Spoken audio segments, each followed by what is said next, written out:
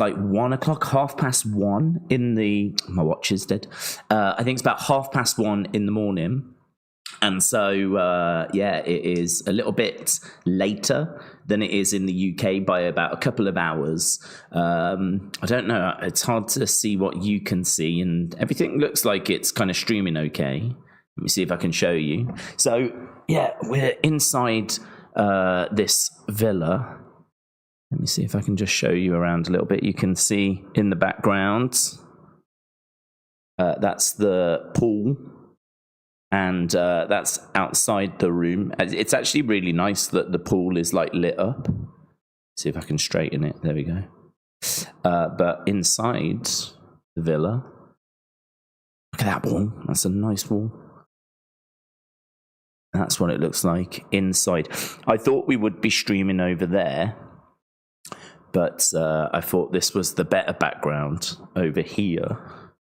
So, yeah, we can open the door and I can show you out. Not that there's really much to see, apart from the pool bit. But, yeah, we can sort of explore that in a bit. There we go. So, yeah, it is 1:30. We do have neighbours quite close.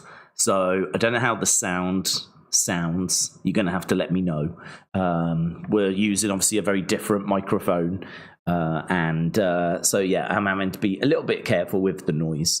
But, no, all good. To be honest, the internet here is a lot better than when I'm back home. So the internet here is about 10 times, like literally no exaggeration, about 10 times better internet-wise. I think it's something like nearly 200 meg download, about 150 meg upload. So we shouldn't, touch wood, have any issue with the stream. Everything should be good in that regard. So that's all good. Obviously, the challenge is I'm not using my computer, I'm using a laptop. I'm not using my normal camera. I'm using like a little portable thing. I'm not using my normal microphone. It's also 2 hours later. This is a very echoey room as well, which is not really helping me. But apart from these little challenges, we are good. We are good. So hopefully this is all coming across and we're all live. I actually can't see you guys at the moment. And there was no way of having the stream set up like it normally would be. But let me see if I can get back to the chat. As long as I can see the chat, I'll be able to respond to people. Can I minimize that? Yes. Let's do that. Let's do that. Like Mackenzie said, Daze, you look like Bray with that hat. Thank you, Mackenzie. I feel a little different with this hat. I feel like I could start a family and take over WWE. I feel a lot closer to Sister Abigail than I ever have before. So actually, I feel like the hat is definitely doing something. But yeah, no, it wasn't until earlier today I realized I'd actually not picked up a beanie. I don't have a beanie. I had no need to bring one. So I was like, okay, should I not wear a hat at all? And I was like, no, actually, I think I look pretty good in this hat. So we're going to rock this hat for a bit. And actually, it's lovely and cool inside here. So really nice and cool inside this. Like temperature-wise, I think it's been like over 90 at its peak. Right now, obviously, middle of the night, so everything's quite cool. But yeah, we're in Hurghada, which is in Egypt, and it's about 250 miles away from Gaza, which is a lot closer than I thought it was. Yeah, but I mean, everything's absolutely fine, of course. That's still a long, long way away. But yeah, everything's pretty chilled. Everything's good. Weather's been really great. It's just been, kind of chilled, really. But you're not here to listen to me talk about Egypt, although I'm sure there will be a few questions about it, and we can obviously talk about it. But people want to talk wrestling. And obviously, I've not seen you guys since Monday. We weren't able to do NXT because I was actually traveling. And we wasn't able to do Evolve. So I've not been around for a few days. So it's a bit weird to be streaming now, but quite exciting at the same time. Wrestling-wise, I've been trying to keep up with stuff. just kind of keeping an eye on news as it's been coming through. Seems like the big talking point today is that Goldberg is retiring, and it has now been announced that that match against Gunther is his retirement match. So it looks like that is the major talking point. Tonight actually looks like a very interesting show. We've got John Cena against Ron Killings. I don't know what we're going to get in the kind of presentation of Ron Killings. I also don't quite know how this is going to fit into like the larger John story. I think that's going to be very interesting because Ron Killings obviously has been attacking John, and obviously we've seen a big change with Ron as well. He's no longer kind of R-Truth, the comedy guy. And so how does that play into things long term? And some people thinking that it could be R-Truth that actually gets that title from John Cena. I don't know that it goes that way personally, but again, it's going to be very interesting. This is a match that I don't believe is for the championship. So it's going to be R-Truth, Ron Killings, this new persona, taking on John Cena in a match where I don't think the title is on the line. But the results and actually what happens in the match, I think is going to matter, and I think is going to have repercussions. I think that this is definitely something which is not just a throwaway, he's facing R-Truth, because he's already faced R-Truth. They've already faced off at Saturday night's main event, so like this is a rematch. I mean, this is not what we've been doing with John this year. John facing like the same people.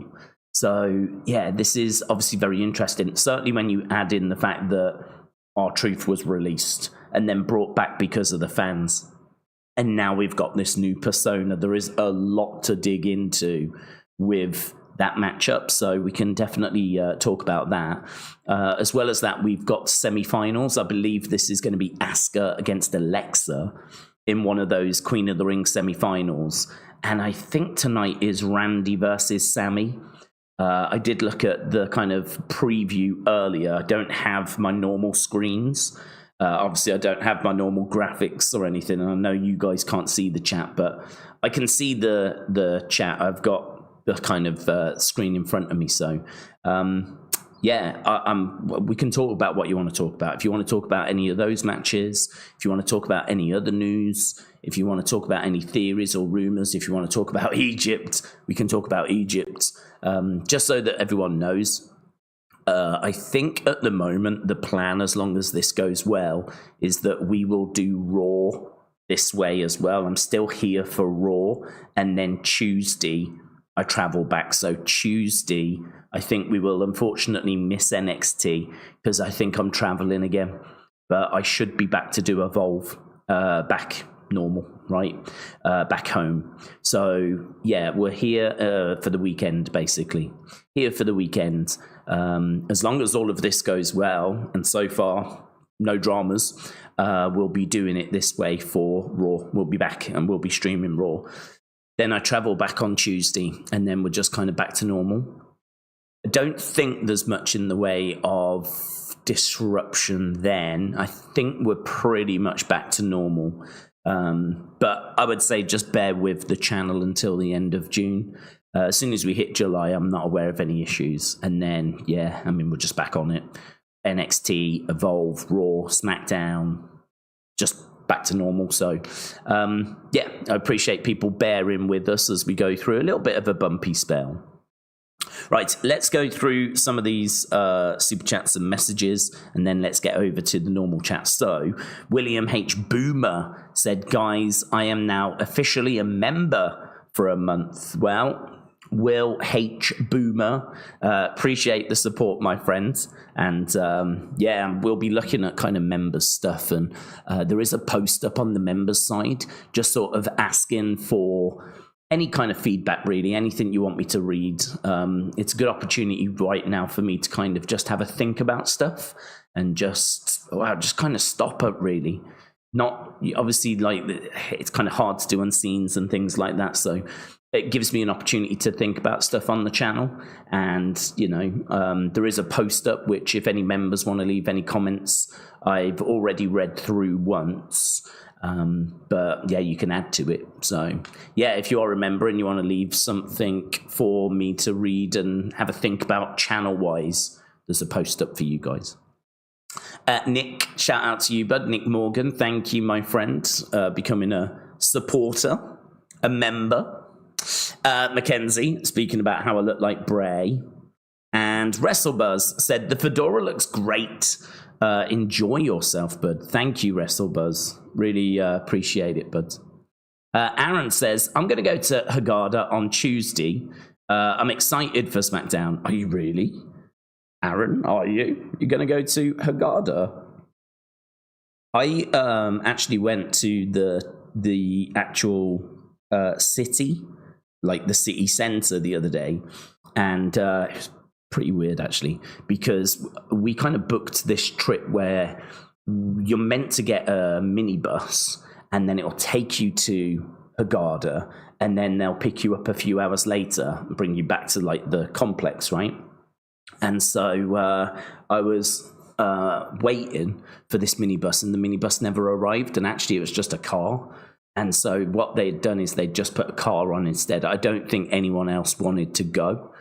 So it was just us in a car, like a taxi, right? And it's like, oh, okay, this is brilliant, right? It's better, isn't it? It's better than being on a minibus that goes around other hotels and a load of people like trying to squeeze onto this minibus. Instead, it's just basically a taxi. So it was like, okay, that's great. So we went to Haggadah, and Haggadah is, I don't know how to word it really. It's very tourist place. Lots of shops, lots of small shops, gift shops, lots of people like, come in, come and have a look at what we've got as you walk past, you know, like people trying to get you to come into their place, of course, as you would imagine. Nice marina and everything, but we were basically with this guide. There was this lad who was kind of showing us round, and I was like talking to him. He didn't speak great English. He spoke very good English, but I was like, where are we going? And he was like, yes. I was like, okay. Because we were just walking. We got there, and when we got out the car, they were like, here's this guy, right? He's going to show you round. He'll show you where the shops are and everything. It's like, oh, brilliant, right? And we thought he would just show us down the road, show us where the marina was. Half an hour later, he's still with us, right? And we've like walked flipping miles, right? And I keep talking to him about different things just to make conversation, because I didn't know where we were heading and where we were going. And every time I asked him where we heading, he was just like, yes. And I was like, okay. And so we just kept walking, and it became apparent, right, at that point, he was never leaving us. He was never actually going to leave us. Like, all the time we were going to be in Haggadah, he was going to stay with us until the car came to pick us back up. And it was like, wow, that's crazy, isn't it? When we booked this thing, we just thought that it would be a minibus and it would take us to Haggadah. It would drop us off. And then, like, you know, we would just meet the minibus and come back. But instead, it was a taxi, and it dropped us off in front of a shop. The shopkeeper then basically gave us a boy who was our like tour guide, and he proper was answering any questions that we had or anything like that. Problem was, though, because there was a language barrier, the English was a bit broken, and so you couldn't really just ask anything, because sometimes you did just get the answer yes. And so it was like, oh, okay. I did ask him about wrestling, though, and I said, are you a fan of WWE? And he was like, WWE? I was like, yeah, wrestling. And he was like, watched it a few years ago. I was like, oh, okay, right, so you used to watch it. It was like, yeah, John Cena. I was like, yes, John Cena.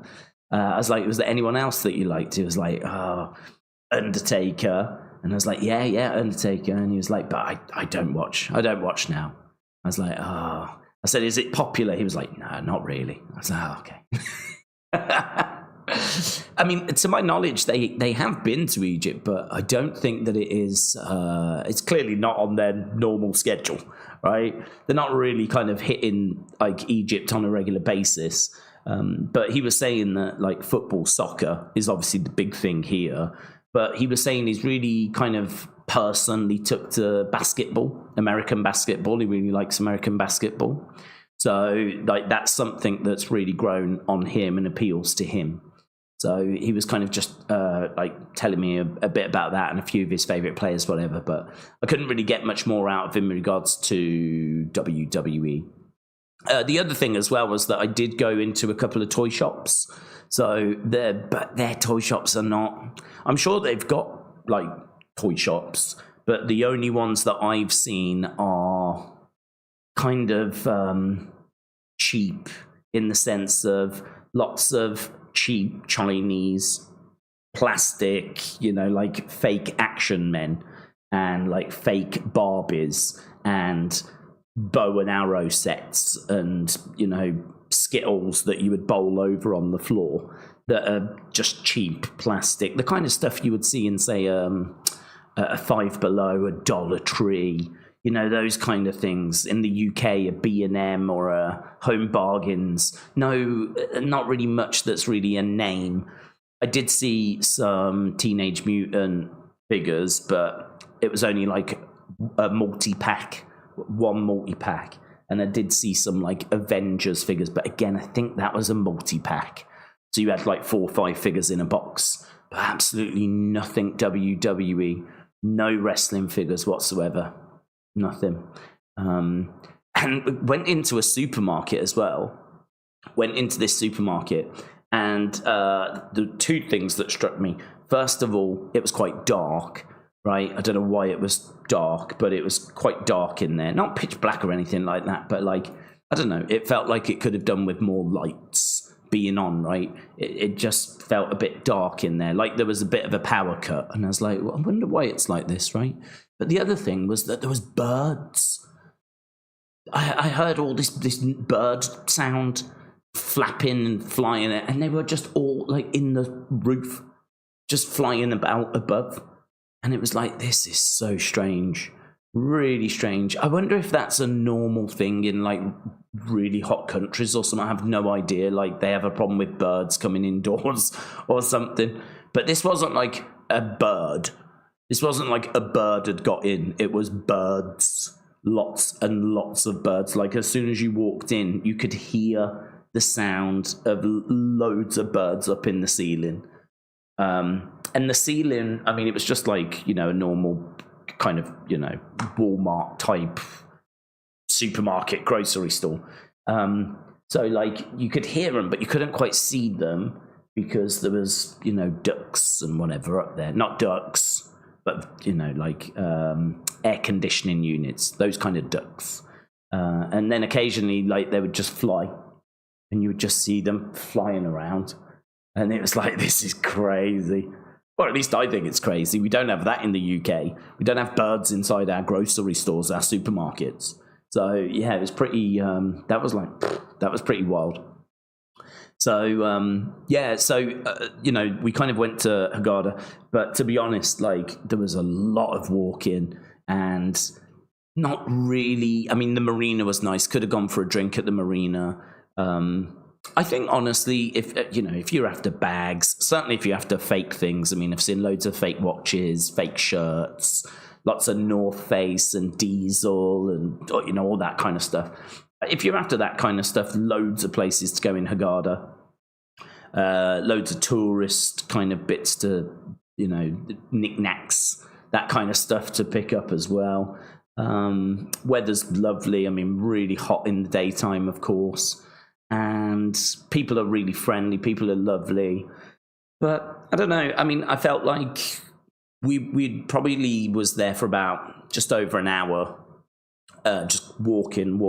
And I kind of feel like that was enough, really. I don't really feel like I missed out. They had McDonald's. They've got McDonald's. We did go into the McDonald's, actually. And it's fine. I mean, it's pretty much like a McDonald's. The layout's exactly the same. They had milkshakes. They had Oreo McFlurry. They had Big Mac and cheeseburger, hamburger, all that sort of stuff. They didn't really have much in the way of specials. There wasn't really like any kind of like signature burgers or anything along those lines. So nothing like that. But yeah, it was, I don't know, it's one of those where you kind of, everything you see is Egyptian, obviously. And so as a result, it's interesting. Like, you might have these in America. I've never seen these before, like these Red Bull. It's called the White Edition, and it's coconut and berry. To be honest, I've never looked out for it. So it could be that we have them in the UK. I've never seen them. But yeah, this is a coconut and berry Red Bull. And obviously it's got all like the Arabic writing on the reverse. So it's just like, but again, that's probably in America. It's probably in the UK. I've never seen it before. It's quite nice. There's like a little mini bar thing that is in the room.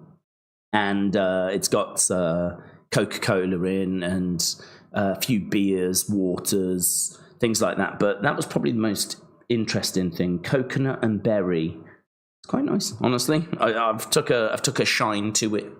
So, I don't know. I mean, like, I'm trying to think. I do have like an Egyptian breakfast picture to show you, which we can look at in a bit. But I want to get into the chat, see what people are talking about, see where the conversation is.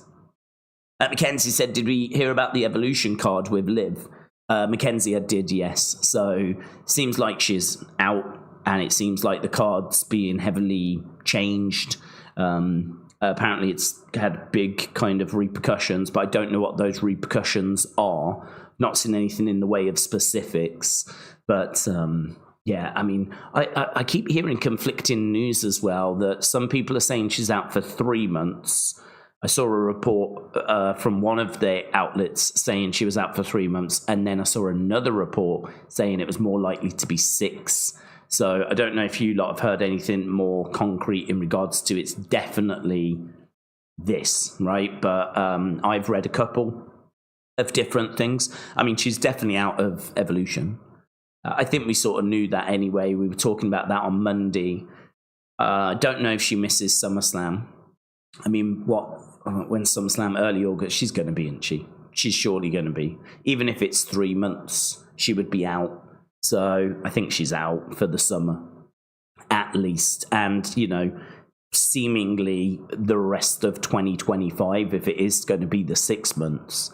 I don't even know if that's confirmed, to be honest, though, because, you know, I don't want to be a doom and gloom, but it could be even worse, couldn't it? I mean, it could be that people are saying 3 to 6 months, but who's to say she doesn't get like surgery and actually the recovery and everything takes longer than that? So it's just not good, is it? It's really, really not good. And it's crazy when you look at how it happened, because it was a takedown. She put her hands out to break her fall and, you know, jarred her shoulder and like did all her shoulder and everything. It's crazy. It's not a botch.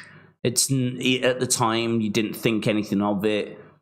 Just watching the match, and, you know, again, it was only when she kind of rolled out and doctors went over that it became evident that there was a serious problem, you know. So, and the replay just doesn't look that bad to me. I know people have obviously got their thoughts and everything. I mean, you know, opinions make the world go round. I've seen people having a go at Kyrie, people saying that it's not Kyrie's fault. Personally, I don't think it's Kyrie's fault at all. But it's just one of those incidents. It's just one of those things that happens. It's unfortunately like part of the job, isn't it? Where, you know, these kind of just freak occurrences can happen, and then boom, there's months of your career gone. So I'm sure she's really disappointed, and to miss Evolution, especially because, you know, that it's only going to be the second one. We don't know, you know, if there'll be another. But the thing with WWE is there's always opportunity round the corner.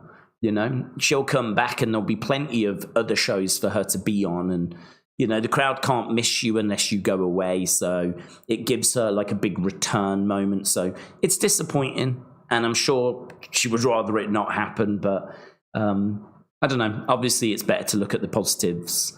And that is that, you know, she can now make a big return. it can also be the fans can kind of miss her a little bit and appreciate her a little bit more. I always find that as you've been away for a while, when you come back, it gives you a new lease of life, if you will. And, I suppose in a way it puts a little bit of a full stop on what has been a fantastic run. I mean, when she came back, she was on the Liv Morgan Revenge Tour. And I think we've got to say it's been a very successful tour. Been a very successful run. So, obviously, hopefully she heals up, comes back just as good as she was. I don't know that she needs to come back face or anything like that. I think the heel turn's been brilliant for her. I don't think I'd do anything revolutionary. I think bring her back, really, after a little while, see where the story is, see when she's ready to return. Maybe she comes back in the Rumble or something along those lines. That'd be pretty fun. Give you a nice, surprise for the Rumble. Always need Rumble surprises. So, but yeah, wish her a very speedy recovery, of course. Anna said, Daze, you're being our cool geography teacher. Well, yeah, I mean, I don't know. I can't really give you much history on Haggadah. I can't really give you a great deal of background or anything like that. The only thing I know is that it is a big city. I was talking to that guide. He says that it's very touristy now, but, it is a big city. But Luxor is not too far away. He lived in Luxor, and he travels to Haggadah. And actually, quite a few people I've spoke to that are locals say they live in Luxor and travel to Haggadah. So it seems like Haggadah has really focused itself on being for tourists. And it seems like a lot of people travel in to work in Haggadah. I suppose in most cities, really, you get a lot of people traveling from the surrounding areas. I didn't know anything about Luxor. I was like, is that big? And he was like, yeah, it used to be the capital. He's like, Cairo is the capital now, but it used to be Luxor. I was like, oh, didn't know. I always thought it was Cairo that was the capital of Egypt. But he was like, no, it used to be Luxor. I mean, I am literally only telling you what he told me. I have no idea if what he's telling me is true, right? But, I don't really have a reason to disbelieve him. So, in regards to the kind of local area, that's about the extent of my knowledge. I can tell you that driving from the airport to this complex, lots of sand, lots of open space, and kind of what you would expect really of Egypt. Very, very Egypt, with lots of kind of desert, sand, things along those lines. And then you'll get a few checkpoints where I don't really know why. I mean, I don't know in regards to trouble or anything like that. I actually asked the guy, I was like, is there much trouble? Is it dangerous? And he was like, no problems whatsoever. I was like, oh, right. There is in Birmingham. There is in the UK. You got to be careful. He was like, really? I was like, well, I don't want to blow it out of proportion, but there is definitely gangs in Birmingham. You'd have to be a little bit careful. So I think actually, if anything, I put him off the UK. So doing my bit, really. Doing my bit. But he was saying, no, all good. I mean, I'm sure there is crime. Of course there is. But he wasn't saying there was any gangs or anything along those lines. But they have the checkpoints with police officers, army personnel with guns and everything. You kind of just go through those, though. And then you've got, obviously, a lot of the kind of hotel complexes quite close together because they're all around the bays. So, I mean, it's hard to show you, but behind me, that's just obviously a swimming pool. But actually not too far in the distance, there is, I think it's the Red Sea. I think it's a bay of the Red Sea. There's a lot of water sports, a lot of snorkeling, scuba diving, parasailing. You see all of that going on. Everything that I'm not interested in whatsoever, right? I'm the least extreme sports person you'll ever meet. I'm quite happy to sit here with a biscuit, rather than do any of that stuff. But I wonder if I can sort of open the door and show you. I mean, I've got to be really quiet. Again, that's going to be a nightmare to close. Again, let me see if I can. I can't see what you can see yet because there's a little bit of lag. So Give me a second. I mean, that is what outside looks like without the reflection of... yeah, the lag's a little bit of a problem. Let's see, there are some lights, it's not really showing very well. There are some lights in the distance, which is around the bay. This pool, it actually connects to other people's rooms, so people can swim. Let's pop it back. People can swim along that and go past. There won't be anyone go. If you see anyone go past, don't worry. There won't be. But they can swim it goes all the way down. There's about, I don't know. I think there's about 10, maybe less, that are connected by that pool properties. So sometimes you do have the odd person swim by. It's lovely and warm, That is not cold whatsoever. I don't know what the temperature is, but yeah. I was hoping that you'd be able to see a little bit more in the distance. Unfortunately, the kind of big hotel complex is right there. If that wasn't there, then you'd be able to see the sea, and you'd be able to see the bay, and you'd be able to see a lot more.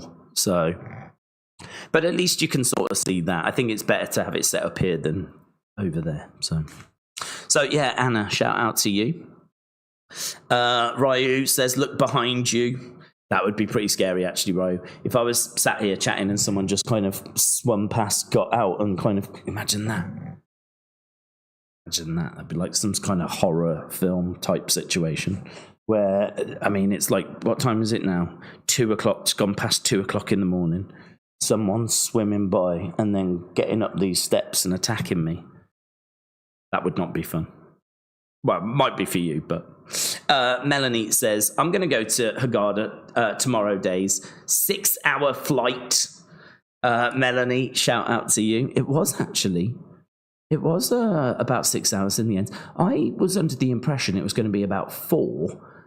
It ended up being from the moment we got on the plane to the moment we got off the plane. It was about 6, all in all.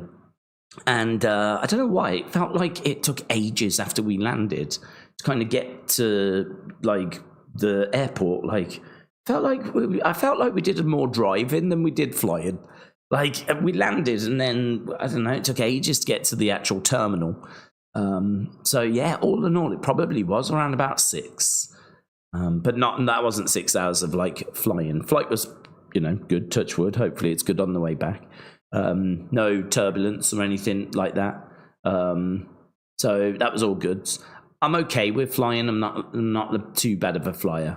I'm all right with flying, but I'm also one of those where I can cope with a little bit of turbulence. But if you're going to get big turbulence, I'm not going to be sat there yeah, let's go. I'm going to be I'm not keen on this. So I'm okay to a degree. But yeah, I like to get the takeoff done, and once I'm up and settled, feel good, no problems. But yeah, no, all in all, fine. Not much in the way of turbulence either, which was nice, to be honest. I did wonder about that. That's something you don't really hear much from wrestlers. So obviously wrestlers speak about their wrestling careers, as you would imagine. But I bet they've probably got some travel stories, turbulence, bad turbulence, or, when they were sat next to someone on the plane that was a bit problematic or quirky, or, any incidents that happened kind of on flights. That kind of, they spend so long traveling that they must have some serious travel stories. They must have some really interesting travel stories. But of course, if ever people sit down and speak to them, they want to know about their wrestling career, don't they? So they'll always speak to them about wrestling, more so than can you tell us any travel stories? You could probably do a really good series with that if you just spoke to wrestlers about certain specific things, maybe one of them being travel. Melanie, shout out to you. Vikings Wolf said, what match are we looking forward to the most on SmackDown tonight? Well, I'm only aware of 2 at the moment. I'm only aware of Asuka, Alexa, Randy, and Sami. So I'm not aware of loads of matches. So I think if I have to choose between those 2, probably going to go Sami and Randy. And the reason for that is because obviously the winner gets a title opportunity. This could involve John Cena. Obviously, it could involve Gunther. It's going to involve one of them. Obviously, you've got Seth kind of sniffing around as well. So I think because of it being John's final year, and because of the fact that the winner of King of the Ring gets to face their champion, right, whoever it is. So John kind of represents SmackDown, doesn't he? So as a result, like, I'm really interested to know who's going to win, if it's going to play into the John story, if it's going to play into the Gunther story. Plus, I'm a Sami stan, and I'd love to see Sami win a world championship. And there is a thought out there amongst the community that Sami could do it. He could win King of the Ring. He could go on to fight for the championship. There's another thought that they'll wait for Royal Rumble and maybe have Sami win the Rumble. I mean, the truth is, though, as a Sami fan, I just expect the worst at all times. The fact he's got this far is a minor miracle. So, yeah, I mean, look, there's every chance that Carrion could get involved as well, which I think is really interesting. I think in regards to Alexa Asuka, I think it's really close. I really like both of those. Alexa, great to have her back. Expecting her to join the Wyatt Six, obviously, at some point very soon. And Asuka, you know, I've been a big Asuka fan for a long time, so that one's a difficult one, honestly. I mean, I think if I was going to choose, I would choose Asuka to progress because I just think that Alexa has got a lot going on in regards to she can join the Wyatt Six. So if Asuka loses, there's not really a plan B for her. There's not really anything for her to do. Damage Control is done.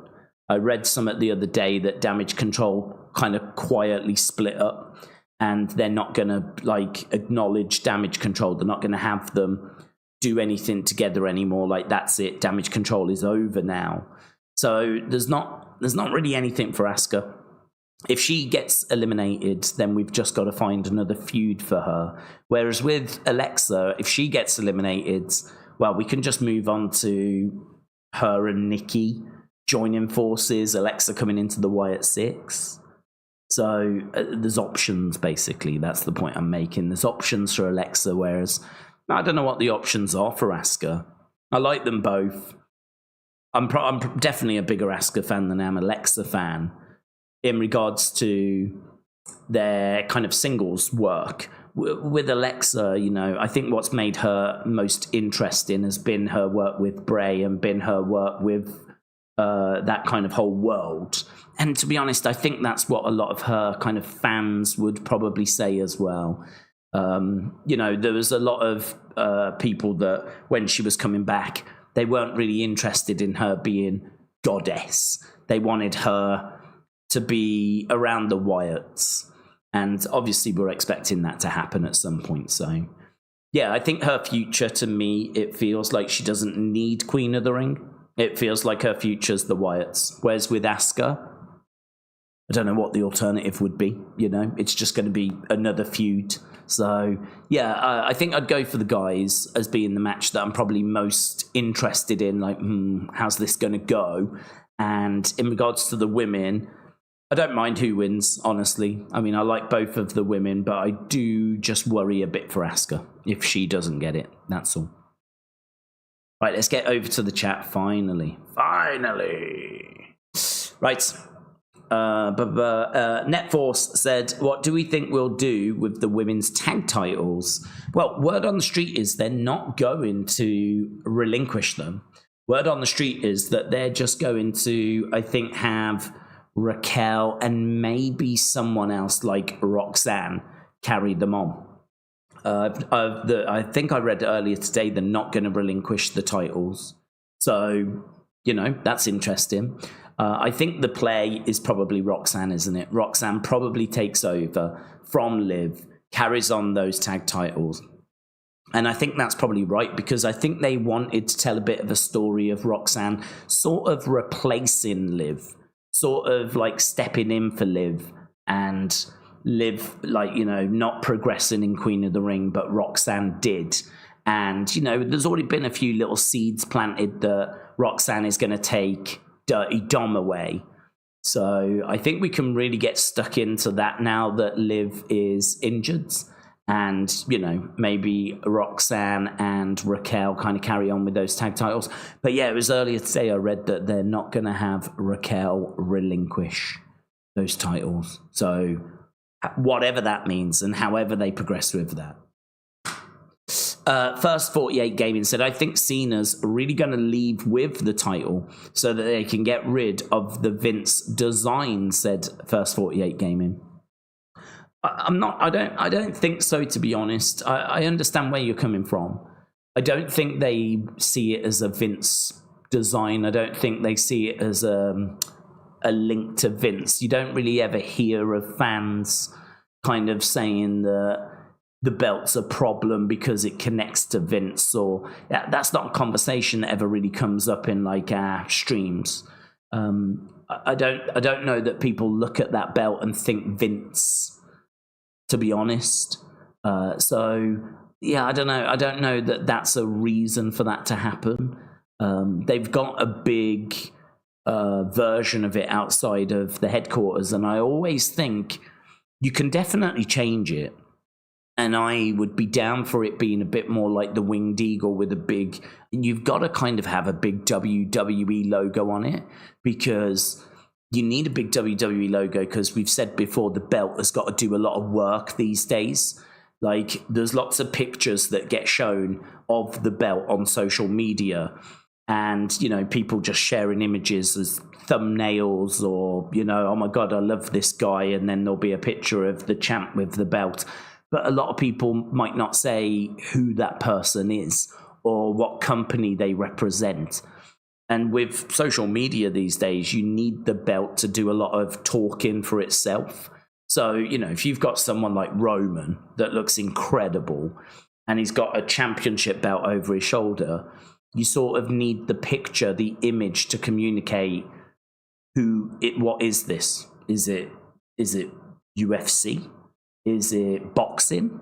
Like, who is this? What is this brand? And so this is why I think they have the big WWE logo, because in this modern world, you need the belt to kind of shout about what it represents and what it is. So I understand that you can't really do a Winged Eagle so much these days, because the Winged Eagle is not really set up for that. The Winged Eagle, the WWF logo, was very small at the top. So you'd probably have to change it, just like they did with the World Heavyweight Championship. That's got a nice design on it, but it's got a big WWE logo in the center. Not as big as the belt that John's got at the moment. But yeah, I don't think we're going to be able to move away from a giant WWE logo. So I think you've got a few constraints like that if there was a redesign. But honestly, I don't know that anyone really looks at it and thinks Vince or problem. If the belt's a problem, I think it's only a problem because the design is not that great. But that kind of belt design has been around for quite a while now, in honesty. I can't remember when we first introduced it. I mean, I think the belt that Daniel had still said champion at the bottom. It still was similar, but it said champion at the bottom. And then they kind of got rid of that and just made it the WWE logo. So, I mean, it's probably 10 years easy that this kind of belt design has been around now. So, obviously, they just kind of changed the color on the background, you know. Normally, it was just on a black strap, whereas now we've got a bit of gold on the background. But I don't know. I'm not sure that that's a reason for John to leave with it. I think what they're doing is they're building up John as this heel, and he's going to ruin wrestling. And I don't know how much people are buying that. you don't really hear of people saying, oh my God, I hope John doesn't really ruin wrestling, or I'm worried that John's going to ruin wrestling. You don't really hear or see people saying that so much. We've said that if you're a wrestling fan and you've been a wrestling fan for a while, I think you probably know that, like, John leaving with the belt is not ruining wrestling, right? The reason why I say that is because in the past, other people have had to forfeit the belt, and we've had to kind of then crown a new champion because of injury. So, you know, if John leaves with the belt, we'll just crown a new champion. It's only the same really as John being injured and he can no longer defend the belt, so let's crown a new champion. We've done that before and we'll just do that again. And if he leaves with that belt design, that belt, we'll just introduce a new one. You know, we can do a redesign. It'd be an opportunity for a redesign. I don't know that they feel that we need a redesign. So I don't know how much people are buying into the whole John ruining wrestling thing. But yeah, I think you build him up as a heel. You have him say something along the lines of, I hate the fans, I want to ruin this place, which is kind of what he's saying, yeah? And then, of course, we need a babyface to stick up for the fans. We need a babyface to save wrestling. And I think that, I don't know when wrestling gets saved. I don't know when that babyface is going to come good, but it feels like a babyface is going to come good. It feels like a babyface is going to save the day. I think they could leave it quite late. And this is why we were wondering if maybe the Money in the Bank person might get involved. Like, could it be that it's John is about to leave and boom, cash in? Something along those lines. But with it being Seth and Seth being a heel, I don't know that Seth is going to be the hero, you know? Seth's certainly not going to do it for the fans. Like, if he's going to save wrestling, he's going to do it for him. He isn't going to do it for the fans. I don't know that that's the right person. I don't know, like, if that's the right person to come down and save wrestling for the fans, another heel. So I don't think that's the way they're going to go.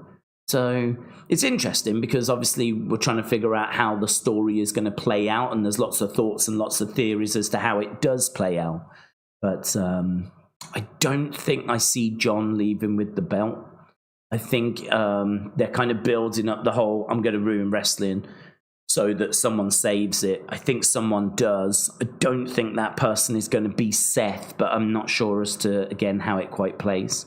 I think it's going to be Cody. I think Cody's going to save it. I think we're sort of doing CM Punk, aren't we, in Saudi? And we'll be back for that, by the way. So things will be back to normal when the Saudi show happens.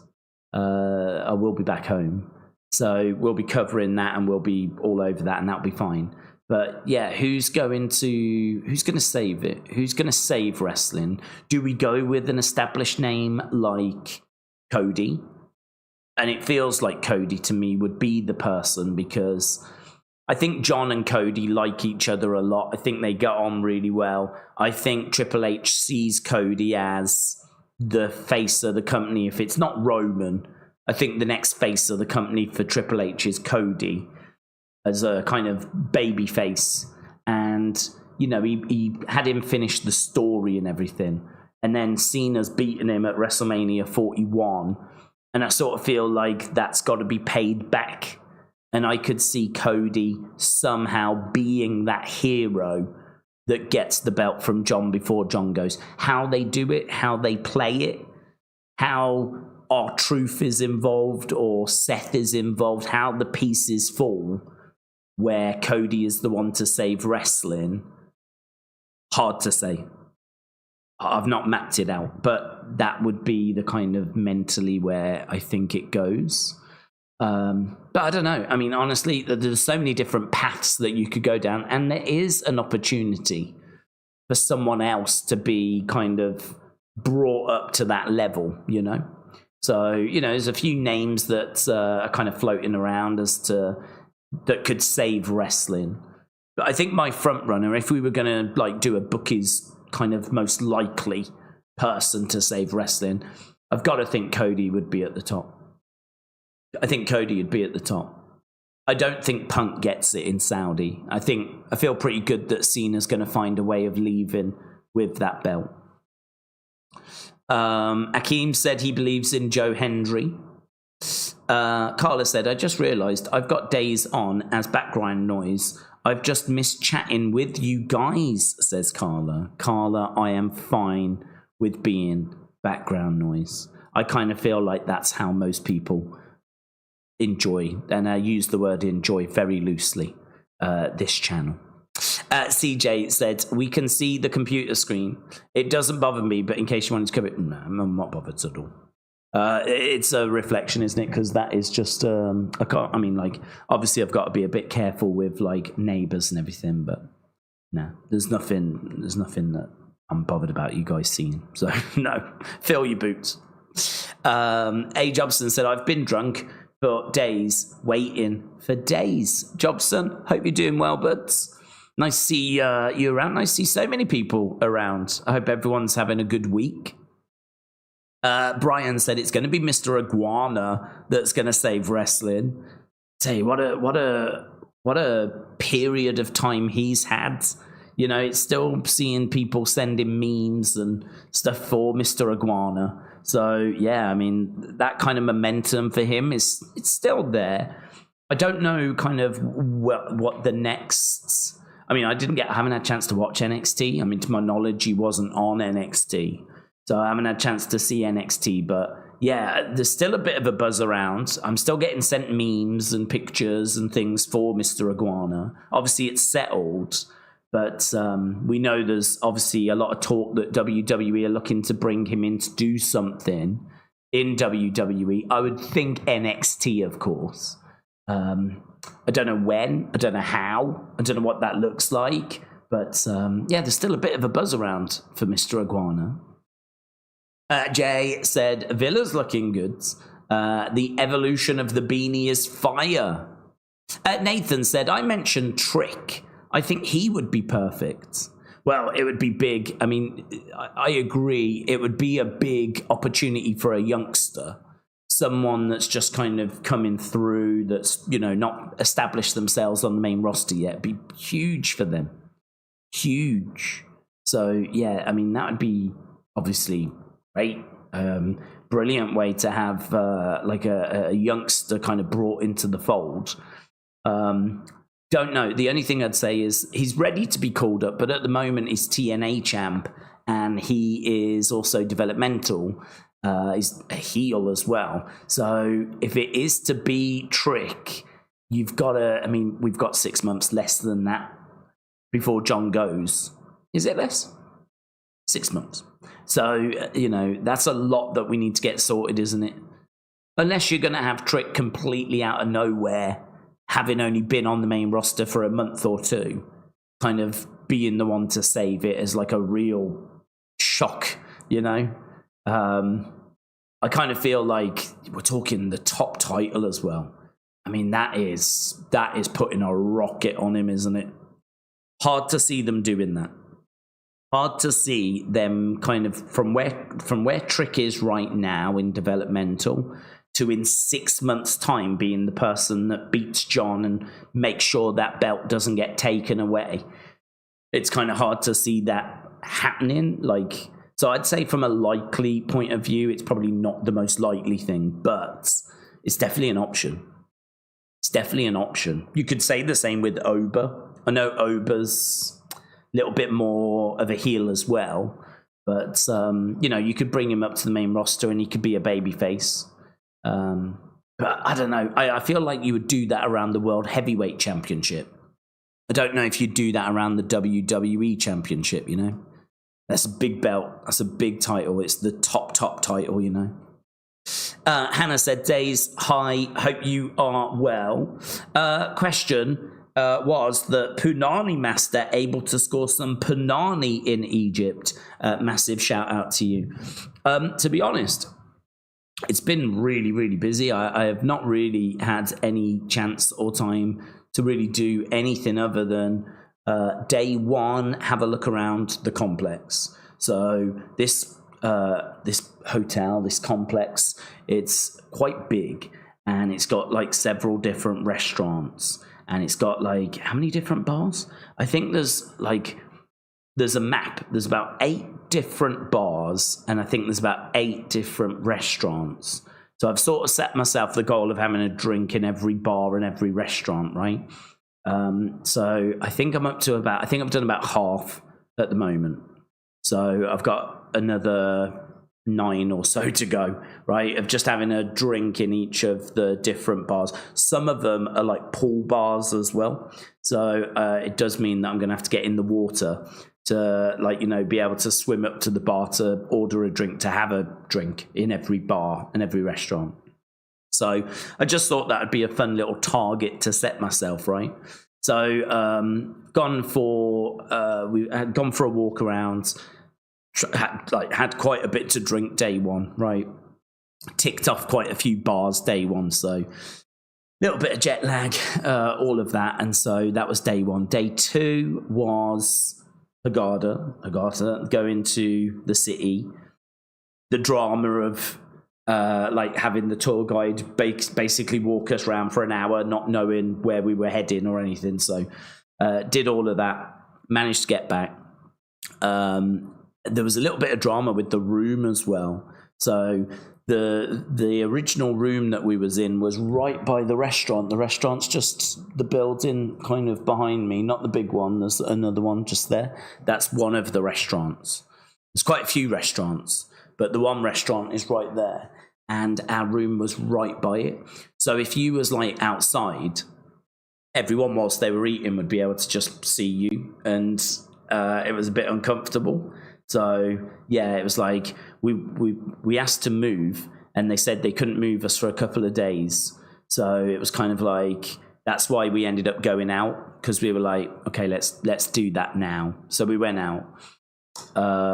Earlier today is when we moved, so we finally switched rooms. So I sort of feel like it's not been much of a like just lying there type holiday yet. I've done quite a bit of looking around and drinking on day 1. I've done going out to the city day 2. Day 3 was switching rooms, and little bit more of a kind of, right, let's, you know, relax. But to be honest, today has been kind of making sure the stream was going to work. Big problems with trying to get onto Netflix. Few problems with like trying to get, like, you know, the computer set up and the stream working and everything. So just bits like that, honestly.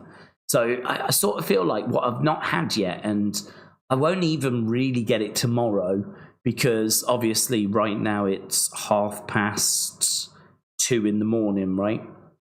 By the time that we're done, it's going to be about 6 in the morning. So by the time I actually go to bed, when I wake up, it'll be lunchtime. Yeah, I mean, I'll get a chance then. You know, what I've not had like time to do is just lie there, really, and just kind of not do anything. So it's been quite busy. But I'm not very good at stopping. I'm not very good at not doing anything. I mean, like, doing this stream now is no chore, problem, or anything. The only issue is that my body doesn't know if it's meant to be awake or meant to be asleep. I mean, my body doesn't know if it's Egyptian time, if it's English time, if it's American time, because obviously I'm normally kind of operating on like an Eastern time, like America time. But right now, you know, I've been kind of up all day, and we've been doing stuff, we've been out, and it's like, I had a couple of hours sleep. Like, I thought I'll have a little bit of a sleep, so I don't want to be like just sat here going, guys, how you doing? So I had a little bit of a sleep, and so my body doesn't know, like, are we up for the day now? What are we doing? Are we going drinking? Are we going out again? Like, what's happening? Where are we? It's like, no, we're streaming now. Okay. So honestly, it's gone by so quickly. It'll be one of those where I'll turn around and it'll be time to get on the plane, and I'll be like, so I really am going to try over the next 2 days, Saturday, Sunday. My goal really is to not do a great deal, and just go outside in the sun, read whatever the members have put, have a think about a couple of things that I need to get done with the channel. And yeah, I mean, I really would like to use the time to kind of push the channel forward, you know? I sort of feel like it's a great opportunity to sort of stop. Everyone knows that I'm not around at the moment, and everyone knows there's disruption with the channel. So it sort of feels like there's an opportunity, there's a chance to just take advantage of that and go, okay, things are going to get back to normal soon. But let's try and do some different things. Let's try and do and think about some different types of videos, or do this for the members, or whatever it might be, you know? So I've just not had a chance to do that yet. So that's all of that's on the agenda for the weekend. Reese said, Daze, do we think we'll get a triple threat with Cody, Cena, and Truth for the title at SummerSlam? Well, it's hard to say yes, because obviously I don't know. There's no rumors of a triple threat, or certainly nothing that I've seen. I think it's so hard to know how Ron Killings, R-Truth, is going to fit into this. This is why today's match, I think, is very interesting, because I mean, like, if John beats Ron clean, decisively, does that just sort of end Ron and John? And then Ron goes off to kind of have a mid-card run.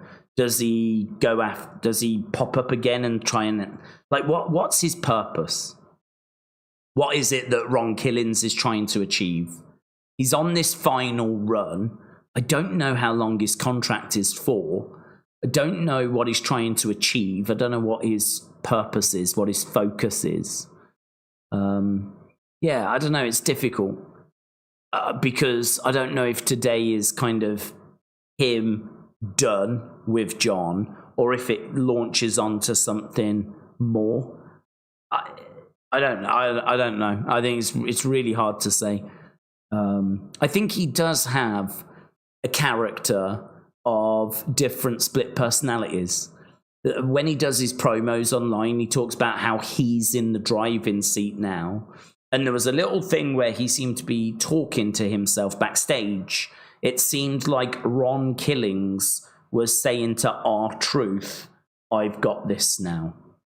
And that's quite interesting. That's quite interesting. Because that sort of suggests that there's a kind of mental aspect to this, rather than just a character change for the sake of it. There's something a bit more meaningful going on, deep going on, where there's something a bit more psychological at play, you know? So, I don't know, do we explore that a bit more? If we do, does that involve John? Are they going to put Ron Killings in the main event of SummerSlam? I mean, I still can't quite get past This Is R-Truth, who has always, not always been, but for the longest time been the comedy guy. That, you know, are we now going to use him as like a SummerSlam main eventer? I don't know. I don't know. It's hard to say that that's where it goes, but what I will say is obviously it can go that way. I wonder if it's going to depend on crowd support. I wonder if it's going to depend on merch sales and YouTube views and things like that. You know, if I'm Triple H, I've got something obviously very special here with R-Truth, Ron Killings. The fans have demanded that he be brought back. Does that support for him now take him to a SummerSlam main event? Or do the fans feel like it's job done? You know? How does the WWE universe feel? Do they feel like, brilliant, we got him his job back, job done? Or is there now this kind of demand for, we want him to be really in amongst it now? I don't know. I don't know how that's going to translate. If all of a sudden, like, his merch sales are so-so, his views are so-so, I don't know, would you have much confidence to put him in the SummerSlam main event? But if his numbers are actually really good and his merch sales are really good, then of course I think you absolutely could put him in the main event of SummerSlam. So I wonder if it'll be the fans that actually decide that. I mean, what I can tell you is that there won't have been any plans to have put him in the main event of SummerSlam. Him getting released was real. So they did not have plans for him to be in the main event of SummerSlam. They expected him to be released. So if those plans have changed, they only will have changed very, very recently with him coming back. So I think as a result, I'm probably leaning towards no. I don't think that's where we go. But it's a viable option that's on the table. It's not, I don't think it's a bad shout at all. Kyle, shout out to you, said, Daze, looks like you're away from your usual studio. I am. I hope you enjoy your vacation. Thank you, bud. Can't wait to see Ron Killings against John Cena tonight, says Kyle. Daze, the only good thing about the Saudi shows, like Super WrestleMania, is the finish, says Ben. Yeah, people are not crazy on the Saudi shows. I don't know what the build for this one is like in the sense of, I know what the build's like for the matches. I mean, I know I've been away, but we did do Raw on Monday. We are doing SmackDown now. We will do Raw on Monday as well, right? I think it will be from here again. So a little disruption again, but I mean, this is working okay. I think we're okay, right? So, yeah, we will definitely be covering that show. But so I know like what the build's like in regards to how we're getting to the matches, but I don't know what people are saying online in regards to the excitement level. I mean, the build in hype, yeah. I don't know if people are like really looking forward to this one, if this one feels special. I mean, it is CM Punk John Cena. That is a big deal. That is a big deal. And I think that definitely, means something. Of course, we got the King and Queen of the Ring finals.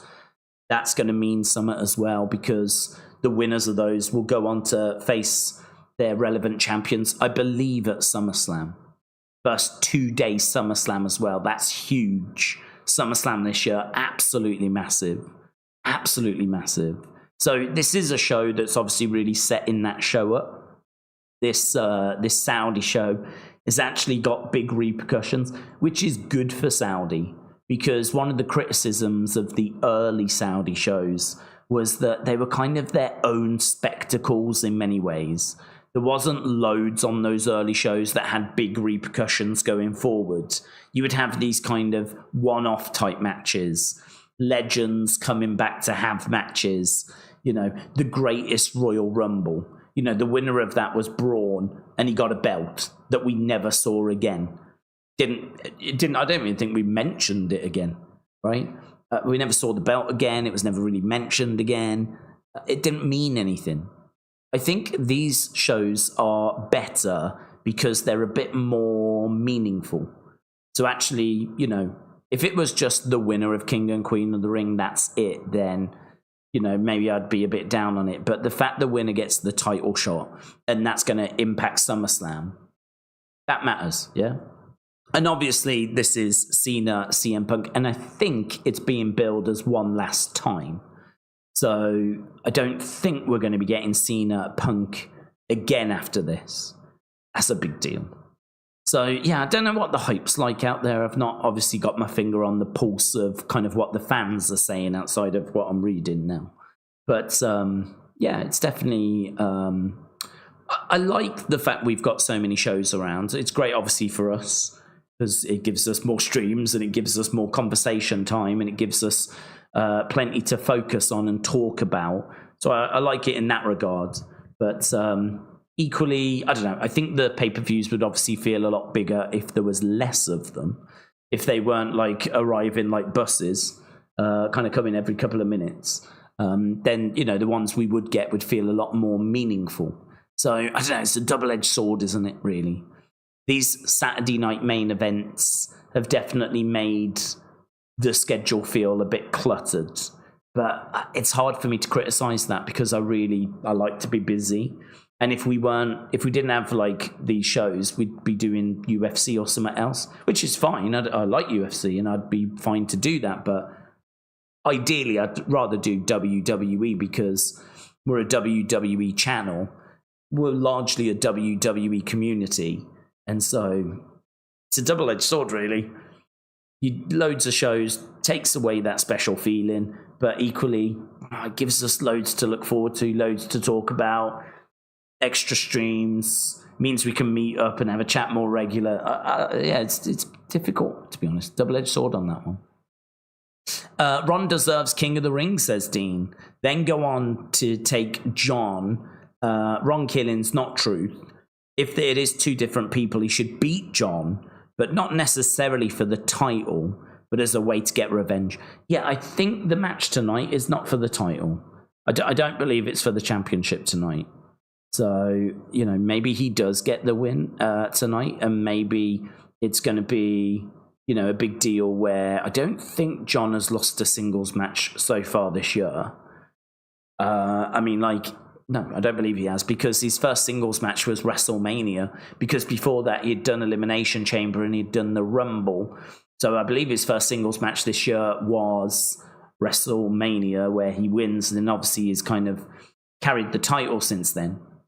I think he lost the tag match, didn't he? Him and Logan.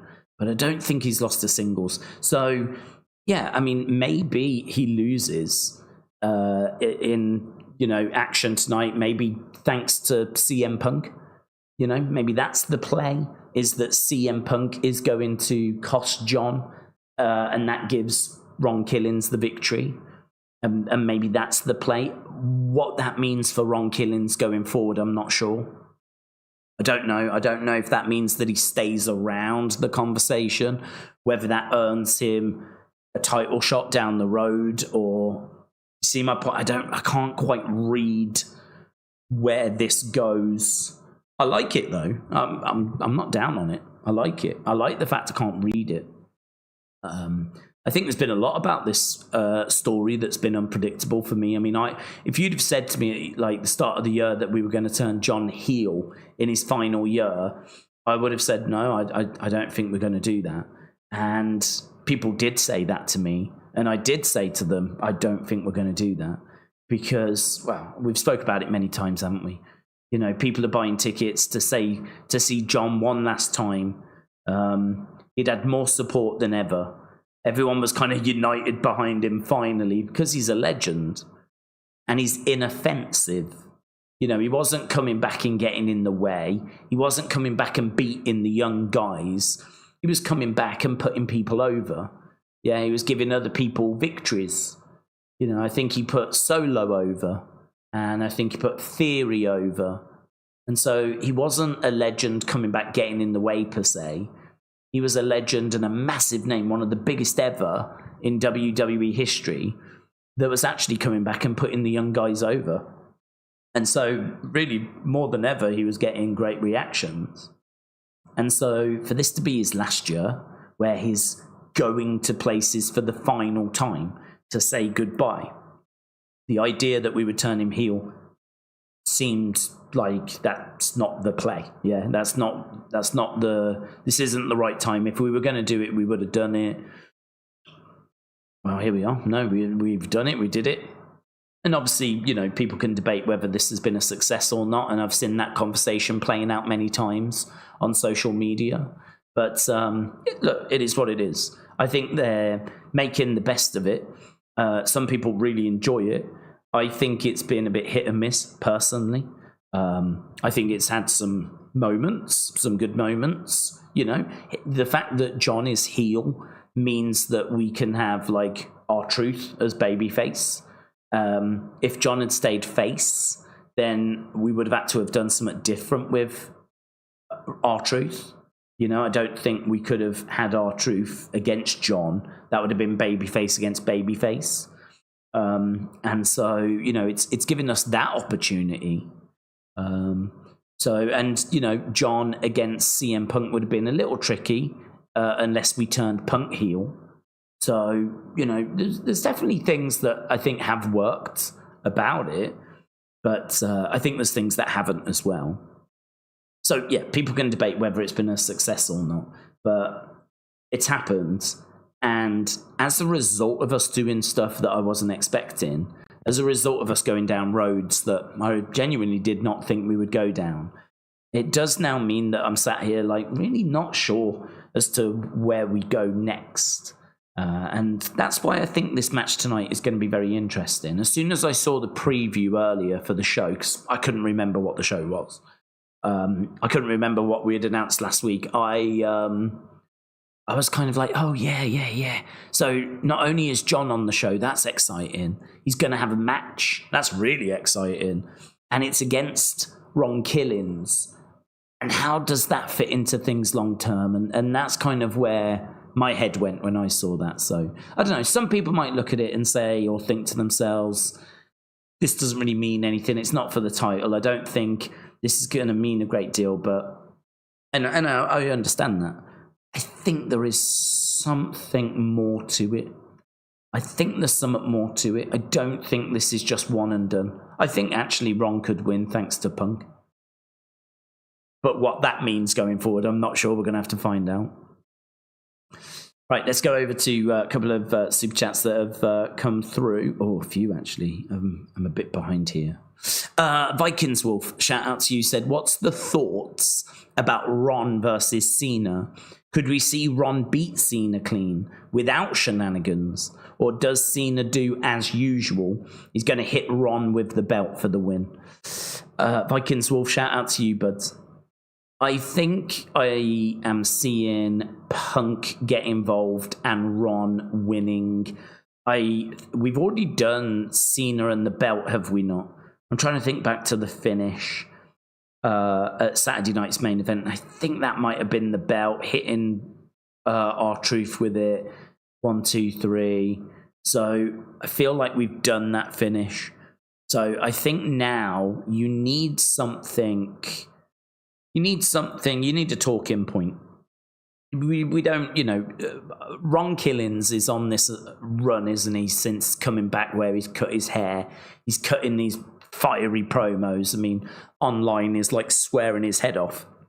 And, people are sending me clips like, oh my God, can you believe that this is the same guy that was doing the comedy stuff backstage, So I think, could you imagine if he beats John?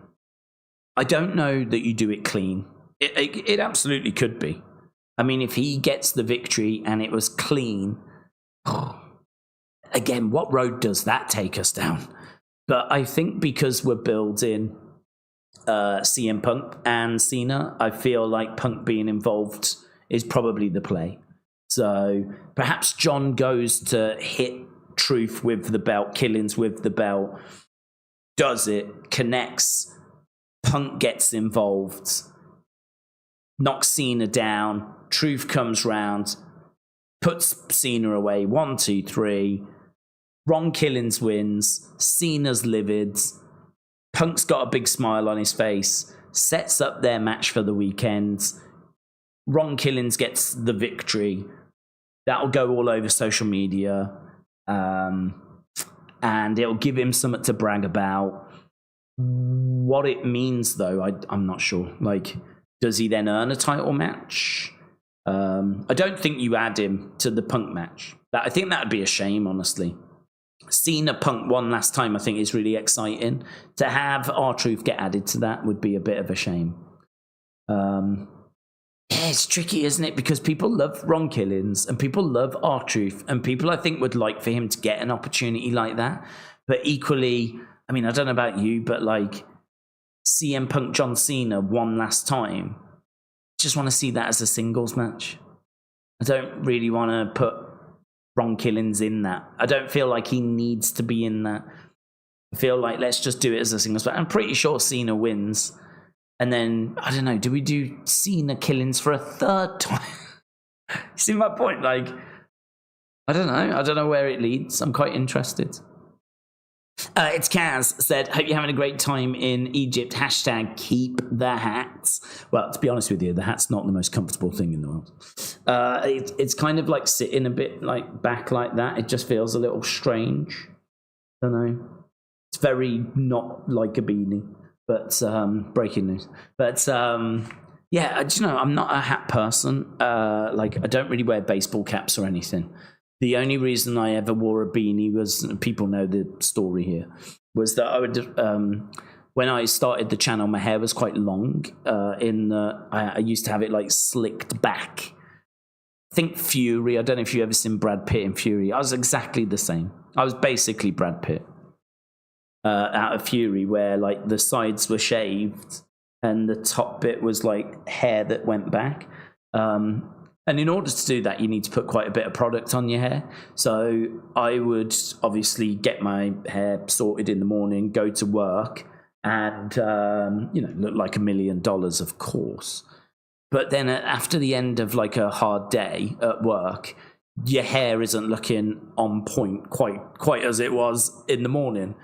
So for me, grabbing a beanie, chucking that on after working like, in retail for the day was just a no-brainer. I mean, the one thing I didn't want to do is get back home and like redo my hair. To be honest, I didn't even have time to do that because I only had a couple of hours before I needed to have something to eat, get to bed, and then get ready for work the next day. So, I wasn't really, in the early days of the channel, I wasn't really playing with much free time.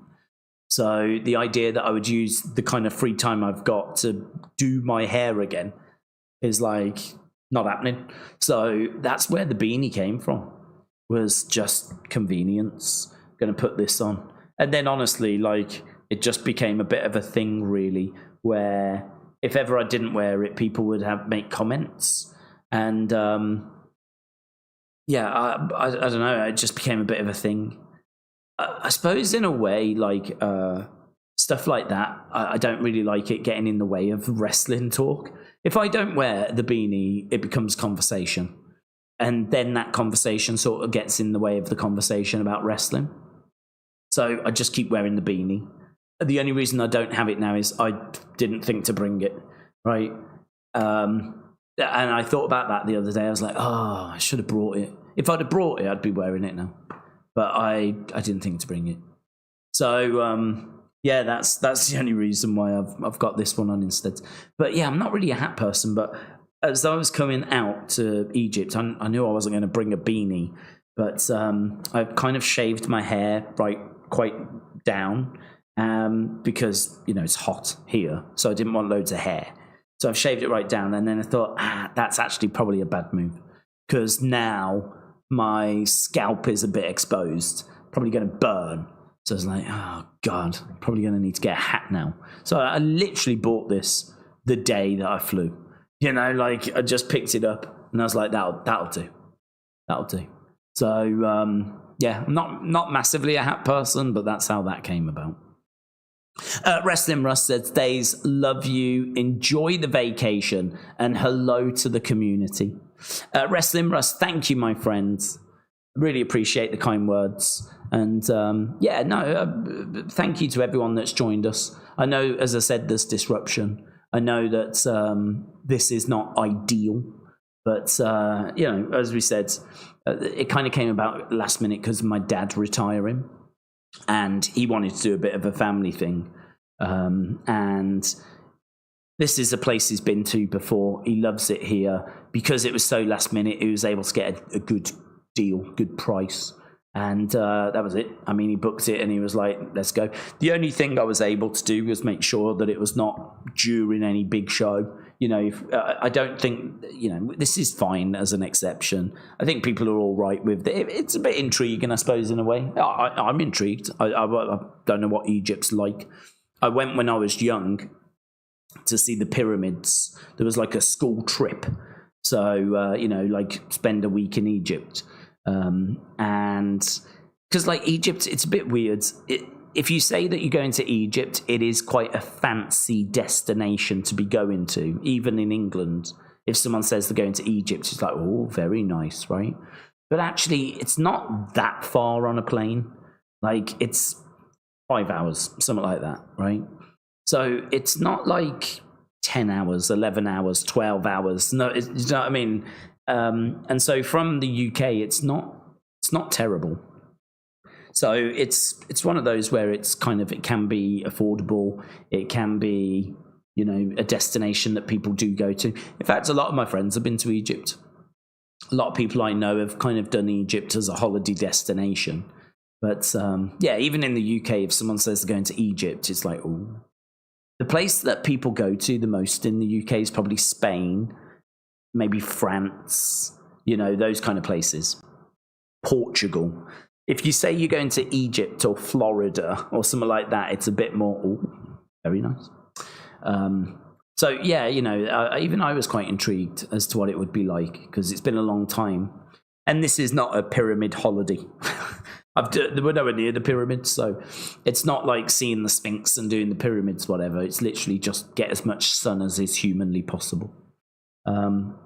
So, yeah, a little bit of disruption, not ideal, but I knew that, you know, we can't do this during any major show, any kind of big show. So we've been able to do it this week and avoid that.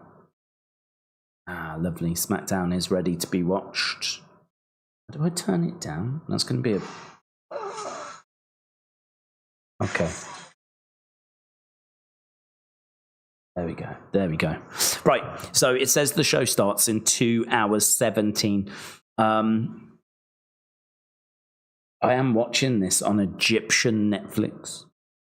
I have not looked to see what is on Egyptian Netflix. So if people are going to be like, oh, what's on Egyptian Netflix? I don't know. I don't know. It was a bit of a nightmare getting it. I was trying all these different passwords to sign in. It kept saying password not available, like account not available. It's like, it is. So like there was all these like problems, but I managed to get it sorted eventually. Had to like change a couple of things and it's been a nightmare. But we've got it working now, so we'll be good to go in about a minute and a half. Leanne with a plan said this little dono is to put towards a drink at the bar. Have the best rest of the holiday, man. Leanne, thank you, my friends. I really appreciate that. I really appreciate the support. And yeah, no, I appreciate everyone joining us. And as we said, I know it's not ideal. I know it's not perfect, but we'll make the most of it and we'll do the best we can. We'll be here for Raw as well. I feel like it's held. I don't know if there's been any little wobbles or anything. I don't know if there's been any lags. Sometimes there can be a little bit of lag just from YouTube as well. So sometimes it's not even like the channel or anything. But what I do know is the internet is good here. It's really strong. So shouldn't be an issue, touch wood. And actually, this is streaming like a dream. So yeah, we're looking good. So, Leanne, thank you, my friends. Joe, shout out to you, said, I hope you're having a great time, my friends. With that hat, you look like you belong in Tony D'Angelo's stable. You Studley Boomer. Oh, I'll take that. I'll take Studley Boomer, Joe. Well, thank you. And you know what? Saying that I look like I could fit in Tony's mafia, Tony's family. I feel like that's still one of the nicest things anyone has ever said. So I'll take that as well. So I appreciate it. But right, here we go. The live event starts now. It says this live event is about to start. So yeah, Joe, really appreciate the support, my friends. King Yeti said you should have gone with an Undertaker hat. To be honest, there wasn't the greatest range. It was kind of this hat, but just slightly different colors. There was a darker version or a lighter version. And that was it, really. I could have had a baseball cap, but not really a baseball cap kind of a guy. So it was all right. Camden said, Daze, I'm kind of mad at WWE's booking right now. If they think Goldberg is a big enough draw to keep me from watching AEW All In, then they're crazy. Stay humble, yeet. Well, it's going to be interesting, isn't it? Because it's his last match. It's his retirement match. I think it will do something for the casuals. And obviously, I think the rest of the card will be pretty stacked as well. So, yeah, I think having Goldberg's last ever match is obviously not a problem. I don't know that it's enough. I agree with you. Definitely needs more. But I've not heard any rumors on that card as to what that card's going to look like by the time it's all done and dusted. There's Randy, King of the Ring tournament. He's going to be taking on Sami. Actually don't know what we're going to get from the Wyatts tonight. There's Sami. Where are we? We're in Grand Rapids. There is Lily and Alexa. I don't even know what she's... Is that a chocolate thing? Yeah, it is. She was trying to offer her something. I don't know what she was trying to offer her, but it was like some chocolate thing. There is Asuka. So we're just seeing people arrive. At the moment, there's Solo and JC. Will Solo and Jacob make amends? I can answer that now. No. Definitely no. Obviously, that was a confrontation. There is Ron Killings. Still referring to him as R-Truth, aren't they? We've got the graphic that says R-Truth, John Cena tonight. Just seeing him backstage. And there's LA Knight. Now, is LA Knight going to make his way straight to the ring? I think he is. He's walking with a lot more of a purpose. We're going through Gorilla and we're going to start the show with LA Knight. Yeah. Okay, so LA Knight's going to kick off the show. We know that LA Knight has been going after Bronson, Braun, Seth. So, not sure what to expect from this open here. It's going to feel weird because I don't have like any graphics or anything set up on this computer. So normally I would now put LA Knight. Maybe I could try and set something up. I don't think it massively matters. I think we can get through these next few streams without text. But okay, so LA Knight has made his way out. I think the crowd are chanting OTC. So Heyman looking to try and get in. LA Knight.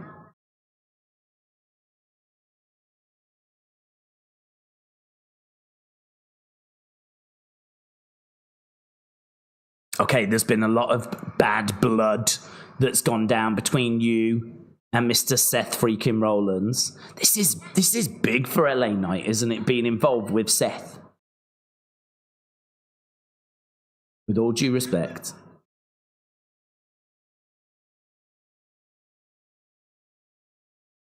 So Heyman in the ring with LA Knight. Oh, we've got some CM Punk. CM Punk chants. See how Heyman reacts to those.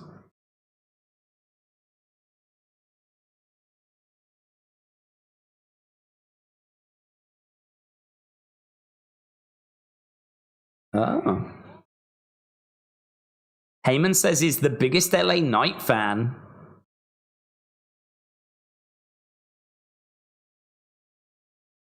Ah, and he does his catchphrase as well.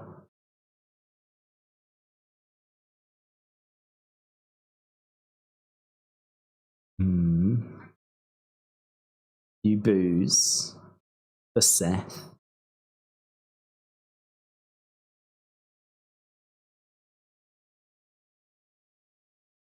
Seth has allowed me to say to you, as a favor to me,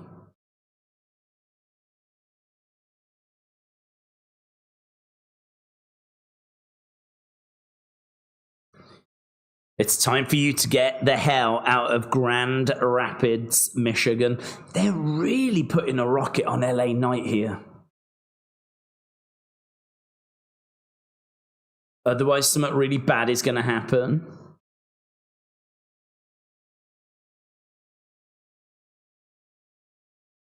Have a nice evening. Something really bad's going to happen. He's going to end up in AEW. LA Knight chants.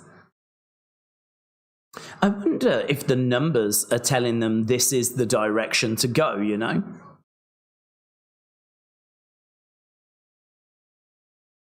A little Heyman impression?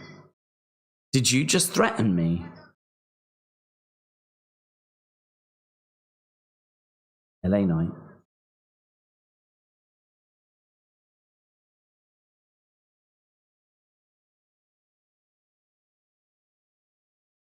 I've heard you say this before about how you're a fan, but you're a liar. You leech onto any talent that's got a little bit of hype.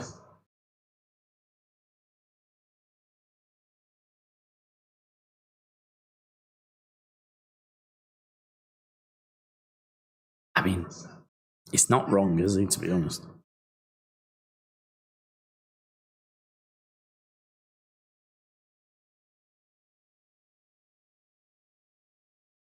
Where's this going? Surely Bron and Bronson are going to attack.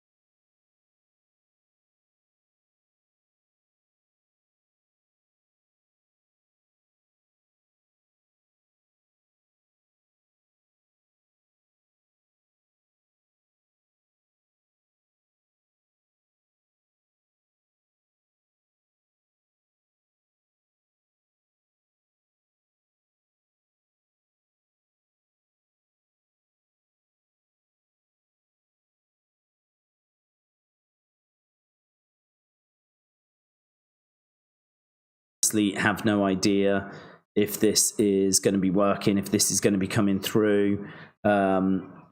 Yeah, hopefully we are back and we are live. DDT there by Alexa.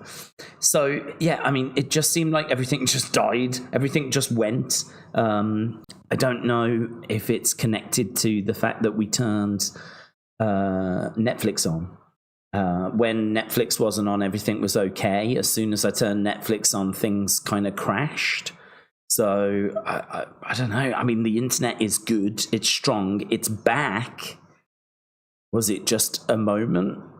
I mean, to be honest, I don't have much confidence we're going to make it all the way through. I can't imagine that it was just a glitch, a one-off thing. So, I don't know. I mean, we're back now. Don't you move. Don't you move. Alexa says, don't you move to Asuka. Yeah, she was going to do... That was kind of interesting. She was saying to Asuka, don't you move there. You don't really see that Asuka taking down Alexa. She's got Alexa down. She's got the arm as well. Middle of the ring at the moment. So it's Alexa against Asuka. Very interesting matchup. Opening segment was okay. Had some interesting moments. And Asuka, look at this, pulling back on the arm of Alexa. Alexa able to reverse. She's got Asuka down. No. Just getting a 2 count there. Asuka coming over, grabbing Alexa. Net breaker. Oh, mate, that looks so good. That looks so good too. Shoulder up there by Alexa. That net breaker looked great. Really interesting seeing Alexa go up top and basically saying to Asuka, don't you dare. Don't you dare. Don't you dare move. Don't really see that. You don't really ever see that. I mean, like someone going up, going for a move and then not committing to it because the other person has sort of moved. Shot coming in, normally the wrestlers are like moving into a better position. Alexa has got Asuka over in the corner. She's got her upside down, charging in. Drop kick. Nice drop kick there by Alexa. Asuka down. She could go twisted Bliss. I think she just lost her hair black. Knees up. Knees up by Asuka. Asuka, hip attack coming.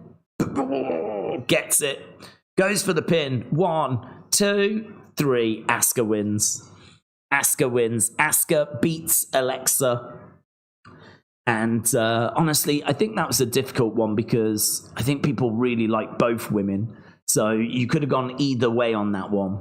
But Asuka getting the victory. As I said, the thing with Alexa is we know her future is going to be the Wyatt Six. But with Asuka, she hasn't... Can't quite hear what she's saying to Joe there. Asuka's going over to Joe. The thing with Asuka is that... Does her graphic keep moving? I've just seen her image at the bottom just sort of move a couple of times. I don't really get what she's doing with Joe. She's like... Okay, here's Michin and B-Fab. This is holding at the moment. I did just drop the settings a little bit. Maybe that made a difference. Okay, here's Jade, Byron.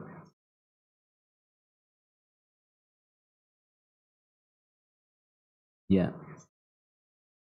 That'll be a good match, wouldn't it? Jade against Roxanne on Monday.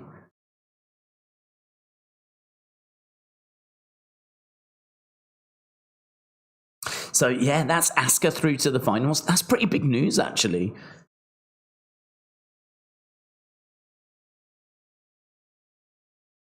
Good match. Not a bad match at all. Asuka made a big return. It would be dumb to have her lose already, said Austin. Yeah, I agree.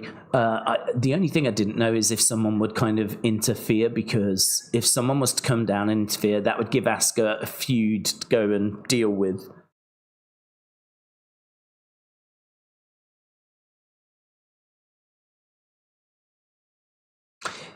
I mean, I could...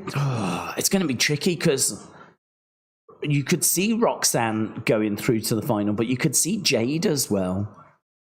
And I agree with Austin there about how Asuka only just came back after a long time away. So, and we know that Triple H really likes Asuka. So, Asuka absolutely could win this. Jade could absolutely win this. Roxanne could absolutely win this. Aleister Black going to be in action next. I think Jade takes it, says Ben. We need a dark Alexa, says Albert. It could be Jade against Asuka in the final, but Asuka against Roxanne is a way better match, says Steve. Well, yeah, I agree. Asuka Roxanne is a better match. I don't think Jade is bringing the same level of in-ring ability that Asuka or Roxanne's bringing. So I think from an in-ring point of view, I'd be way more excited about that. Yeah, I agree. Welcome back, says Carlos. Thank you, my friend. Yeah, apologies. I mean, all I did was try to get the stream back up and running, but I was turning it off, turning it on again, and I was getting the same message all the time of no internet. And I was sort of sat here and I was thinking, it seems very coincidental that it went down as soon as we turned Netflix on. So in my mind, I was like, it's got to be connected. I don't know how it's connected. I don't know why it's connected. But we did an hour and a half before SmackDown started, and everything was fine. Everything was good. Like, we were chatting away and just whatever, everything was fine. And then as soon as I turn Netflix on, the stream crashes. I'm like, that's got to be connected. I still don't know if it is or if it isn't. I mean, hopefully we don't have any issues. I just dropped the settings on this, retried it a few times, and it finally did connect again. But yeah, it is still a concern. If it goes down again, I won't be too shocked, to be honest. Hopefully it doesn't. So, yeah, appreciate people bearing with us. Right, let's do that poll. I'm going to run the risk of doing that poll. One thing that did kind of come into my mind is that I'm a bit behind on the super chats, and I felt really bad because if the stream had crashed and I hadn't got to all the super chats, I mean, that is bad, isn't it? So let's try and get through some of these. And then at least if the stream crashes, I feel like I'm not doing people dirty. So Camden not only sent in that super chat about Goldberg and how that's not going to be enough going up against AEW All In, also fired in some Wrestling Days gifted memberships, which is really appreciated. But so Camden, appreciate all the support, my friend, and thank you. Sean said, are you liking the vacation days? Loving the hat? Honestly, yeah. Obviously, it's nice to kind of, I suppose, get away from the normal schedule of things. It's nice to kind of come to a place where it's hot and to not be in a basement and to actually be kind of, I suppose, living life a little bit, experiencing some different things. So absolutely in that regard. I was saying earlier, one thing I've not had a chance to really do yet is do that sort of lying around, not doing anything. Day one was like going around the complex, having quite a few drinks, to be honest, because I want to try and have a drink in each bar. I want to try and have a drink in each restaurant, right? So there's quite a few bars, there's quite a few restaurants. So I sort of stupidly set myself that goal. But I thought it would be a good way of seeing everything as well, you know? Because I don't know if I'll ever be back here, of course. So I think all in all, there's 16 bars and restaurants, 8 bars, 8 restaurants. I think I've done 9. And I did a bulk of them day one, right? Day 2, obviously, I went to Haggadah. So we were kind of out. And then today has been really changing rooms and setting up the streams and trying to make sure that we can at least do something, right? So really the next couple of days are going to be the kind of not doing much kind of days. So yeah, I'm looking forward to that. Looking forward to, oh, hello. Here's Alexa. We're back from commercial break.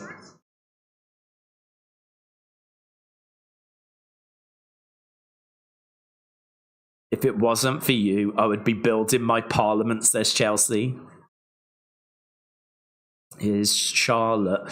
What are we doing with Charlotte and Alexa?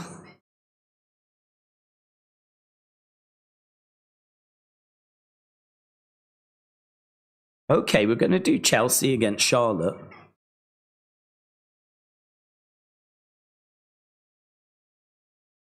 I don't need your help. That's cute. I wasn't here to help you. I can't tell if they are... I can't tell if they're going to put them together as a team or if they're on a collision course and it's going to be a feud. I still can't figure that out. I actually thought they'd completely dropped the whole thing. I thought we'd just completely moved on from the whole Charlotte-Alexa thing. But it seems like we haven't. Interesting. Okay, here's Alistair. He's taken on Kit from Pretty Deadly. Kit took on Hikuleo the other day. Is Elton injured or something? I don't know why we're only dealing with Kit Wilson at the moment. Not heard of an injury for Elton. Let's go, man. I'll do some things you've never done. Yes. I wonder what the future holds for him.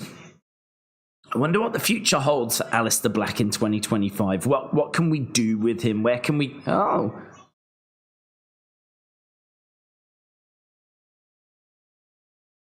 R-Truth attacking Kit Wilson?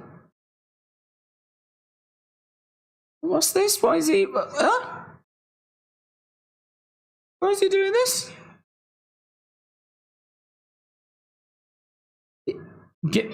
Well, give the man a microphone. I mean, I've got questions. Get John Cena out here now. I'm driving on my terms. Cena, get out here. Cena isn't going to care about Kit Wilson. Does he think this is going to bring Cena out?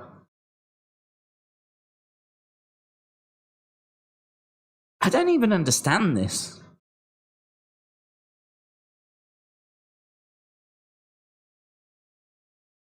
He wants Cena, so he's gone after Kit Wilson.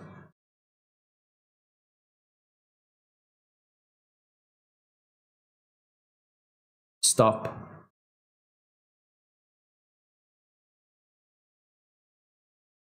Trying to calm him down here. I don't feel like this is going to work. Slowly going to leave the ring. He walks past Alistair. Has he now just become a bit of a target for Alistair, maybe? Why have we done this? What's this about?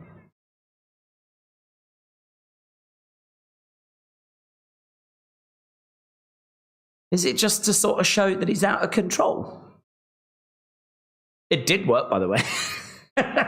They did manage to calm him down. I didn't think it would work, but it did work. Okay. All Game 17 says, but hope you've enjoyed your vacation and ready for some Smackdown. Hopefully Alexa wins. But I wouldn't mind Asuka. Shout out to you, buds. Welcome back. All Game 17, shout out to you, my friends.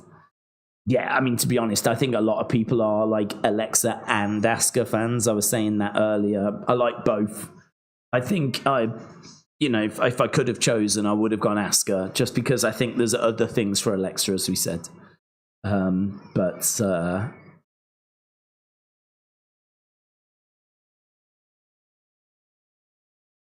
So we're just seeing Goldberg on Monday, and word coming out that this is going to be his retirement match. And there we go, there's Goldberg. Crowd were chanting for him. The crowd wanted to see him, didn't they? There's been a bit of pushback, though, about the fact he's got a title match. There's some people that are like, how's he managed to get that? Why does he deserve a title opportunity? Which is a fair question. He is not having it. He says he deserves it. I don't think he wins. It's his retirement match, so I don't expect him to win.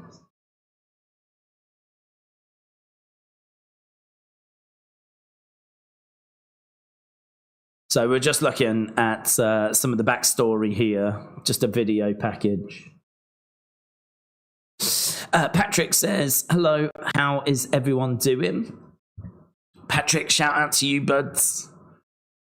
I think everyone's doing okay. I think people are pretty excited for the show tonight. It's good that we've got some matches that matter. Obviously, we just had Asuka and Alexa, and Asuka through to the final, so that's pretty noteworthy. I don't know how people felt about the Open. I kind of was struggling a bit with the computer and everything, so can't really say a great deal on it. But what I can say is that it seemed like we were really pushing LA Knight. I mean, we know that LA Knight's in this kind of feud with Seth's group, and to have the show open with LA Knight and Heyman come down and do an LA Knight Heyman segment. That's a big deal for LA Knight, man. That's a big deal for LA Knight to get a segment with Heyman, just one-on-one, Set up a match with Bronson Reed for later in the show. But coming up next, we got Cody Rhodes. Cody Rhodes going to be coming up after the commercial break.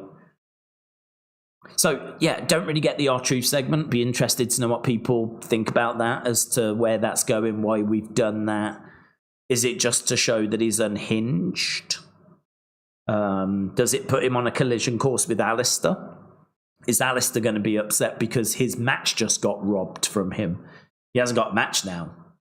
So R-Truth's took that away. So is R-Truth going to run the risk of making some enemies? Don't know. 9. Holiday said, you get your dong in some peanut butter out in Egypt. No, I did not. I can't say I've had plans to do that either, to be honest. I did have a picture that was kind of set up to show you, but because of the technical difficulties, I actually had to remove it, so I can bring it back, though. I can show you the picture I was going to show you originally, which is this.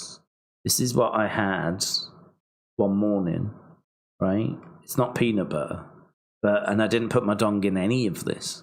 But, yeah, this is, on the menu, they had something called an Egyptian morning. So I was like, oh, okay, I'm interested. If this is a bit of a traditional Egyptian breakfast, I can vibe with this. So I'm all right with trying new stuff. I saw it written down on the menu, and I didn't know what it was or what it was going to look like. I've got it written down here as to what it is, right? It's fried falafel, foul beans, patties, tahina Egyptian foul beans with spices and condiments. It's a fatia, which is a layered pastry with honey shakshuka egg, tomato and green pepper. Now, I read that and I was like, I don't know what 99% of those words mean. So I was like, I'm okay with trying stuff. I don't think they're going to give me anything that's going to be horrifically foul. So even though the word foul did actually appear a few times in the description, I was like, I'm going to order it. So I ordered it. I ate it all. The thing on the left tasted a lot like an omelette. I think that's the shuka egg, right? Tomato, green pepper. I think there's honey. That on the plate is honey. I hadn't touched any of it. That's how it all arrived. So that on the plate is like honey. It was like an omelette, really. So the thing on the left was very omelette-ish.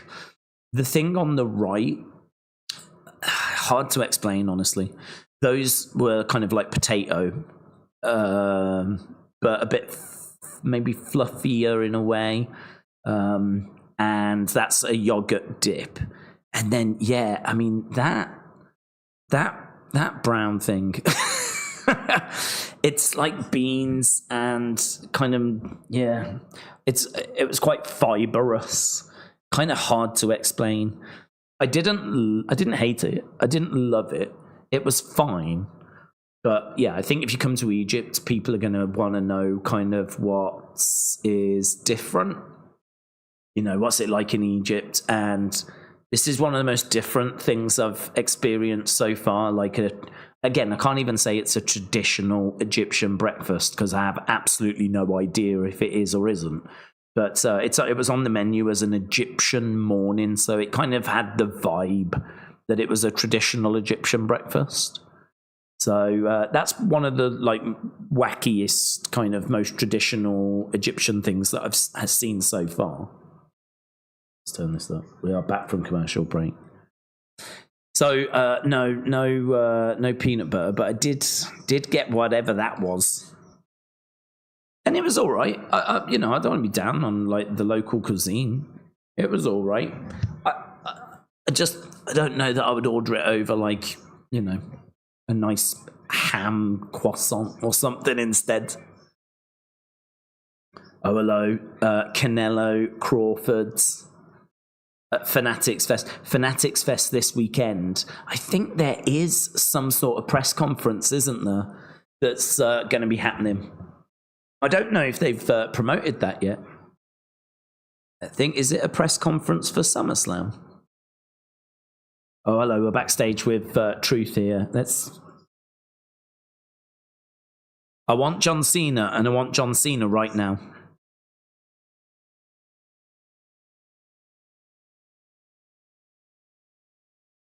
Here's Alistair. Why?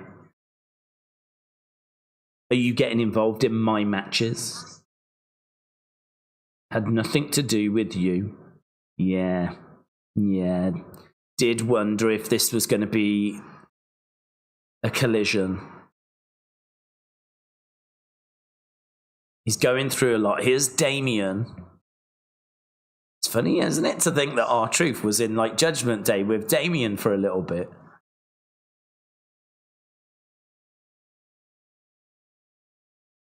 There's no need for any of that.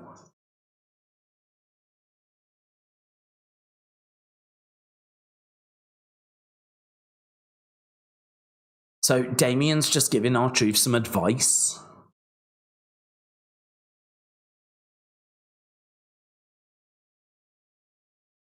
All that anger, all that negativity, focus that on your match tonight.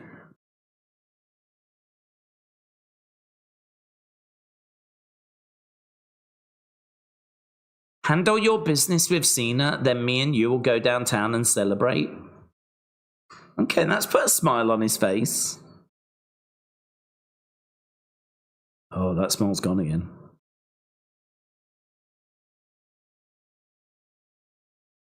It is, yeah, I mean, there's clearly something going on, isn't there?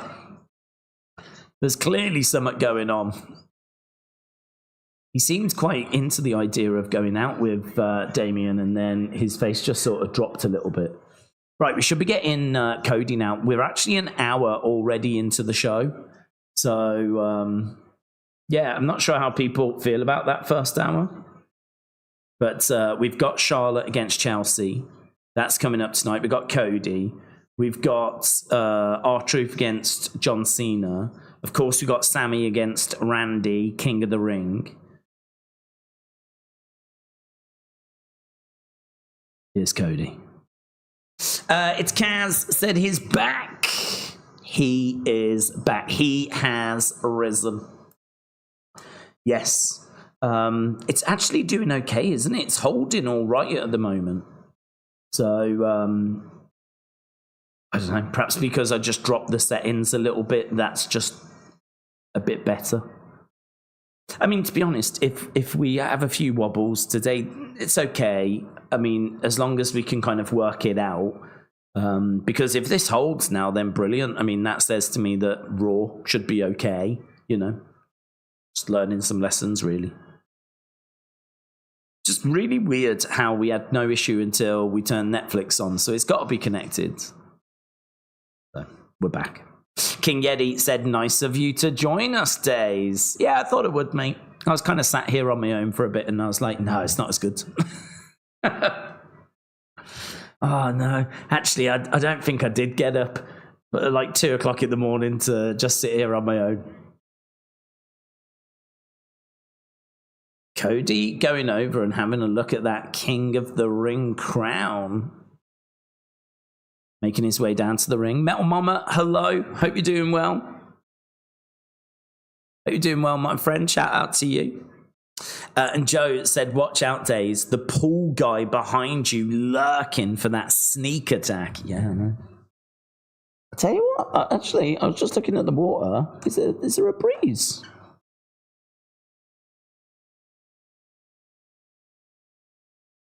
Well, there's rain for a second. Again, I don't know if you can sort of see the water's moving at quite a pace. Oh, hang on. Camera's all tangled. Oh, well, that's not good, is it? There we go.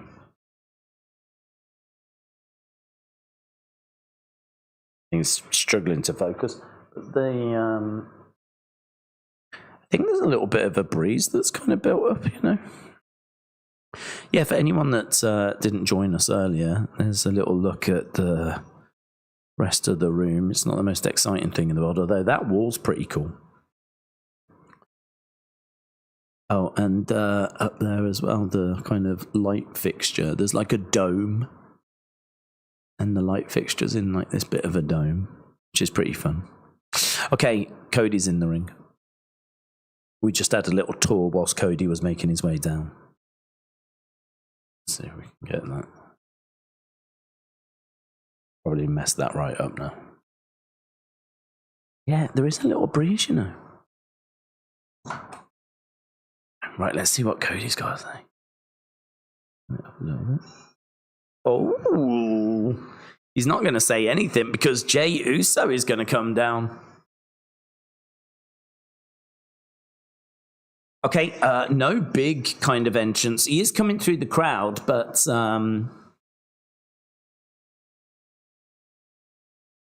there he is. He's with a kid, and they are yeeting. You know, sometimes you see Jey actually kind of in the behind the scenes, like hit my music. None of that. He just comes walking down, yeets with kids, and is heading to the ring. So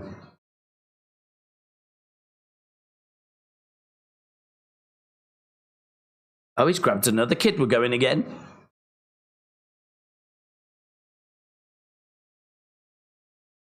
I have got to be... am I? Probably not. I was thinking, am I the only person in Egypt that's yeeting right now? I do love the idea that like all the staff can see. I mean, not that anyone's around, but someone might be around.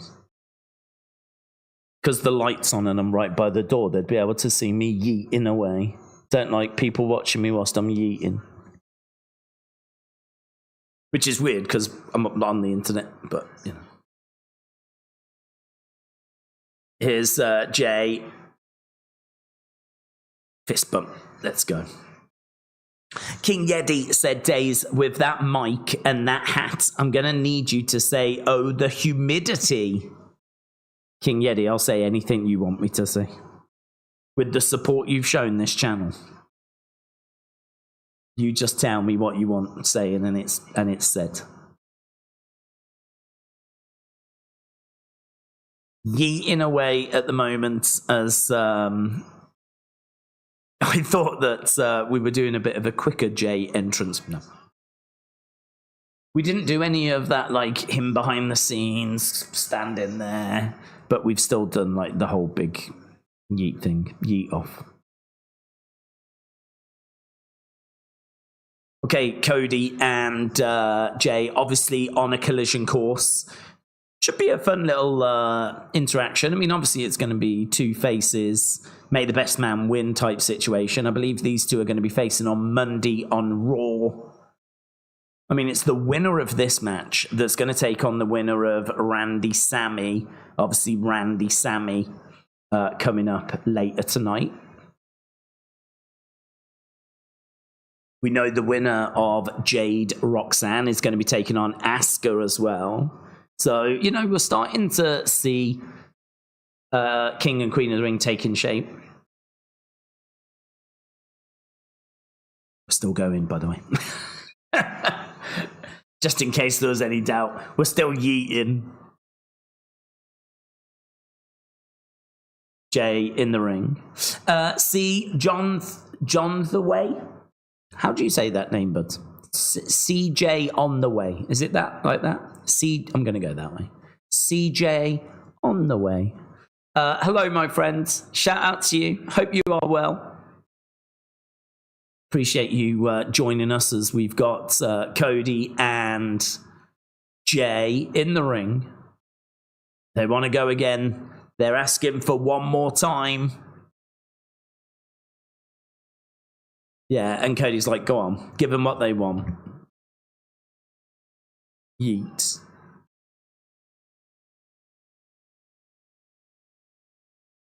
Yeah, and there we go. Has he done that before? Where he kind of stands there and goes, and dramatically walks over to the corner to go again. Jay was standing in the ring and he checked with Cody, like, can we go again? Cody's like, yeah, of course. And that was a bit Santino Marella. It was only a very quick little encore. We are now ready for this interaction. Me and you. We've been in the trenches. We're still in the trenches.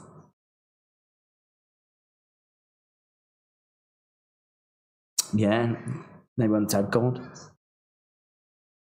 To finishing our stories. Look at the smile on Cody's face.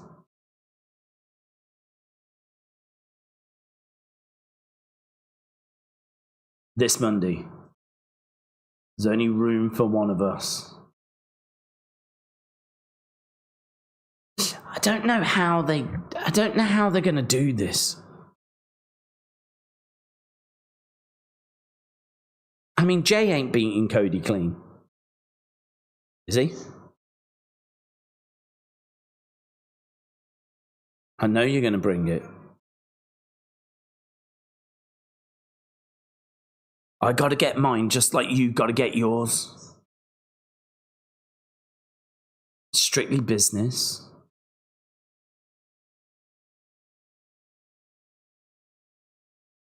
I'd love it if Cody turned around and is like, listen, Jay, I'm going to F you up. I'm going to absolutely F you up. You'll never yeet again after I'm done with you. Just to see Jay's reaction, like, I mean, this is obviously going to be very respect heavy. Oh my God, if I was Cody, I'd be livid.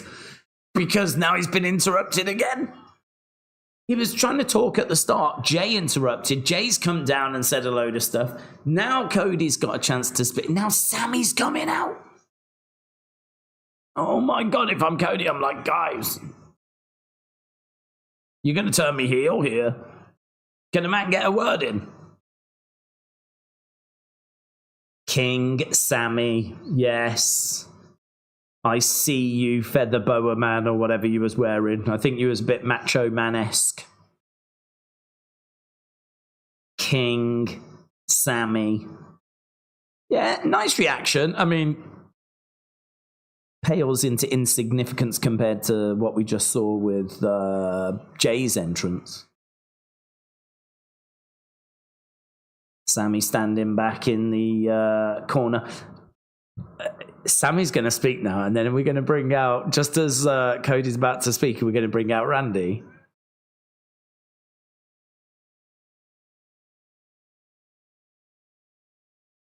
I get to share the ring with two great friends.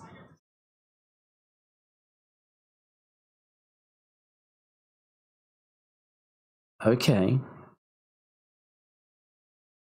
He says that Jay and Cody are two of the best this business has to offer.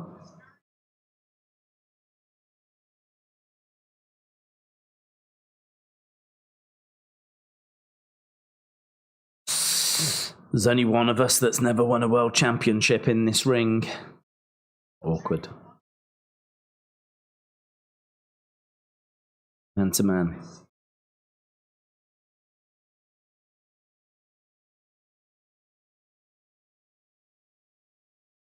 Yeah, man. Sami said he had no reason to be at WrestleMania. Probably not true. Contractually, he probably had to be there, but whatever. He says that I just wanted to be there so that I could see you win that world championship at WrestleMania.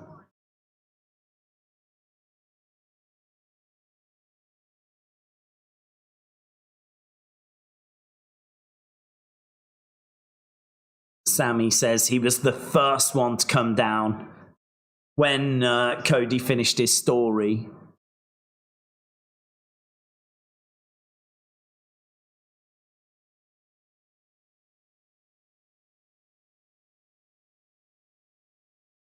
Now it's time for me to finish my story.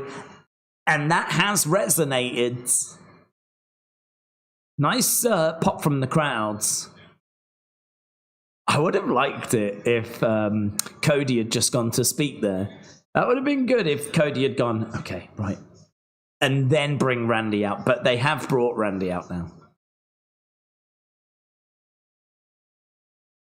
I tell you what, there's some talent in the ring, innit? That's some talent in the ring.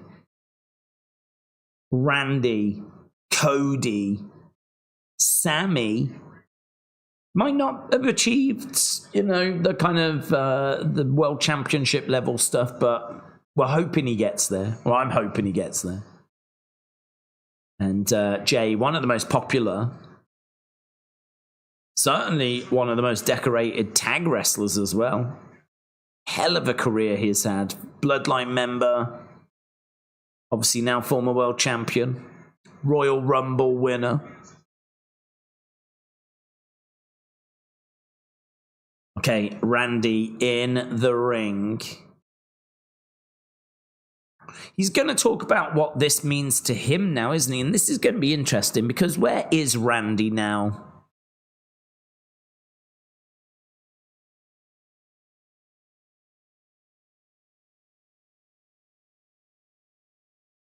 There's no line that I won't cross, says Randy. He wants his 15th world championship. Makes total sense. Goose. I respect the effing hell out of you. Jay's like,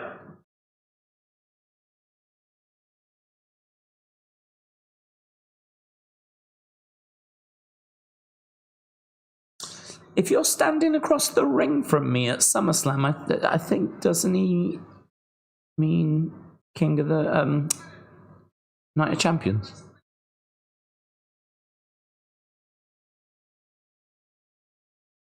He's not said anything about Sami yet. I'm guessing he's saving him last. Yeah.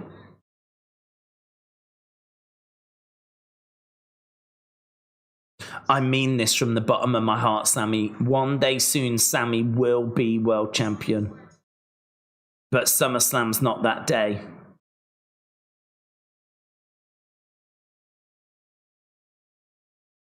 I do like how much we've been talking about Sami being a world champion because it does feel like that's a story, doesn't it? Feels like a story that they want to... Are we just not going to let Cody say a word? We've gone to commercial. Did he say anything? I don't think he said anything. That's like a rib on Cody. That's great. That's great. I'd love it as well if Cody actually had like a promo that they had written out that was a bit complicated, a bit convoluted, had some like real tricky parts to it. There's 3 other guys in there. We need you to kind of talk about each guy. We need you to kind of paint a picture of like, okay, if you get past Jay, what's it going to mean taking on Sami? What's it going to mean taking on Randy? Dig into the backstory as well, like really explore that. And he's like, okay, yeah, but you need to do it in, like 3 minutes. Like you've really got to hit your points. You got to be on point. It's like, oh God, okay. spends all day writing it out, and then they get to the segment, give him no time, rib him. I bet he stood there now like, you absolute. I don't know, that's happened. In my mind, that's happened. And in my mind, it's hilarious. Ratchet, shout out to you, said they do not like that they did that to Alistair. Glad that you're on vacation, you deserve it. Ratchet, thank you, my friend.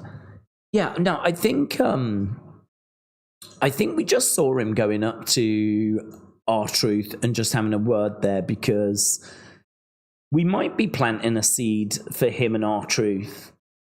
I think at this stage he's probably happy he's had a word with R-Truth, and that's enough for now. But if R-Truth interrupts Alistair's match again next week, then we've got something, you know. So there's a few directions you can take that R-Truth thing. He could interrupt some other people's matches, and it might not be anything to do with Alistair personally or specifically. Or it could be he keeps interrupting Alistair matches. And, you know, it could be, because we do need Alistair to move on to a feud. We do need Alistair to get his teeth into like a bit of a story.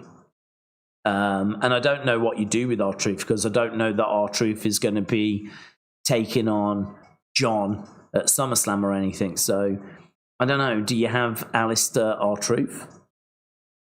I don't know. I don't know what you do with R-Truth at SummerSlam, but that absolutely could have been a seed planted for SummerSlam. Or maybe not. Maybe not. King Yeti said, I was told to ask how much to jump in the pool at the end of the stream. How much to jump in the pool at the end of the stream? I haven't been in the pool at all.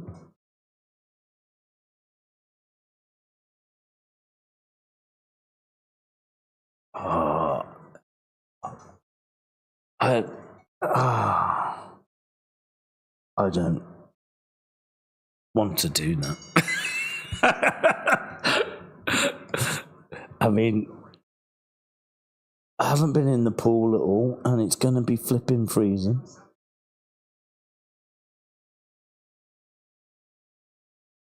I don't want to do that. Thank you, King Yeti. King Yeti said the chat has requested Oos. 16 letters, 5 words. You in the pool, yeets. Oh, I don't want to, though. Do you know what I'm thinking? I'm thinking the internet's really sketchy. It went out earlier, didn't it? Like, when SmackDown started, the internet was playing up. Right now, I'm predicting that the internet is going to play up again in a bit. I'm just sensing it. I think it'll be fine for the rest of this episode. But once we get to the end of SmackDown, I think, I don't know, I've just got a feeling. I'm just got a feeling that there might be some technical problems. So, but we should be able to get through SmackDown. I just want to give you a heads up, yeah? So, yeah, no, but if not, then yeah, maybe we could jump in the pool if there's no technical problems. But don't know. I've just got a feeling there might be. I've just got a feeling. Right, talking of feelings, I'm feeling like this is going to be a really good match. And right now we have got Sami and Randy. Wrestling Russ says, we can see the pool boy. Oh, we read that one about the pool boy. Yeah, guys have to deal with the pool boy as well. Can't go splashing around in a pool with another man. Not again. Right now, we got Randy driving Sami back to the corner. 45-28. Okay, so we've got the score for one match at the moment. Good 96. Joe said, Yeti gifted 50 before he makes a request. You need to do it. I did see there was a thing, but it didn't come through. Was there a Yes, there it is. King Yeti. Oh, King Yeti. Sami getting planted onto the commentary table. Oh, I don't want it. Guys, it's 4:15 in the morning. It's 4:15 in the morning. I mean, I know it's Egypt and it's not cold, but equally I can tell you it's not like, do you know what I mean? It's 4:15.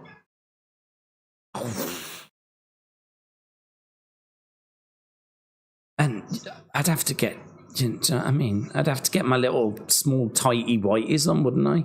My budgie smugglers. Yeah, I'd have to get my little pants on. Can't go jumping in like this, can I? And also, we'd have to wait several hours so that it would warm up again. You know? This would actually turn into a really long stream. Really long stream. I mean, it'd take me 2 hours to slip into the mankini. You know? Got to get all things tucked in, you know? It's not a quick process, this, you know. Yeah, I just hope we don't get any technical problems. Right now, Sami has got Randy. Shot coming in. So, yeah, King Yeti. It didn't have it in the list, but now it's there, and I can see that you've been really kind and people have benefited, and now that's putting pressure on me. I actually think King Yeti might be the worst thing that's ever happened to me. Like, one of the most supportive people ever, but equally, like, one of the worst things that's ever happened. Shot coming in there by Randy. Kelly said, if you jump in the pool, I'll buy 5 memberships. Yeah, Kelly, no, I'm all right. I'm not that desperate. I'd rather be warm. Shot coming in. This, can I just say, this isn't a thing. Just so you know, it's not a thing. Yeah, we're watching wrestling. That's what we do. Yeah. What's happened here is a lot of you have actually got confused. You think this is diving days.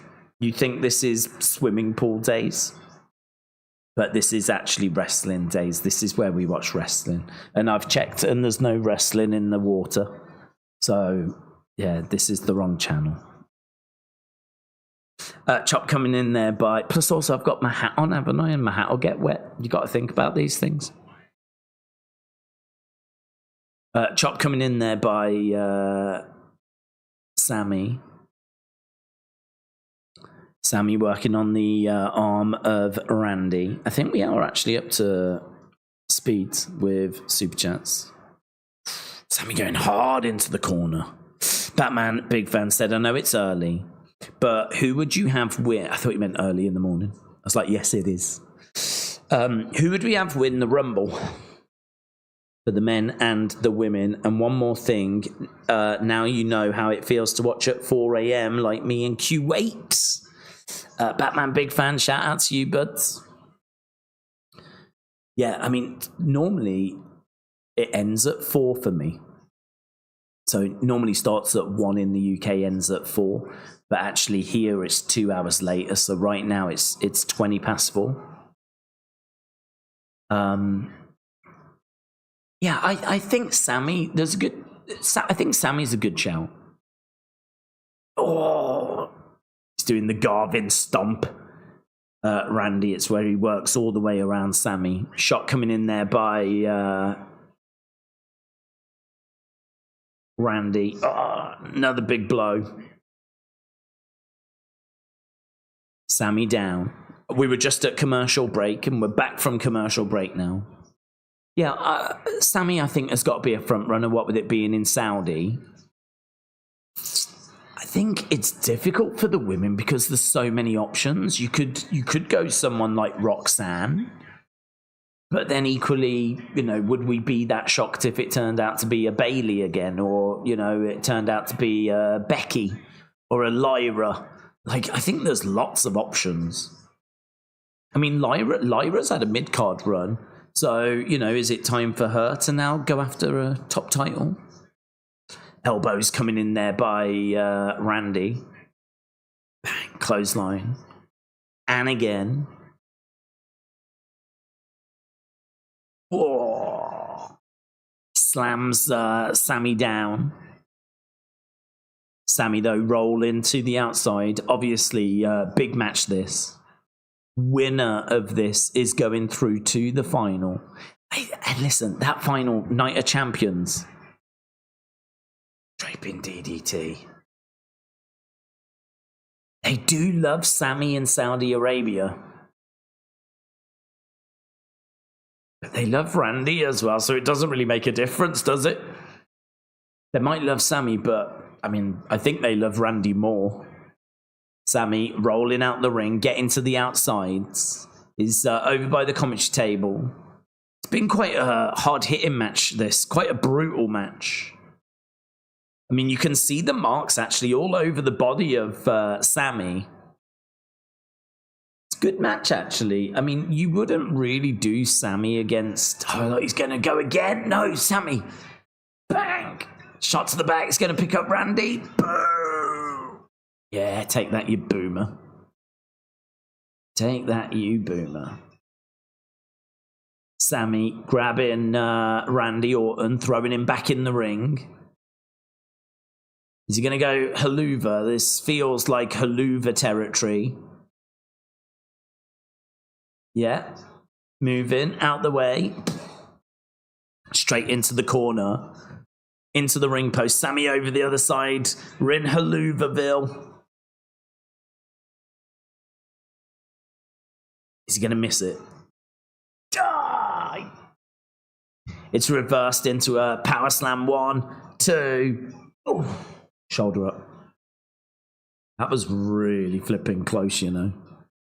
That was really flipping close. That's the women's one, isn't it? Isn't that the women's one? Didn't they just show us the women's crown? I don't think these are competing for the women's crown, are they? Was that the women's one? I think it was.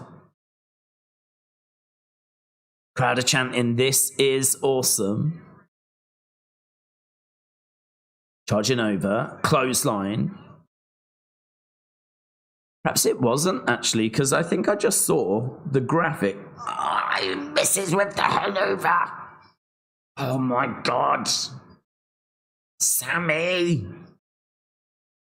Gets caught. RKO. Misses. Blue Thunder Bomb. Boom. Yes, 1, 2, 3. Come on, Sami. Mate, that was good. He was going for that RKO, wasn't he? Didn't get it. Blue Thunder Bomb. Yeah, crowd are really into it. This is awesome chance. And honestly, probably deserved. Crowds do go to This Is Awesome quite quick, and they've probably gone to this quite quick as well. But it is good. It is fun. Sami. Oh, roll. RKO. Oh, no, blocked. What? Sami in the corner. Coming in. Haluva, no. Oh, Jesus Christ. He gets it. He gets the RKO. Goes for the pin. 1, 2.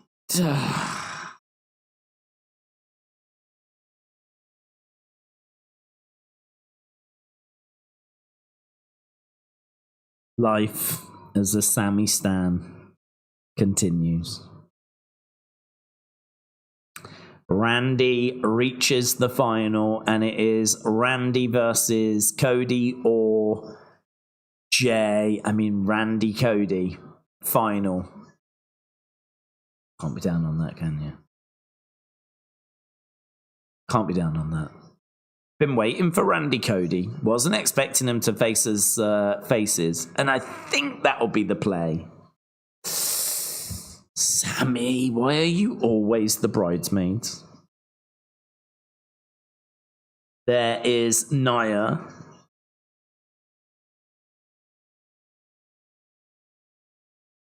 Okay, Nia Jax making her way to the ring. She'll be speaking next.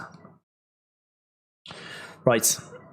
King Yeti said peer pressure, but also I want to see it. King Yeti, I don't know what you're talking about. Sorry, you broke up there, bud. A little bit of lag again, just kind of unfortunately hitting for a second. But King Yeti, shout out to you, my friend. Joe said, if Lyra Valkyria asked, would you jump in? Again, Joe, just breaking up a little bit there, but just breaking up a little bit. And if Lyra asked, would I jump in to her vagina? I don't know what we're talking about. But yes, the answer is still yes. I would take the hat off, though. M. Blossom said, please do a frog splash into the pool. Yeah, M. Blossom, it just broke up a little bit there again, but you also seem to be under the impression I'm a trained wrestler that could even do a frog splash. I mean, I could do a splash. And I could do a frog separately, but I don't think I could do them both in the same. I don't think you guys understand how much I don't want this. You know, like when people say things to like build up anticipation, whatever. At no point in my mind did, I mean, I showed you that because I thought it was a nicer background than over there, right? I didn't think then that there would be like bullying. Yeah, I don't really come on here to be bullied. Guys, I'm in Egypt. It's like 4 o'clock in the morning. Don't deserve to be bullied. This is peer pressure. You're right. This is bullying. You should do better as a community, right? This isn't the community that I've carefully fostered, because you've all been fostered. Yeah? Let's try and be better people, shall we? Yeah? Let's never speak of this again. Thank you. Halfway through the show, though, and we do need to get a poll up. So, we've got to bully the bully sometimes, said Austin. I wouldn't say King Yeti is a bully. And I'm certainly not a bully. I'm an angel. And you never bully angels. I don't know why. Just don't do it. Don't do it, guys. That's the words. That's a saying that we've got here in Egypt. It's a big saying over here in Egypt. Everyone says it. Don't bully. Hey, don't bully an angel. It's like, whoa, yeah. It's just something I've picked up. Must have been over here, really. Yeah. So just remember that. Don't bully an angel. Yeah. Right. We are back to the show. Daze, an angel, said Opala. Yeah, that's right, Opala. An angel with wings. Yeah. And a halo, halo, halo, and a halo, hey, and a halo, hey. Oh my God, I've heard some of the worst singing since I've been here. There's lots of bars that do like late night entertainment, and some of the singers are, I think, you know, the people that go on those talent shows that get laughed at. I think they've all found their way here. I've heard some songs. Country roads. Country roads, take me home. Butchered, mate. Absolutely butchered. I'm an angel. My angel ears do not deserve to hear these great songs being destroyed. Honestly, it's painful. I'm already going through it, guys. Naya making her way down. Oh, I can't actually remember what we're doing with Naya at the moment, so I don't even know what this is heading towards. She went after, oh God, the never-ending feud. The never-ending feud that is Naya and Tiffany. 9. Holiday said, Carrion said that Sami would lose to Randy, and it happened. He's some kind of fortune teller. Well, let me stop you there for a second. when it comes to Sami Zayn, you can pretty much say that, and 99.9% of the time it's true. You know? It's a little bit like walking into a stadium going, I think there's someone in here called Steve or Steven or Simon. Anyone? Someone's putting their hand up. So, predicting that Sami's not going to win is, you know, part of the course. Okay, here's Nia. Nia's saying a few things. She's got my title. Tiffy time. Here's Tiffy. Here's Tiffy time. Tiffy time. Also, do you see any naked Egyptian girls out there? I think we go on very different holidays. This isn't like a nudist place, or at least I don't think it is. It would explain some of the things I've seen. I've seen a lot of penises.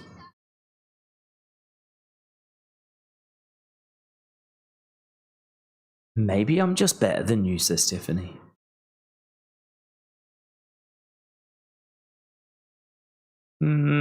Bit. Nia just went, okay. After like a weird pause.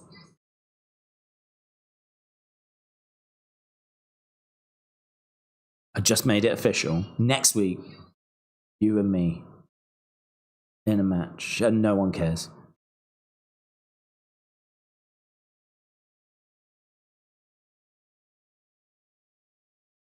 Okay. Oh, not just a regular match.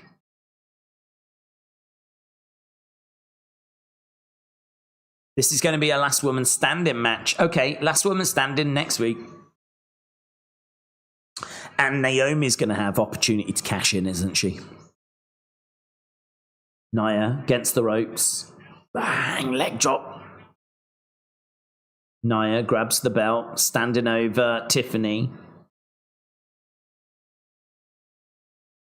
How do we think Tiffany's doing as a champion? I feel like it's stalled a little bit.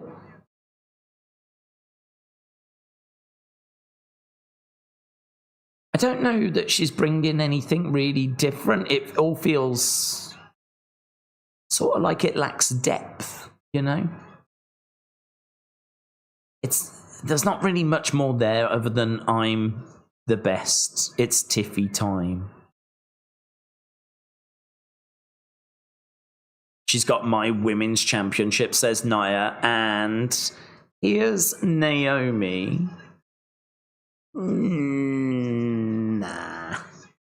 Nah. Nia will stop her, won't she?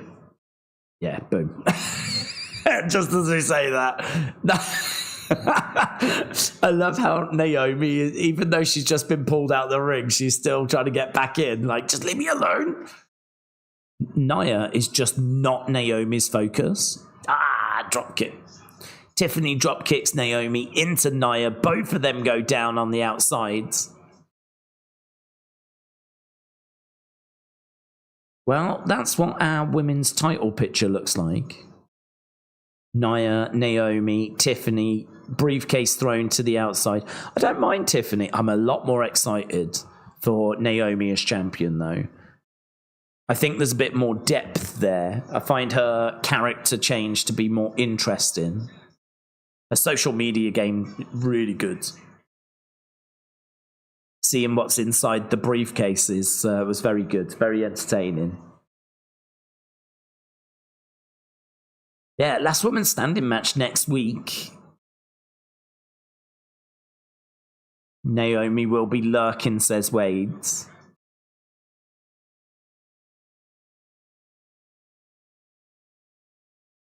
Oh, yeah? I forgot we've still got John Cena coming up.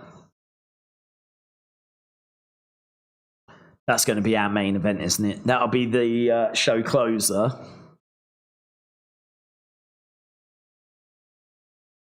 What's this? Oh. It's a video package on Cena and CM Punk.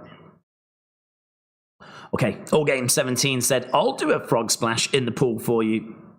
Now we're talking. Now we're talking, mate.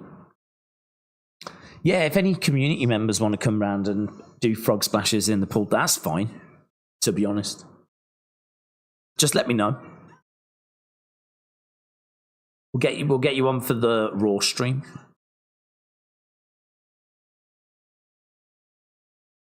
Okay, so video package on Cena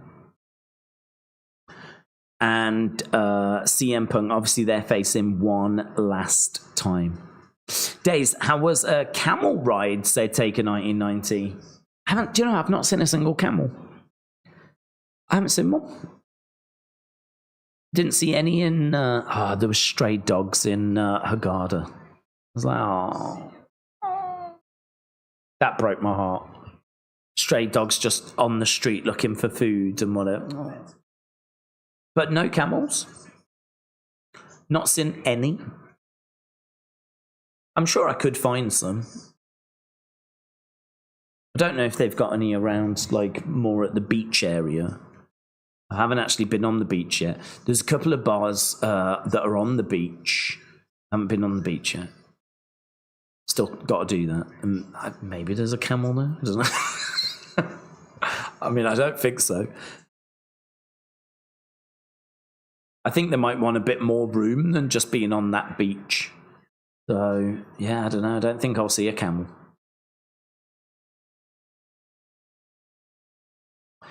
Ellis Dub, hello. Daze, how about skinny dipping in the pool, says William. Well, considering that pool is actually shared, so it's not just like this little bit. The strip there goes all the way down. So if I went skinny dipping in there, I would run the risk of like neighbours swimming past and stuff like that. Like it's probably this isn't that kind of place, William. We go on vacations in very different places, you know.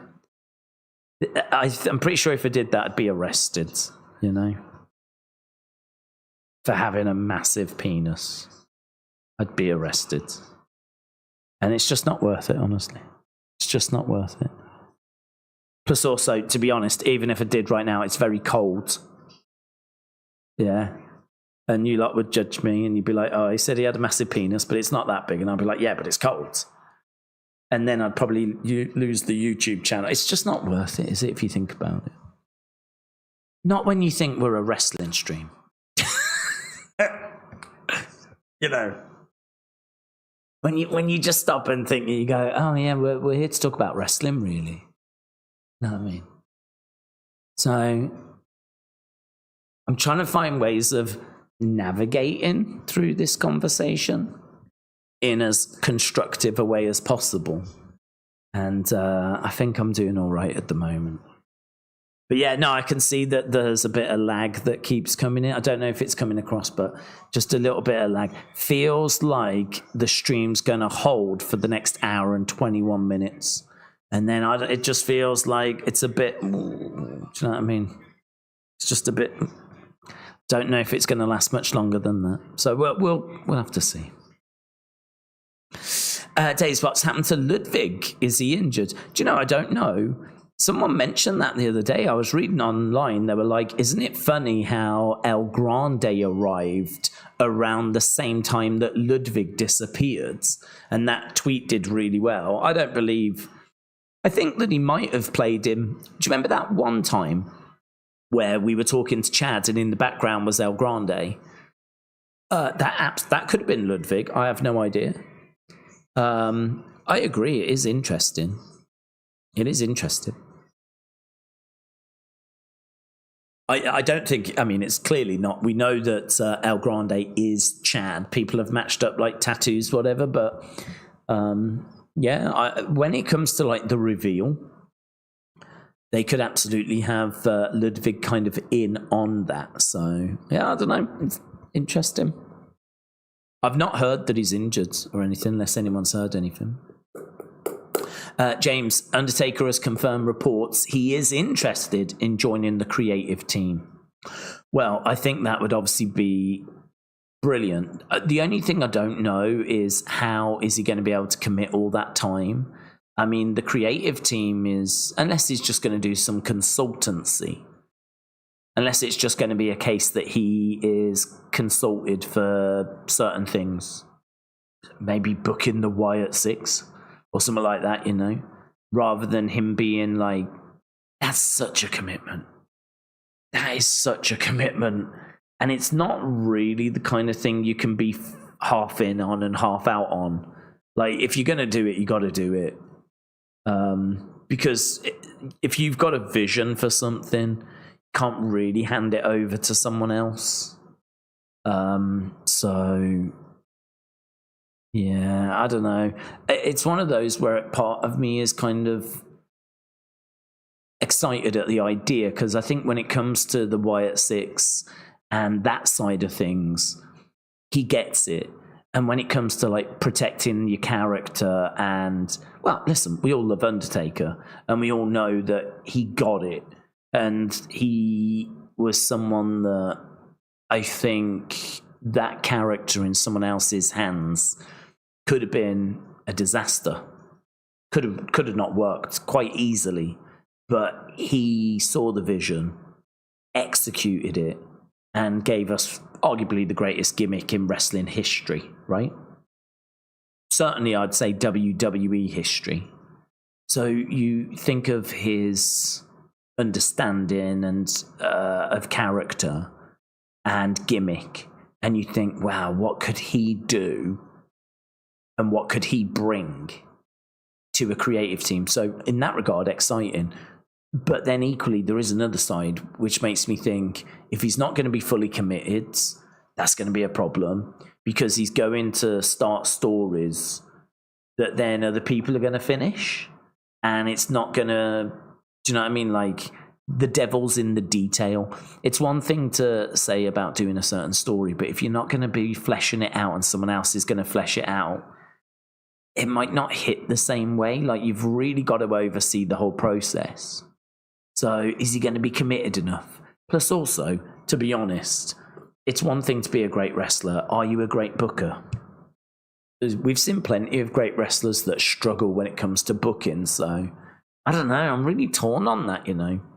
Really torn. I'd be really down for giving it a go. But I don't know that it's like... There's no way of knowing if it would work. There's no way of knowing without seeing him booking it as to whether it would be a great success or not. I've no idea. I'm not sure how social media has reacted. I'd imagine social media probably has took very kindly to it. Because to be honest, most people will hear Undertaker wants being creative. They'll think, oh, I loved Undertaker as a character. He'll be brilliant as booking, but the two things are different. So, yeah. I think there's definitely elements that he would be good at, but then I think there's also a lot of unknowns. Interesting, though. Here's Chelsea. Chelsea in the ring. So it's going to be Chelsea against...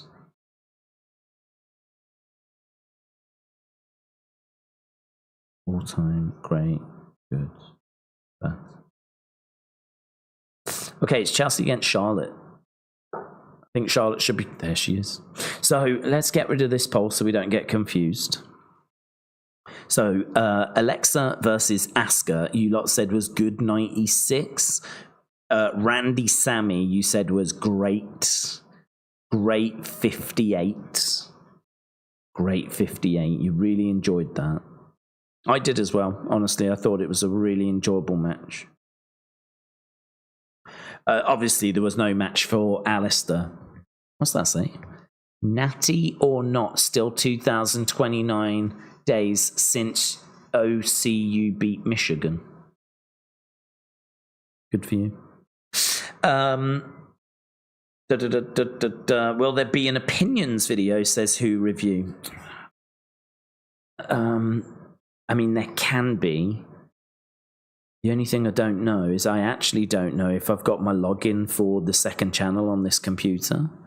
The other thing as well Yeah, bring in. It won't be the normal setup, but what we might do is I might ask the question and then look into it. So don't be upset if there isn't. That's what I'm going to say. Yeah, don't be upset if there isn't. But I'll put the question up and ask people. I'm down for doing it. I mean, you know, I ain't got nothing to do tomorrow, so it's fine for me to like stay up a little bit and do an opinions video. But I don't think this laptop's got the login for that channel. That's mine. I don't know off the top of my head. So it's one of those where it's kind of like I'm logged into my computer at home and it's just always logged in. So I don't actually know the password anymore. That's been a problem. I don't know my password for like Netflix or anything. So I'm here trying to sort stuff and I'm like, I don't know this password. So that's been a problem. Yeah, we can certainly try. We can certainly try. Charlotte going over to the corner, climbing up. So Charlotte against Chelsea. We've got 1 hour, 13 minutes. Crossbody. 1, 2. No joy. Daze. Hikuleo is going to debut tonight. Mark my words, says Opala. Okay. I've not heard anything on that front.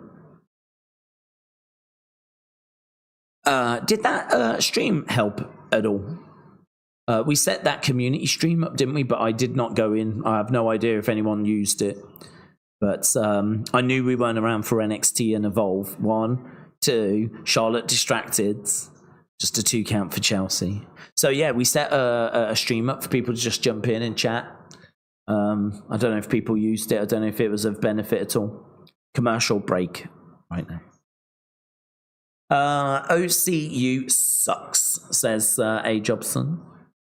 Austin said, I need to be Daze's vacation hooker. Austin, drop me a DM after and we'll sort flights and get things sorted. Yeah. Between you and me, mate. I'll dress like Sami Zayn. Oh my God. And that makes sense as well because you're a loser. Ben says, have you ever thought of having your name as WWE Daze? I get confused thinking that you do all the wrestling, but WWE is the premier business. Just a thought, says Ben. Well, I kind of like the flexibility, to be honest, of kind of doing whatever. I mean, in the past, we've done NWA Power. We did AEW for 4 years. Obviously, with the relationship with TNA, we've done a couple of TNA shows. We could do more. We do UFC as well. And obviously, there's wrestling in UFC. It's not professional wrestling, but, there's wrestling in UFC. And grappling and everything. So I think I like the fact that we're not just like tied to the one promotion. But WWE is clearly the promotion that the channel is like built around. So yeah, I'm quite happy with it being wrestling. I think it says nice missile dropkick. It gives us a freedom. Let's put it that way. Even if we're not kind of using that freedom much at the moment, we have done in the past, and we may do in the future as well. You know. We've watched New Japan on the channel as well and spoke about New Japan. The only problem with New Japan is I don't think they're going through a very hot period at the moment. I think it's quite cool. And not only that, they're terrible when it comes to copyright. A lot of issues I've had with copyright have involved New Japan in the past. They are like the Nintendo of the wrestling world. So, yeah, that's why like we kind of stay away from them. Super Show Mexico. So I don't think that's a show, is it? I think that's just like Saturday, Sunday, like house shows, house events. Commercial break we're coming back from in 20 odd seconds. Chelsea against Charlotte. Chelsea in control as Charlotte is down in the ring.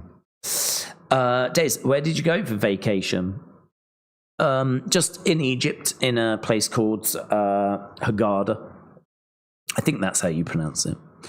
And it's basically a place that my folks have been to before. They just love it here. They love this complex as well.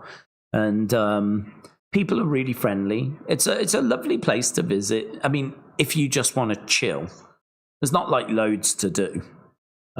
It's not like Vegas or anything like that. It's really hot, and the food's really good. And if you just want that, I mean, it's just great. And that's, you know, that's all my dad was after. And my dad's just retired, and the one thing that he loves doing is going on holiday, and he just wanted to do something with the family. So last minute thing, honestly, kind of thrown together, and tried to do it at a time that's least disruptive. So we will be back for Night of Champions. So big chops coming in here by Charlotte. She's grabbed Chelsea. Look at that. Vikings Wolf said we could do some AAA shows since they're with WWE. Yes. The only thing with AAA is watching is a problem. Cartwheel into a clothesline.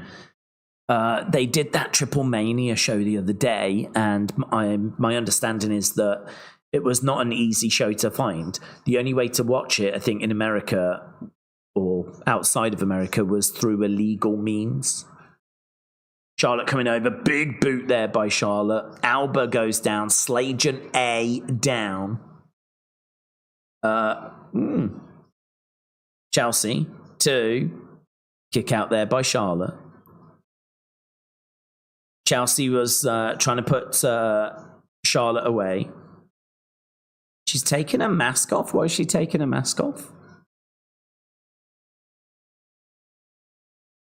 Why has she done that?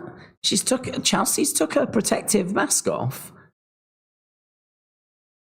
She's going for an unprettier, but I don't know why she's... Spear? Mate, that was a good spear as well. 1, 2...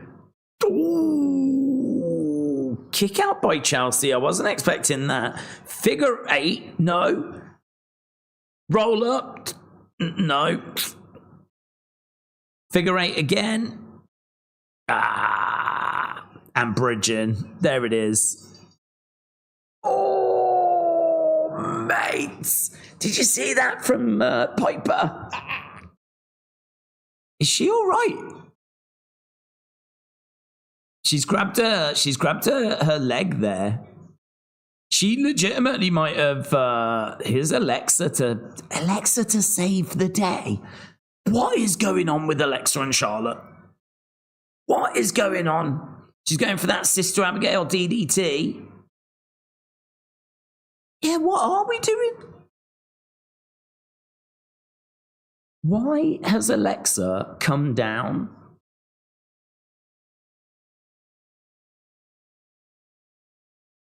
It is like, do you get it now? You keep saying you can do this without me. Do you accept that you can't? I don't know. Yeah, she just walks past her. Alexa extends her hand out and laughs as Charlotte walks past her.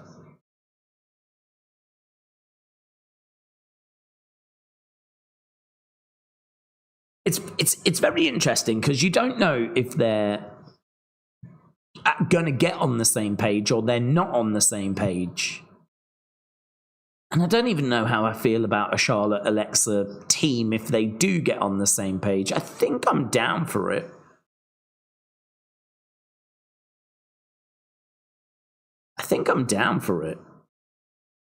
Don't know why I'm down for it, but I think I am down for it.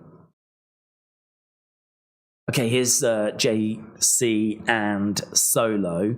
Let's get a poll up for that, shall we? It's a win for Charlotte.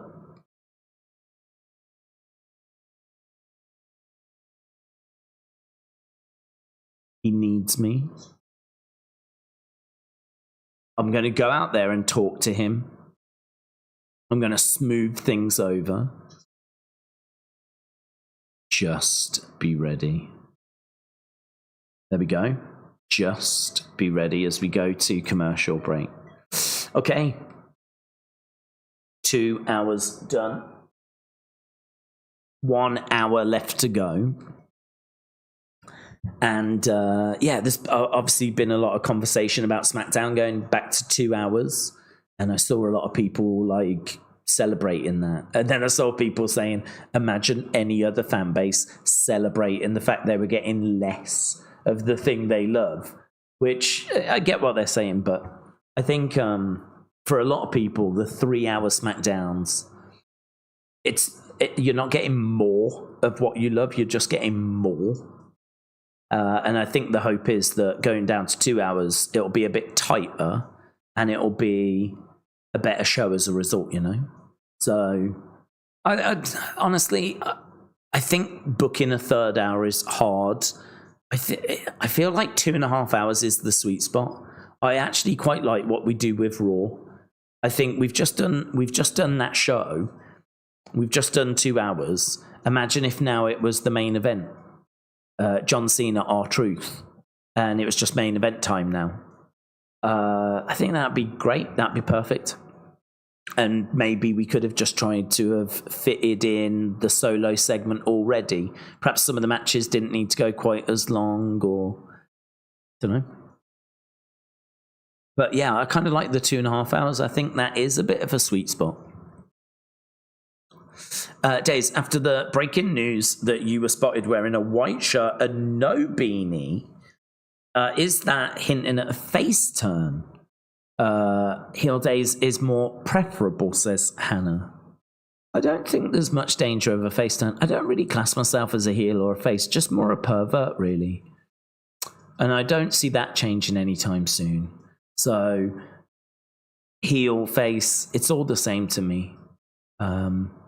Pervert for life, pervs for life. That's kind of what I'm embracing. So, yeah, but it is true, isn't it? Red shirt, no beanie, vacation days. That's what we've got right now. It is a little bit of a different vibe, but that's good, isn't it? That's nice. It's at least now you know there are other items of clothing in my wardrobe, so, you know, learnt that, haven't we? I was shocked as well, to be honest. Denim said it doesn't seem like there's time for a Wyatt 6 match tonight. Maybe we could get a promo or a backstage attack at least, says Denim Chicken 4. Yeah, to be honest, I haven't really thought about the Wyatts. I suppose there's so much going on in regards to King and Queen of the Ring and Ron killings and all that stuff, you know, that I hadn't really thought about the Wyatts. So it would be good to get. I was just wondering if it was going to be then. Just as we came back from commercial break, I was just wondering if. I was just wondering if it was going to be that then, but it wasn't. Yeah, it'd be good to get a video package. And, I mean, I would like a bit of more depth to it, you know? I sort of feel like the story is we were overlooked. And we want to get now the opportunity we never got before. And that's, like, fine. Like, I get that. I understand that. But I find the other stories more captivating, more compelling, like the ones that have got more depth to them. You know, I'm way more into Nikki and Candice. Way more. Like, I really feel like Dexter should be going after Johnny Gargano. I feel like we should be digging into that. Like, I'm way more into that than seeing them go after tag titles, you know? But, you know, it is what it is. Let's tell the stories that we're going to tell and see where we end up. So, So yeah, personally, I'd like a video package where we kind of dig into that. Dig into something, you know, maybe a Nikki video package focused on Candice. Like, that would be good. But yeah, I agree. It does feel like we're running out of time. Not sure we're going to get, certainly no match. Don't even know if we're going to get an appearance. We might get the tag teams backstage, and the tag teams might be spoken to, and it might be like, you know, well, last week didn't go well. Motor City, obviously, not able to get the job done. Fraxium, you're up next week, or something like that. You know, it might be a package like that instead. Okay, Solo is in the ring. Let's hear what Solo's got to say. He said that Jacob needs him. I'm out here, all alone, with open arms. Oh. I feel terrible about what happened. All gas, no brains.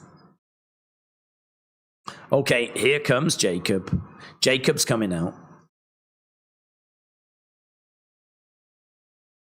So Solo says he feels terrible about what happened. Shh, shh.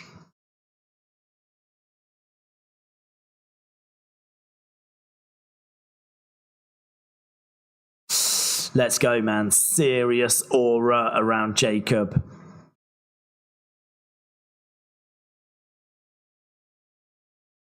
He has got serious aura. Could you imagine, like, a baby face being in trouble and someone needs to make the save, and flipping Jacob's music hits, and out he comes looking like a flipping badass. Just thinking like of a heel beating down on Cody or something like that, and then all of a sudden Jacob to the rescue. Oh, mate. Jesus. Jacob, edge of the ring, staring at Solo. Solo not even looking at him. Solo just standing in the ring with his head down, bowed.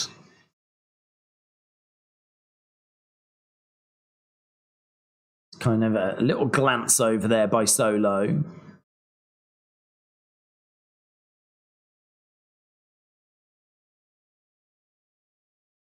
Bubba Joe says, I'm not a good guy. I'm not a bad guy. I'm just a perv. Yeah. We need to get that on a shirt, bud. We need to get that on a shirt. That seems perfect for Wrestling Days merch, doesn't it? I didn't come out here to fight you. Not here for that. I want to make it clear. Love you. I love you, Jacob. I've always loved you. Oh my God, get a room. I've got a room.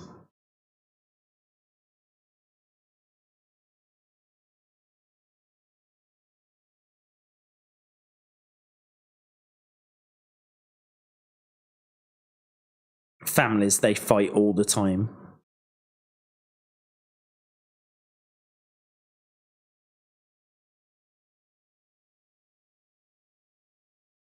They fight, they argue, they forgive. Let's do it together.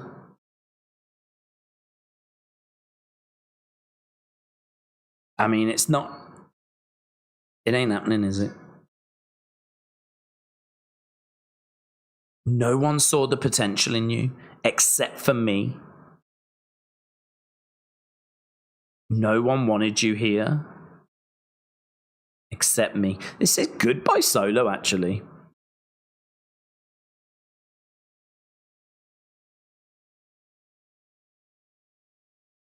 I gave you the opportunity to change your life.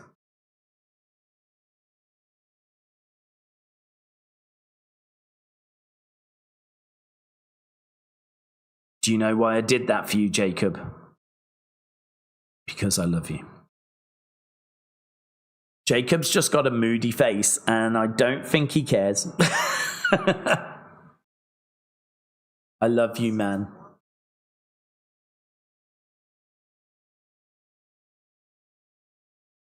To be honest, I don't have anyone else. Bet JC is backstage like, dude. All I've got is you. You're all I've got. You're all I need.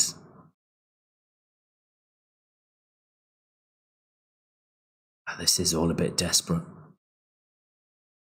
Come back.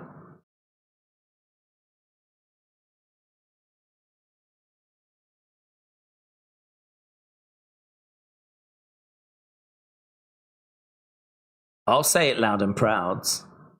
Jacob. I love you. Jacob. Even if you can't say those 4 words, I will say them loud and proud. I love you, Jacob.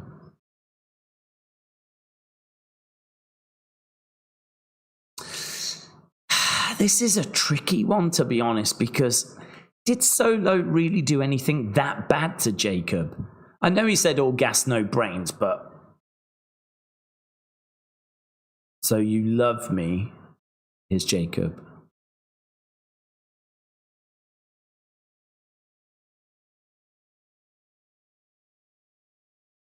This is what it...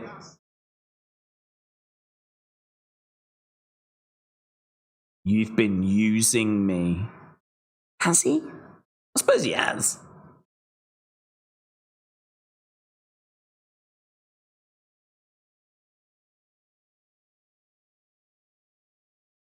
You've been using me to gain power and to fight your battles.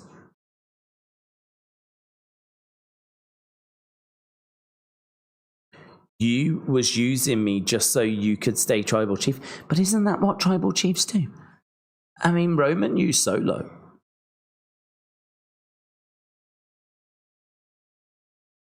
You've been using me so I could bring you fame.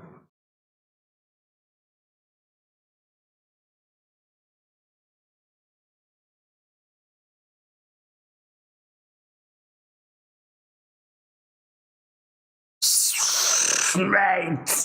Solo, look at me when I'm speaking to you.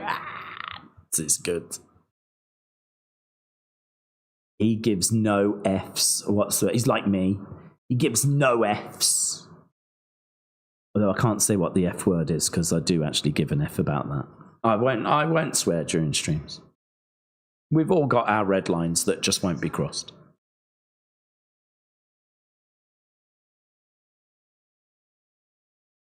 So Jacob's like, you've been using me for power, gold.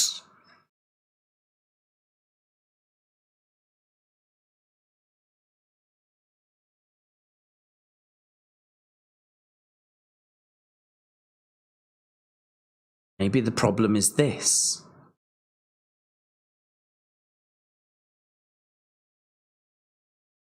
Maybe the problem is this US title. Oh, God. That sounded awful. Velcro. Nothing says prestigious championship like Velcro. Maybe the problem is this championship. And if it is, fight me for it. Fight me for it. He lays it down.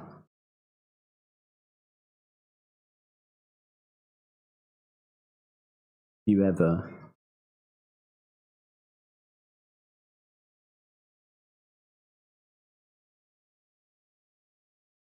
You know what I'm about.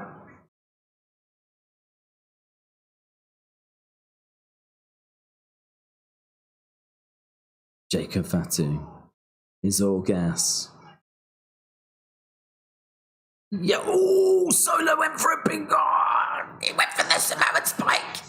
Oh my God. Ah, headbutt. Jacob headbutt Solo. Solo down. JC in the ring. JC. Mate, that's it. Chop block. Chop block by Solo.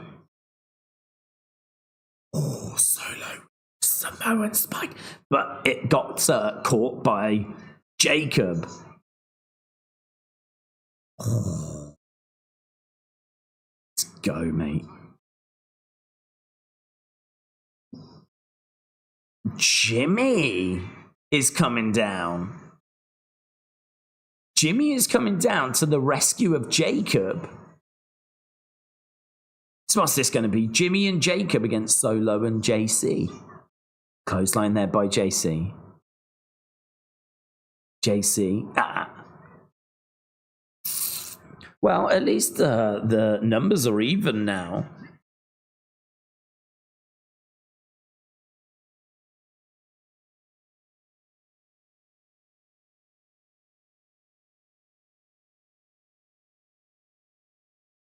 In the background.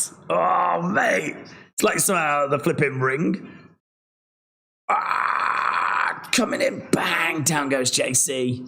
Duck underneath. Ooh, super kick. Down goes Solo. Kicks coming in there by Jacob. Headbutts. Bang. Super kick. Charging over. Ooh, big kill. Let's go, man. Oh, he's looking over at Jimmy. Yeah, he was there to help. Bit intense. Obviously, these guys were on different teams at War Games. Jacob. Oh, Solo moving out the way. Solo gets out the ring. Well, that's good. That's definitely storyline progression, isn't it? Definitely storyline progression. Here for that. Night Dot Holiday said, how long are you out there for? When are you back? So here for the weekend. Come back on Tuesday. So I actually thought we were coming back Monday, but it's Tuesday. So that means we'll be here for Raw. But it does mean that we'll miss NXT because I will be traveling. So I'll be back by Wednesday. So definitely back, Wednesday. Should do Evolve, but don't know. Don't hold me to that. Commercial break. So the current plan is to travel back Tuesday, do Evolve on Wednesday, and just be back normal then. Try and get a bit of a predictions video done. I won't do it this weekend. I'll probably do it once I'm back. Night of Champions, just back into it then. It's going to be a bit of a nightmare though, because as I said, I mean, I can feel like I feel a bit tired now because my body doesn't know if it's meant to be awake, if it's meant to be asleep, if it's England time, if it's Egypt time, if it's Eastern time. Like my body's a bit like, so 45 minutes, and I think we'll still try and do it's not, I don't know if we'll try and do it. I was going to say, I don't know if I'll be able to get the review stuff done and everything, but yeah, we'll give it a go.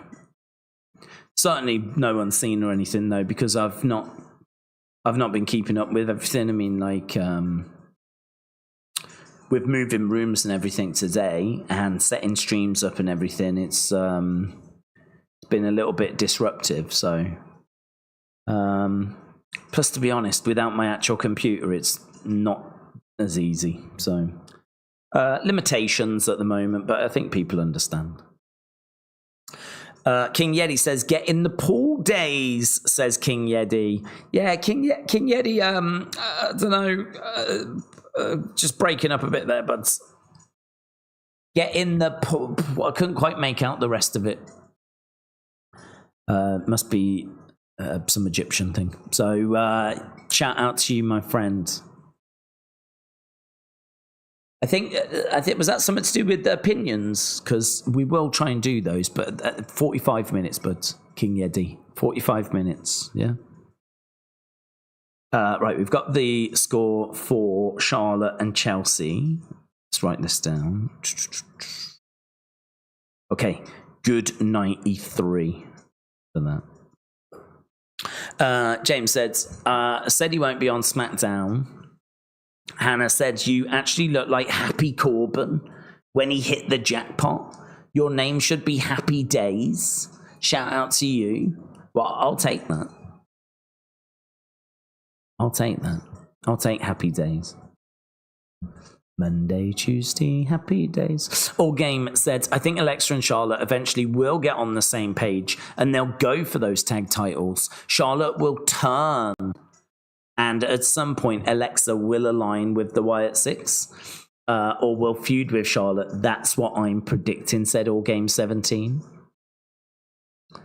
Scottish Nightmare said, just say you're not allowed to go in at this time. Yeah, guys, I forgot to mention this earlier. It's actually, you're not allowed to go in at this time. There's a sign here that says you're not allowed in the pool between the hours of 4 and 6. And it's currently 5:15, so... I mean, 7. I read it wrong. So, yeah, no, that's disappointing. That's disappointing. I'm sure you're disappointed. I'm disappointed as well. I was going to do it as well. I was going to do it. That is a shame. That is a shame. It's got like a pharaoh in the water, and it's got like a big cross through it saying, don't do it. No pharaohs. And I am a pharaoh. I'm an angel and a pharaoh. So, yeah, Scottish Nightmare, thanks for pointing that out. Okay, what's going on here? We've got LA Knight. Oh, yeah, I forgot about this match. LA Knight against Big Bronson Reed. Do we think there's a chance that Punk beats Cena next week and then maybe Seth cashes in on Punk? There's a chance, but I don't think that's what the play is. I think I'll be shocked if Cena doesn't go into SummerSlam as champion. Braun wants to get in there and get to LA Knight. Bronson jumps in, kicks coming in. 40 minutes to go. We've still got John Cena, R-Truth. But we're just dealing with LA Knight, Bronson Reed first. LA Knight, Bronson, let's jot that down. Right, Vikings Wolf says, cult leader Daze version, follow the pervs. The perv family. That's what we are. The perv family. Let's go. Charging over. Boom. Follow the pervs. Ooh. Bronson comes crashing down as LA Knight moves out the way. So Bronson over by the ropes, LA Knight through the ropes to the outside. LA Knight going up, oh, straight onto the shoulders. Straight onto the shoulders. LA Knight not in a great position. No sign of Seth, is there? No sign of Seth. We do have Heyman out there with the briefcase. He might have said earlier that Seth's not around. I missed it if he did. When the stream crashed earlier, Netflix went down as well, so I did actually miss a little bit of that opening segment. Bulldog there by LA Knight. LA Knight looking out at the crowd. King Yeti said, I've changed my name to the President of Egypt. When I wrote that, I took you too long to read it for it to be funny, says King Yeti. Oh. I'm sorry, King Yeti. I'm not really known for my comedic timing.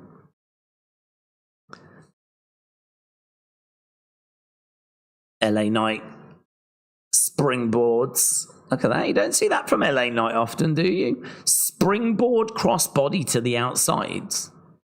Landing on Bronson. We're staying with the action on Egyptian Netflix. Jumps down and delivers a chop off the barricades. Daze, do you think there's a chance that Punk beats Cena next week? Oh, we answered that one. Heyman said if LA Knight didn't leave Grand Rapids, there would be a big problem. He is teasing something, says Rich. William said they can hate us, but they have to respect the highlight or we just ban everyone. I think the light's starting to come up now. It feels a bit lighter behind, doesn't it? I think it's definitely... The day is arriving. It's lovely that you're watching the sun rise and the day arrive in Egypt. Love that for us. Against the ropes. Clothesline. Big Bronson Reed. On his feet. LA Knight again. Boom. LA Knight one more time gets picked up and big back body drop. Final Boomer says, I'm loving the beautiful light. It is looking much lighter. It is, isn't it? It is. Gotta tell you, it gets warm by about, well, honestly now. It's just always warm, really. But, yeah, by like 8 in the morning, you can open the door and be like, just feel it straight away. Even as you go into breakfast, it's like... By the time you get into like 12, 1, lunchtime, it's like you don't want to be lying in it, really. You don't really want to be out in it. I just tend to spend my day just trying to find shade.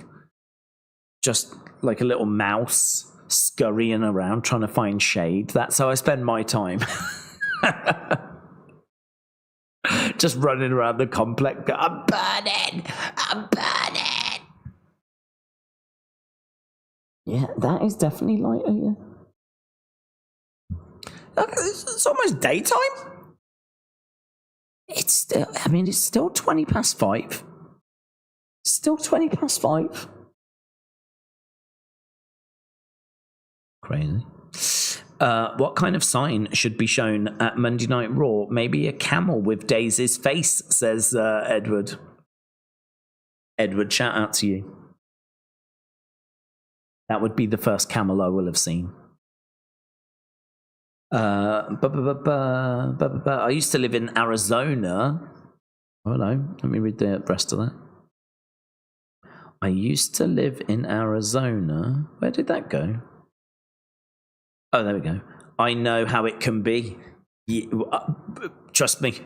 I live in the UK. I had no idea that it was that hot in the morning in certain places. But, yeah, I could imagine Arizona being the same. Yeah. Okay, back from commercial break. Shot coming in there by LA Knight. And again,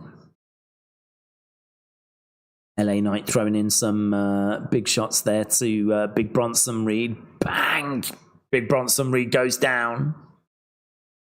LA Knight is in control. Looking out at the fans. LA Knight goes up, elbow. Look really good. 1, 2, kick out. And Heyman looking a bit concerned. Yeah.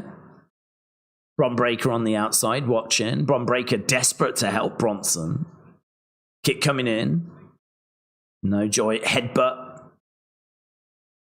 Bronson picking up LA Knight. Oh, lovely. 1, 2. No. Shoulder up again. Shoulder up again. Hate when it's hot in the UK. My bedroom is like a sauna, said Geordie Jordan. Yeah, we don't have brilliant air conditioning in the UK, do we? Because we never need it. So it is something that we lack, really. I'm sure there are homes that have it and more homes that are getting it, but most homes don't really have it. We don't have it. We've never had it. Oh, lovely DDT. But the air conditioning here, as in America, very impressive. There's a real... I'm actually a little bit chilly as I'm sat here. Top rope, pulled down. Bronson to the outsides. Williams said heat doesn't but spear by Braun and it's a DQ. It's a DQ. Bron Breakker gets in there, delivers a spear. And it is a disqualification. So a little bit of a disappointing ending there. I think we were all hoping for something a bit more substantial than that. Against the ropes. Ooh, Bron Breakker with a big spear to LA Knight.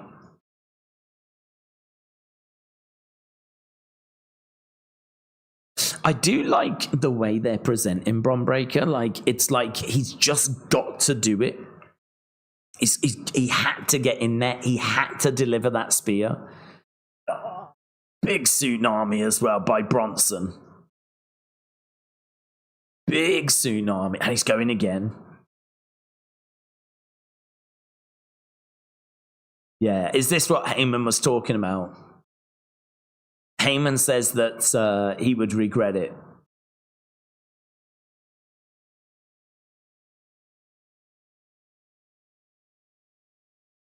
Right now, we've got some officials. They can't stop it. There's already been a couple of tsunamis. Is someone going to come down to help LA Knight, or is LA Knight got no friends?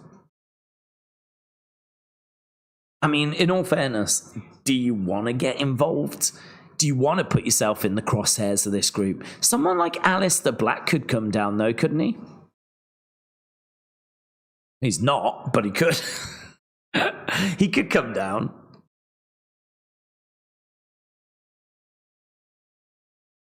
But another tsunami connects.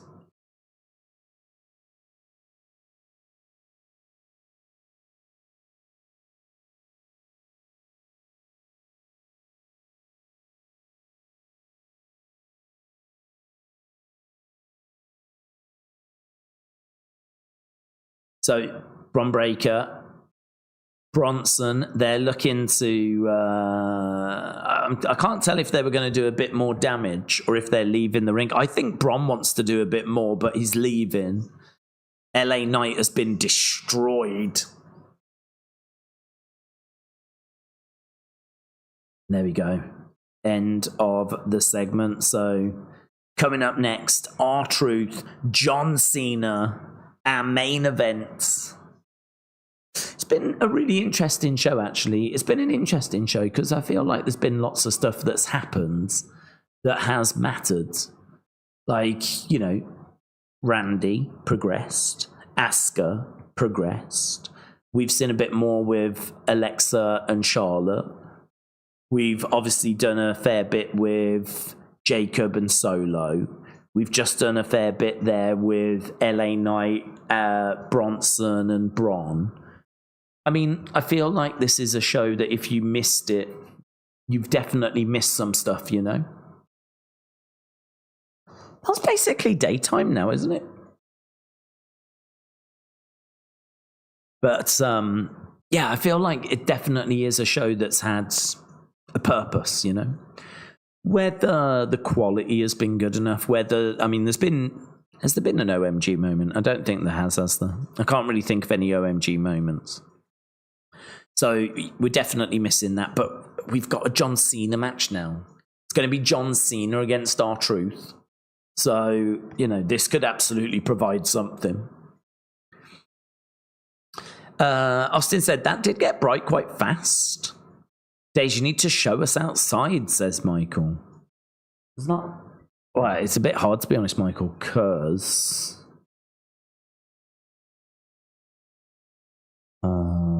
actually, it's probably... the only problem is the internet is not great outside. There's not much to show you, to be honest. There's not much to show you. Do I run the risk? I'll tell you what I'll do. As soon as Smackdown finishes, I'll try and take the laptop outside. If it does have technical problems, because I'm not just saying this. If I was lying on the thing out there earlier, the little bed thing that's outside, and I was getting internet trouble. In here, it's fine. But I don't think it stretches out there very well. I'm not just saying that. Like it was something I was having trouble with earlier, so I don't want to do it now because the stream might crash. So what we'll do is I will try and show you out there. But to be honest, I think the nicest thing is the pool. I don't think there's really much else to see. There's a reception area there. You can't really see much down there.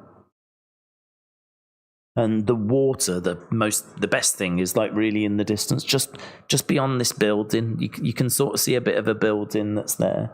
Beyond that is the Red Sea, and like the beach and all of that stuff. So really, that's in the way. But yeah, we can have a look at it. It did get bright fast. I agree. Is that the moon or Venus? Says Ronnie. Is that the moon or Venus? Do you know what? It's neither. It's a reflection of the light from the in here. It's actually just a reflection. It does look like the moon or some sort of planet, but I think it's just the light reflected in the mirror. So we'll say Uranus. It's Uranus. And it looks absolutely delightful. But you're closer to the equator now, so the sun will rise and set faster, says Huds. Huds, thank you, my friend. I have not seen the sun rise. We've experienced that together on this stream. Normally I'm asleep right now. So I did not realise that it rose as quick as that. Okay, they're just talking about the potential medical condition of LA Knight. We've got less than half an hour to go, kids. Okay, next Friday, Zelina Vega takes on Julia. Next Friday, that's going to be in Saudi Arabia. Oh, that means it's going to be a weird start time.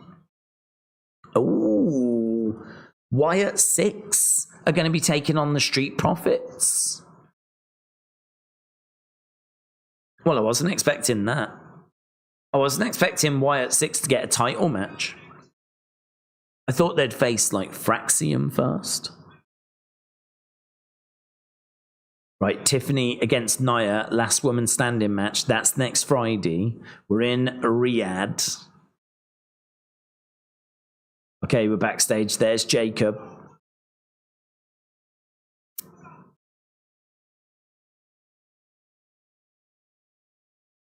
Next week.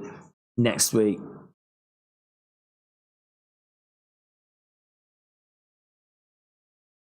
No way! Jacob solo 1-on-1.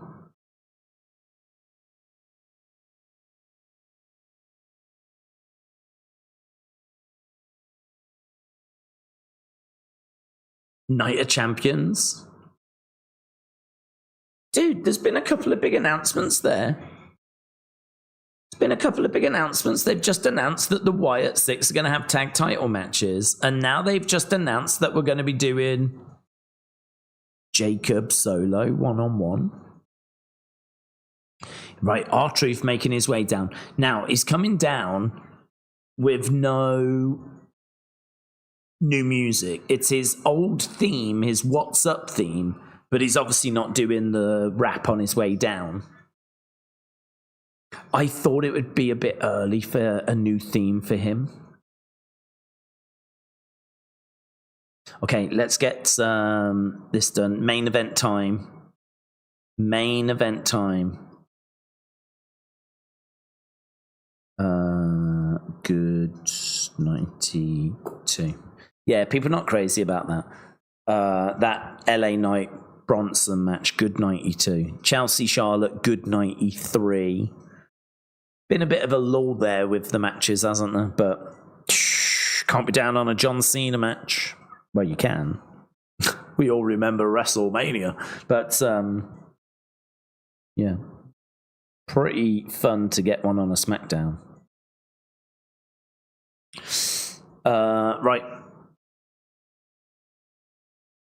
Bum, bum, bum. When the stream started, it was night. Now it's days. Look at this. Hey, King Yeti with the dad jokes.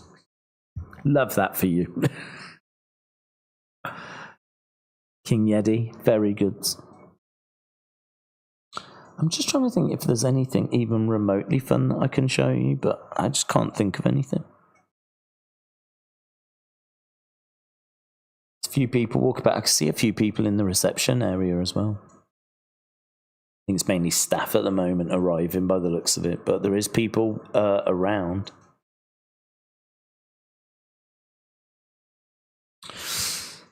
Right.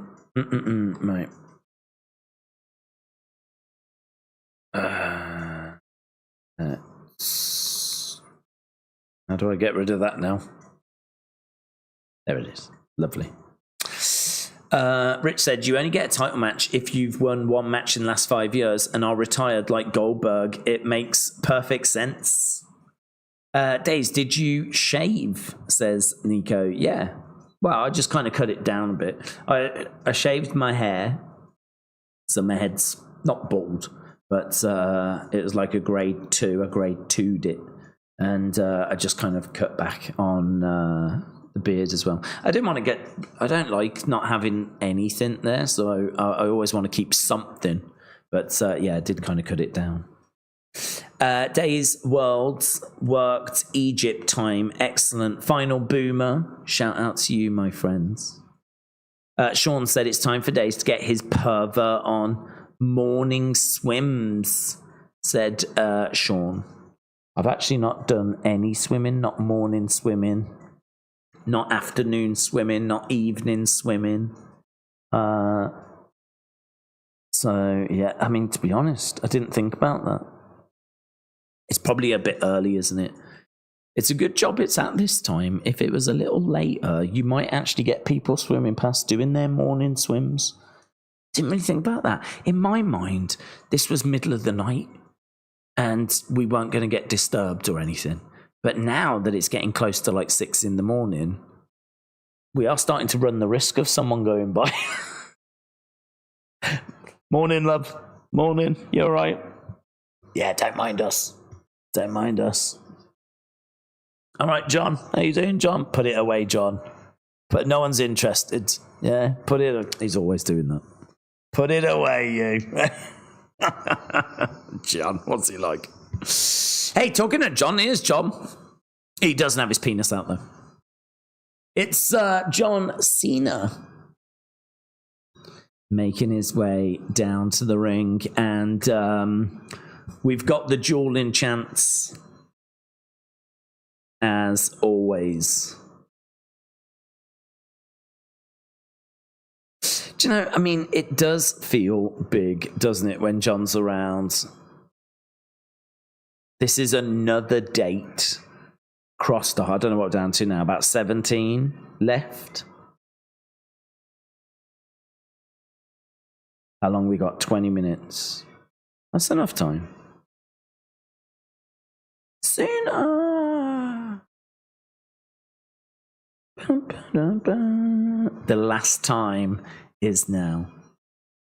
Daze, are we doing Crawford Canelo on September 13th? Said Mr. Dell Jr. No idea, but I don't want to commit to something that we can't commit to. I mean, obviously it's going to be massive and everyone's going to do it.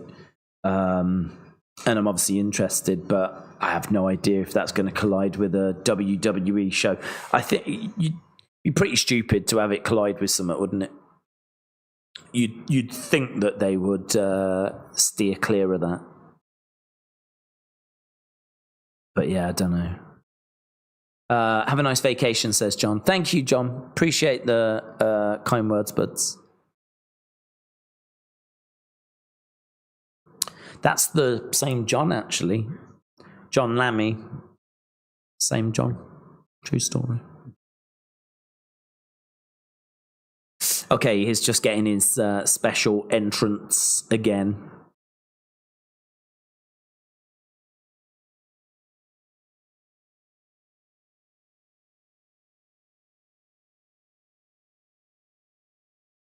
He's doing a bit of a curtsy.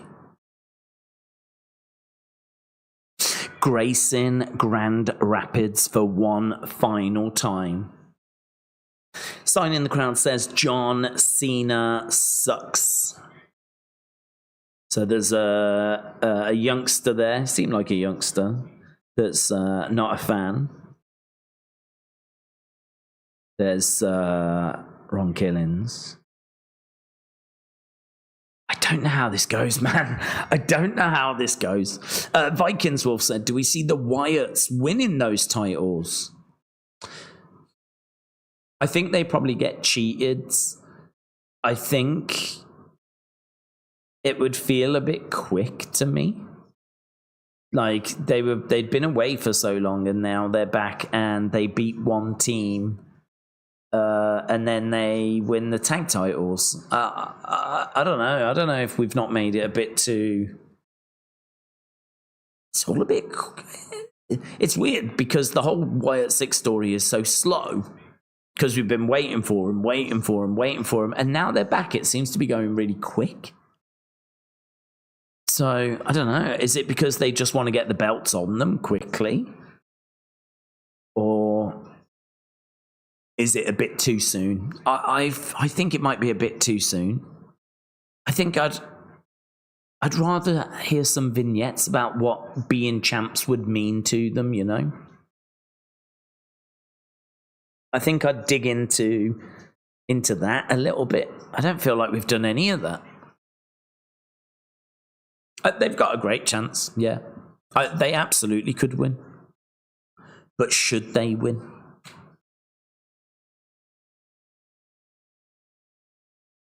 Is this commercial break? Yeah, we're at commercial break. We're at commercial.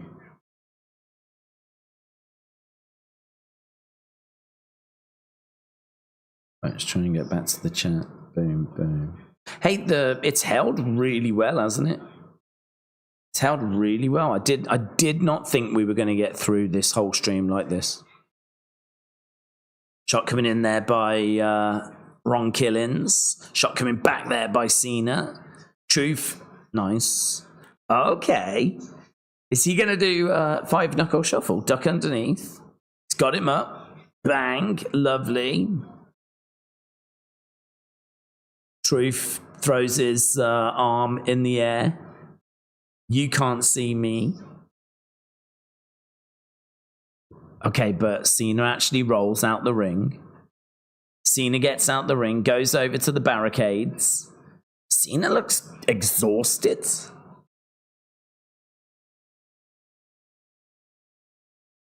Who's that girl in the front row? I think she's wearing a Cena shirt. She doesn't seem that thrilled that he's in front of her. I wondered if that was maybe Cena's wife. Can't quite remember what his wife looks like. Bang.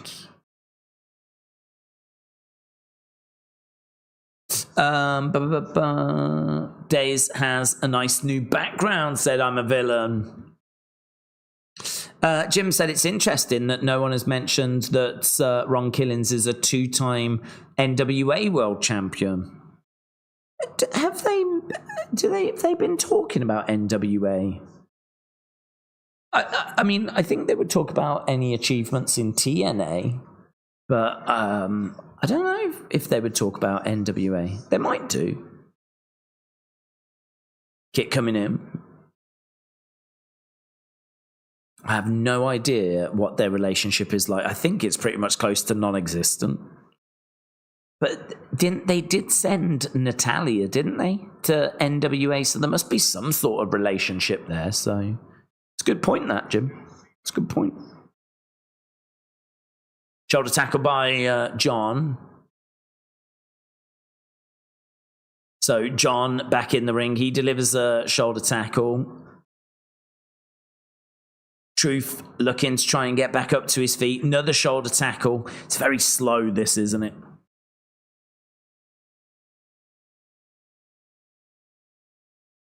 Truth is down. Is there any Egypt footage coming, says Ronnie? Not really, to be honest, but I did film in a shopping centre and I did film inside a toy shop. And if I'd have found anything wrestling, then yes. But the truth is, there was nothing wrestling.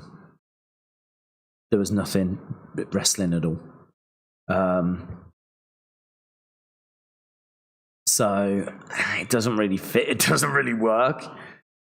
We're not a channel that do vlogs, so it's not. I could probably chuck some on the members side, but I don't think it really lives on the channel. Those shots by Truth didn't look brilliant to the side of the head there. Truth coming in, splashes Cena. Cena goes to the outsides. Cena looking to grab the championship. Crowd are obviously making plenty of noise. Cena says he's done and he's walking away. So Cena is walking. Ron is still in the ring. Yeah, here's R-Truth coming after Cena. Grabs him. Oh, big shot. And again. Oh, Cena wallops. Okay, DQ. Well, this is a bit strange, isn't it? Because we've still got 14 minutes to go. Here's Punk. Here's Punk. So it is a win for R-Truth. It's a win, I believe, by... I don't know if it's DQ or count out.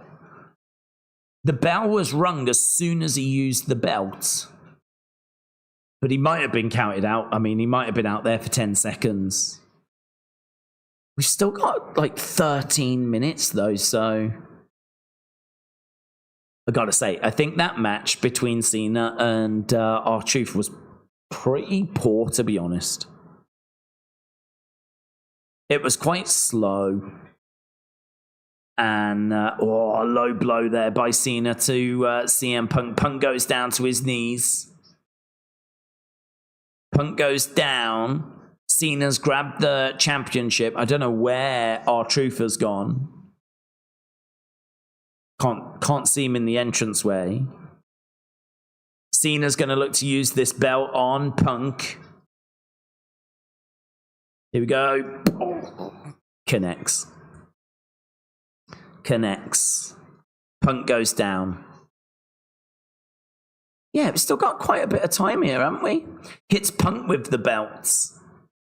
Alex said they're both 50s. What were you all expecting? Yeah, I think I was expecting some more bells and whistles.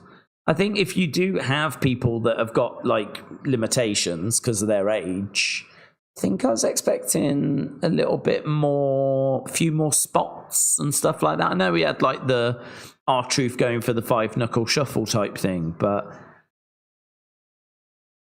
I don't know, it's weird, isn't it? I mean,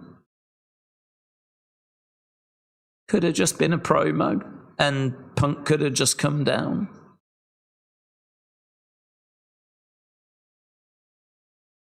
Here's Punk trying to get back up to his feet. Cena has got a Slim Jim table set up. Bang! And again, he nails Punk with that belt. Picks him up. It's pretty sick, though, seeing Cena and Punk. Oh! Punk goes through a table. Cena goes to the outside. He's not quite done yet. Grabs a microphone. Okay, this could be interesting.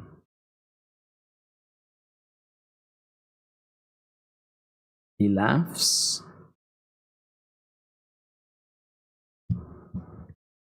It's great seeing Cena and Punk, isn't it? Like, battling away, being physical.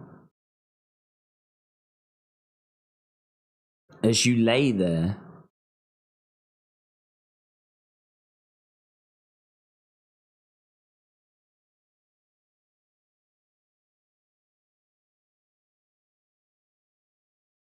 Okay, he's kind of making out that his microphone's cutting out, but I don't think it was. I hope you can listen. I hope you can digest.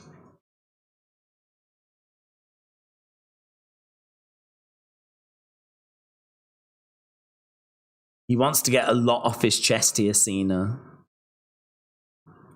But he's got plenty of time. He's got flipping 10 minutes. I don't hate you. I don't even dislike you. I actually like you.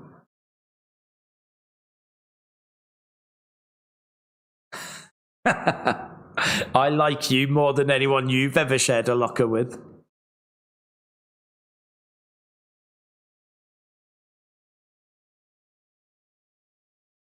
So Cena's upset with CM Punk calling himself the best in the world. You're better than me at just one thing.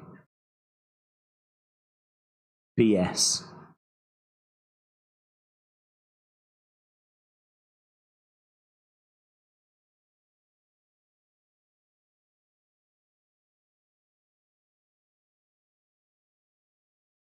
This is like Cena's pipe bomb. Breaking the fourth wall. So Cena referencing the pipe bomb.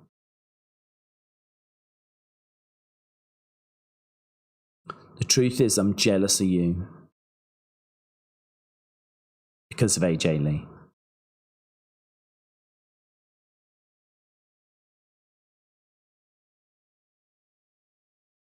Punk has to just lie there, doesn't he? It's a direct pipe bomb copy, said Huds. It's wrestling talk more than wrestling, says John.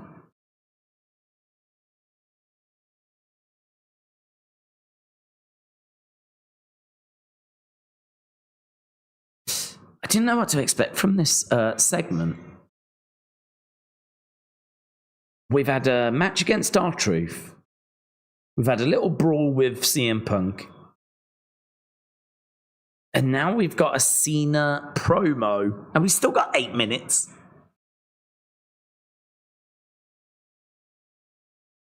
Ah, hey Claudio. Hey Nick Nemeth.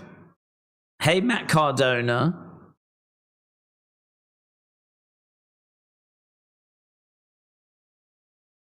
Cesaro. Zack Ryder.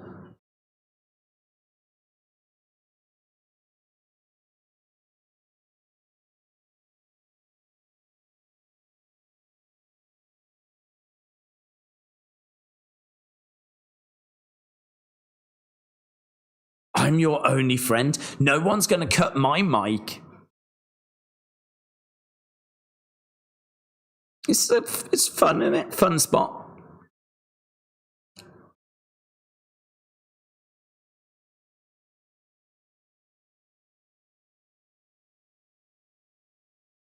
Oh, that's good. You've just regurgitated your 5 mic moves of doom.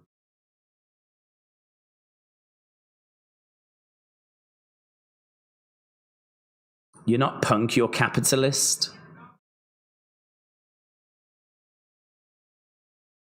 You're Mr. TKO. Punk made that point last week.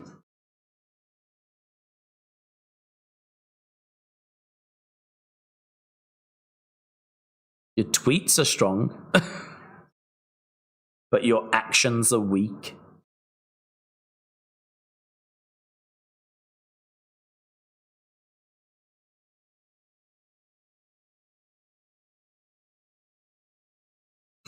Mr. TKO. Jojo said this is kind of cringe. Cena cooking, says Mayor Pete.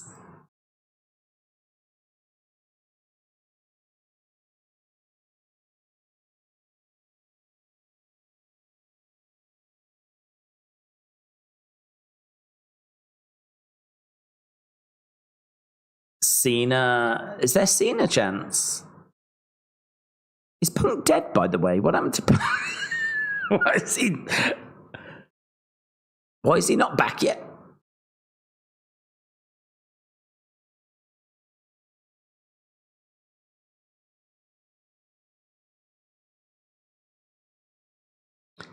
The GOAT is Roman Reigns, says Amethyst. We've still got 5 minutes, says Batman Big Fan.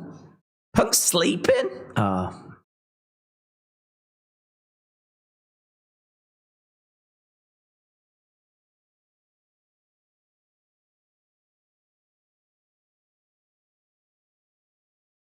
I guess it's a small world after all.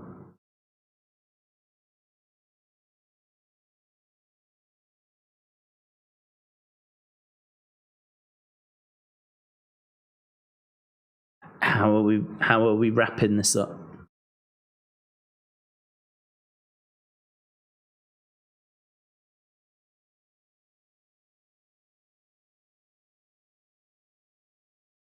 I mean, it's a great visual. Optics are great. Bring your A game to Night of Champions, he says to CM Punk.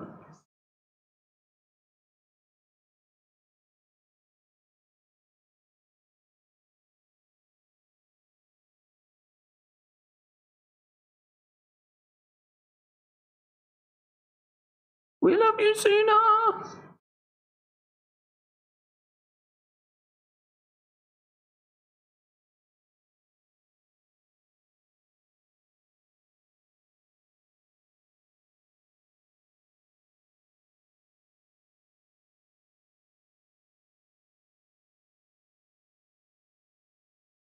Best in the world against the greatest of all time. The ref's telling Punk what Triple H said in the back. Matt Pete said, have you seen any camel toes in Egypt? I've not seen any camels, so I've not seen any camel toes.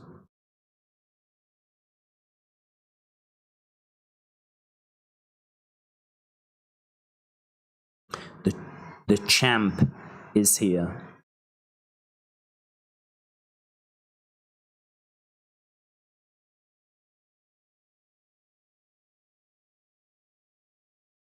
USA, you can keep the other 2.5 minutes.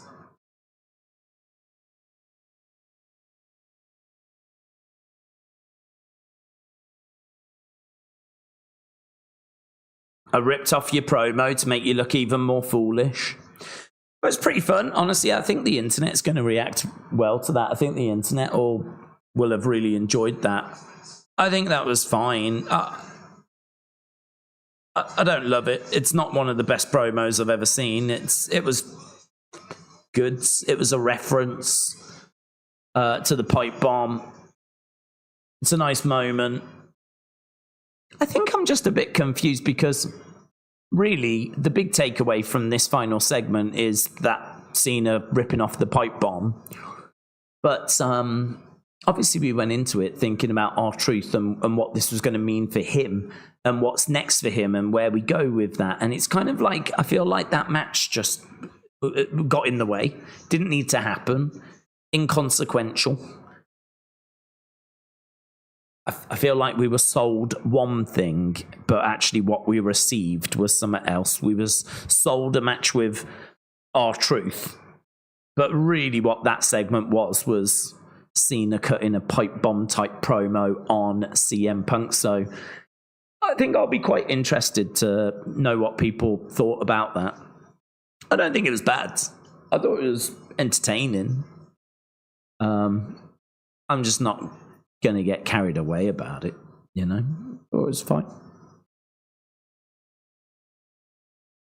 Cena, CM Punk. Let's do a quick little poll, actually.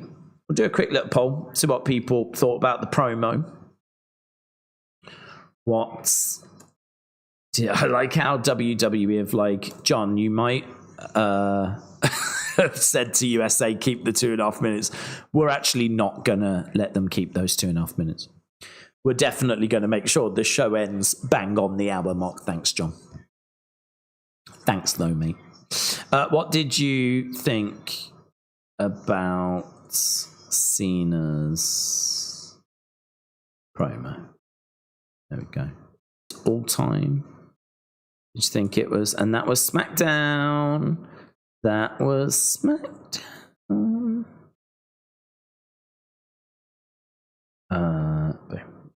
Thanks for joining. Well, thanks for having me.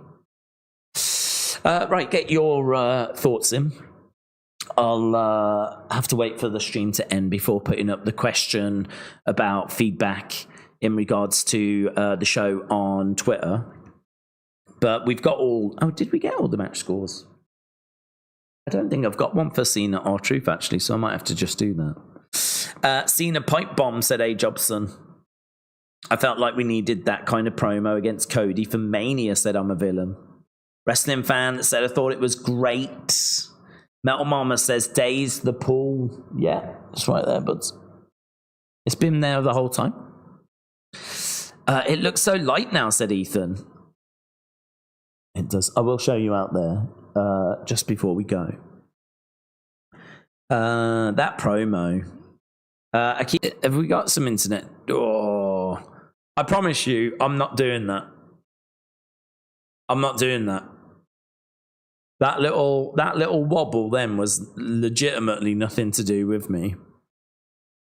I was just talking away, and I saw that it had disconnected. So, yeah, we knew it though, didn't we, guys? We did know that there could be some issues, and that's exactly what's happened. Some issues have started to show them. So that's really unfortunate, actually. That's really unfortunate. Nine Dark Holiday said, I felt the pipe bomb of Cena's was like a mom going into her daughter's closet and trying on her clothes to go to the store.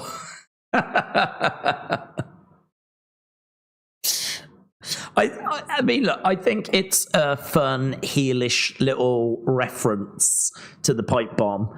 I think it's, I just put it down as like being something that was fun. People will have a bit of fun with it online. They'll match it up to parts from Punk's, you know, and they'll, you know, people will have enjoyed the references. And I think people will have got enjoyment from it. But I don't know. I do find some of those things can get a bit carried away. Like, some people will be like, oh my God, that's amazing. Like, what an amazing segment. That's one of the best Cena segments of the year. And like all that stuff. It's like, I don't feel that way about it. I thought it was fine and fun, but it's fine. I would be debating as to whether to go good or great on it personally. But I don't know. I hope people enjoyed it. I hope people enjoyed it. Certainly looking at the poll, it seems like people enjoyed it. Which is good. That's what it's all about, isn't it? And I'm certainly looking forward to that match. Really looking forward to John against CM Punk. Iron Sentinel said Daze jumped in the pool, jumped out, dried himself whilst the stream lags. Iron Sentinel, yeah, thank you for... I think you was still able to view, wasn't you, bud? Yeah, so just... guys, we're back now. And... yeah, I hope people enjoyed that. I didn't think I'd do it, you know. I didn't think I'd do it, but yeah. It's colder than it looks, the water, actually. But no, I mean, look, for this community, I do what's needed. Yeah, I do what's needed. So hope you enjoyed that. I know that's a special moment that probably will be replayed. It seems like Iron Sentinel says that when I did jump in the pool, there was a little bit of lag. And I don't think everyone got to see it. But hopefully enough of you saw it to enjoy that. So, yeah, shout out to you guys. Miss Dow Jr. said, what time are you leaving Tuesday? Honestly, I don't know at this point. I actually thought I was going Monday. I thought I was going Monday, so I thought I was going to miss Raw, but turns out I'm going Tuesday, so should be able to watch Raw. And yeah, hopefully it will hold as well as what it just did. So right, we've got the promo, so let's end that because I need to get... There we go. It's come out as great 64, so people enjoyed it. Let's get a poll for the match. So, match score. So, this was Cena against R-Truth. Cena against R-Truth. All time. There we go. Great. Good. go. Right, let's get that match thing done, because I've got all the scores for all the matches, so it'd be a bit silly to not do it for the main event match. We'll get that in, and I'll try and show you a little bit of outsides, and then I'm going to run away. I'll put the question up on Twitter about feedback, and look to get that video sorted. Wrestling fan said, are you missing NXT? Yes, sadly, because we're traveling back that day, so unfortunately I just won't be around. It just would not be possible. So yes, that is having to be sacrificed. Michael said, y'all are just hating on that promo because you love Punk. John destroyed him. I mean, I can't speak for anyone else, but I'm not really bothered. I'm not really bothered about, like, if Cena destroys Punk or not. Like, I'm not, that's not a motivator for me. I just think that it was a reference to the pipe bomb. The original pipe bomb is historic. This was a little sort of play on it, which is like a tribute. In a way, I feel like I've just seen a tribute band rather than the real thing. The real thing, obviously, from Punk years ago. This was it was a very good tribute band. It was an excellent tribute band, but it was still a tribute band. So, for me, my criticism of it would not be based on, you know, I'm a diehard CM Punk fan or anything like that. That would be the best way I could word it. It was fine. I was entertained. It was good. But for me, it was nothing more than that. But I think you'll see the internet react big with it, you know. I can already see, like, people getting the original and putting it side by side with that one and, like, picking out certain sections and, you know, Claudio getting a mention, Nick Nemeth getting a mention. Those kind of things play well on social media. People always like it when something that shouldn't happen happens. God, you know, I mean, he just referenced Matt Cardona. You know, and it's like that kind of stuff, like, has an impact on social media. And, you know, people at home, you know, it catches the ear, doesn't it? But, yeah, to me, it was fine. It was fun. I'm not down on it. I weren't hating on it. But for me, I'd say it felt a bit like a tribute thing. But a good tribute. I loved the story. To not appreciate the ending we got, I don't know. It's just good stuff, said WrestleRants. A. Jobson said it was a great promo by the greatest of all time, John Cena. For John Cena, that's the 10 out of 10 promo. Nico said, wish we would have got more of the Truth Cena match. That felt a little bit pointless. Jennifer said, I think Truth did deserve better. Ben said, how would you react if you started Netflix in Egypt and they started speaking Arabic and you couldn't change it back? It'd be okay. It'd be a problem if I couldn't make out what the wrestlers were saying, but I don't really need commentary. But yeah, if I couldn't hear the wrestlers and it was being dubbed and I had no idea what was being said, that would be a challenge. But it'd be okay. We'd have some fun with it. Punk's pipe bomb years ago mentioned Colt Cabana and Luke Gallows, says Brian. Ending was pretty good, said a wrestling fan. Octavia, shout out to you. Did you watch this week's NXT? I didn't. No, I've not had a chance to catch up. I might try and catch it tomorrow, actually.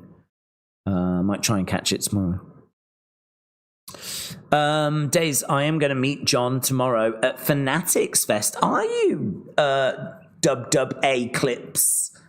Wrestle with Andy Clips? Are you really meeting John tomorrow? That's really cool. Are you over there, are you? Have you gone over? That's New York, isn't it? Andy, are you over in New York? A-Jobs said, I want the voice of the voiceless to drown in a desert oasis of blood money. Felix said, what time is it out there? It is 6:10 in the morning. 6:10. We start. What time did we start? We started 1:30, and it's now coming up to 6:10. Nico said, you guys in the UK are lucky for real. You get all the best places to go to, like Italy, Spain. Everywhere is so much closer. We've pretty much got nothing but Mexico. Yeah, but I suppose the way to think about it is America is so varied. I mean, if you could go to Vegas, but you can go to Florida, you can go to New York, you can go to Los Angeles, California, Texas, and Chicago, Seattle, Washington, D.C. I mean, you've got all these places in America, and America's so big that I suppose in many ways it's just like Europe, where, you've got different states, we've got different countries. We've obviously got a lot more history, and, each country has got a lot more history to it than the States, which, is still relatively new compared to Europe. So, yeah, we are kind of rich with culture and history, but I don't know, the States, you've still got so many great places to go. And even if you don't want to go to the States, you've got like Jamaica, Caribbean, Mexico. I don't know, Canada, of course, if you want to go north. So, yeah, you've still got lots of options. But, yeah, we are quite lucky in Europe where, like, you can go Norway, Denmark, Sweden, France, Portugal. It's not too much of a journey to get to, like, Morocco. You can do Morocco. You can do Egypt, about 5 hours. Greece, Cyprus. Even I went to Poland and it was lovely. Germany, of course. I mean, Italy. I mean, all these, Bulgaria, Croatia. Lots of countries, lots of interesting places to explore.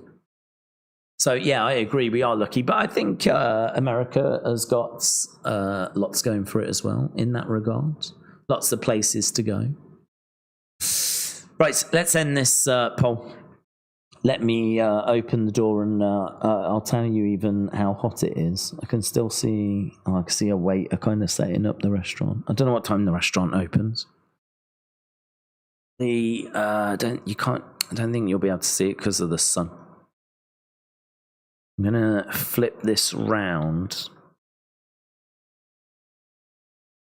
Let's try that. Let's unplug that. I don't know if this is gonna like crash, maybe. Hopefully not. Let's go for a walk. Go for a stroll. Okay, fine. Okay. There's the bed that I was on. Is it still holding? I think it is. And I mean, you can sort of see, I don't know what you can see because there's a delay, so I can't see what you can see yet. Oh, there we go. Yeah, that white building just ahead, that's the restaurant. And here's the pool. You can see, like, the pool goes down there. These are the kind of buildings in this area with the domed roofs. It's doing well, actually, holding. This big building in front is really in the way. Over there is the restaurant, and just behind that is the bay. Is there any part of Egypt that you can actually see? That's the reception entranceway. There's not really any Egypt that I can show you, unfortunately. Well, I suppose all of this is Egypt. I suppose everything you're seeing is Egypt. And is there anything down there? Oh, I don't know what that is. In the distance. But yeah, look, the pool just goes there, and then it just connects to like the neighbours' pool. They've got their own little bit as well. So there's not really much to show, unfortunately. But That is, that's the view. Let's go back in. Oh.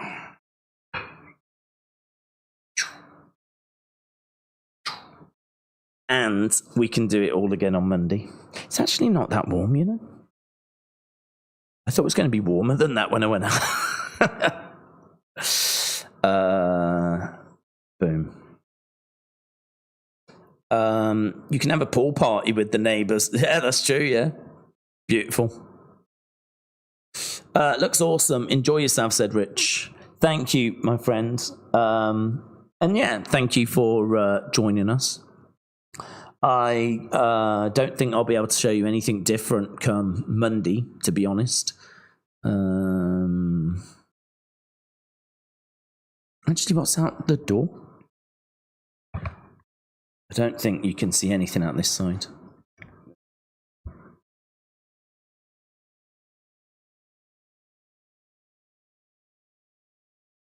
I've got the front door here.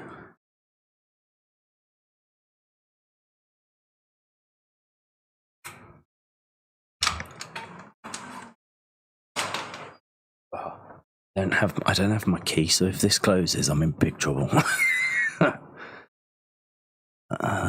No, I mean, yeah, no, there isn't anything.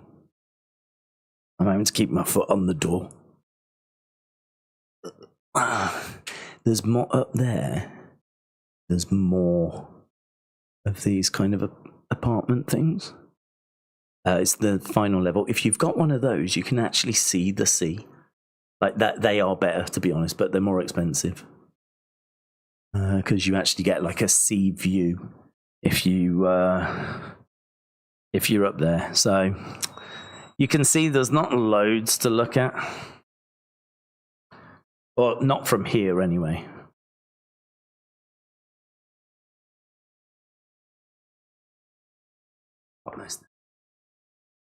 Boom, boom. Rich, thank you for the kind words. Don't let that door close, says Hayden. Yeah, no, I was keeping my foot. Well, I had visions that it was going to close on me, to be honest, but no, we did it. We did it. Right, awesome. Thanks a lot for joining us. Really do appreciate it. Hope you enjoyed something a bit different. Obviously, we're having to keep our kind of voice down, which is a shame, really, because I feel a little bit more comfortable with speaking a bit louder now because it's 6:20. So I sort of feel like I could probably get away with being a bit louder, but unfortunately we couldn't really do that during the night, of course. Neighbours are literally just behind this wall, beyond this wall. Other neighbours, there's a bit more of a distance, to be honest, so... But, yeah, the other neighbours are literally just behind that, so needed to just be a bit careful on that front. But, yeah, there we go. Really appreciate you joining. Really appreciate all the support. Don't forget, we will be back on Monday, and we'll be doing Raw. And yeah, I don't know what I'll have. I'll see if I can find any more pictures to show you from around the rest of it. I'll take a few pictures and get some more stuff to show you for Monday. So awesome. Thanks for joining. Appreciate it as always. Have a great weekend. And I'll see you again next time. Bye for now.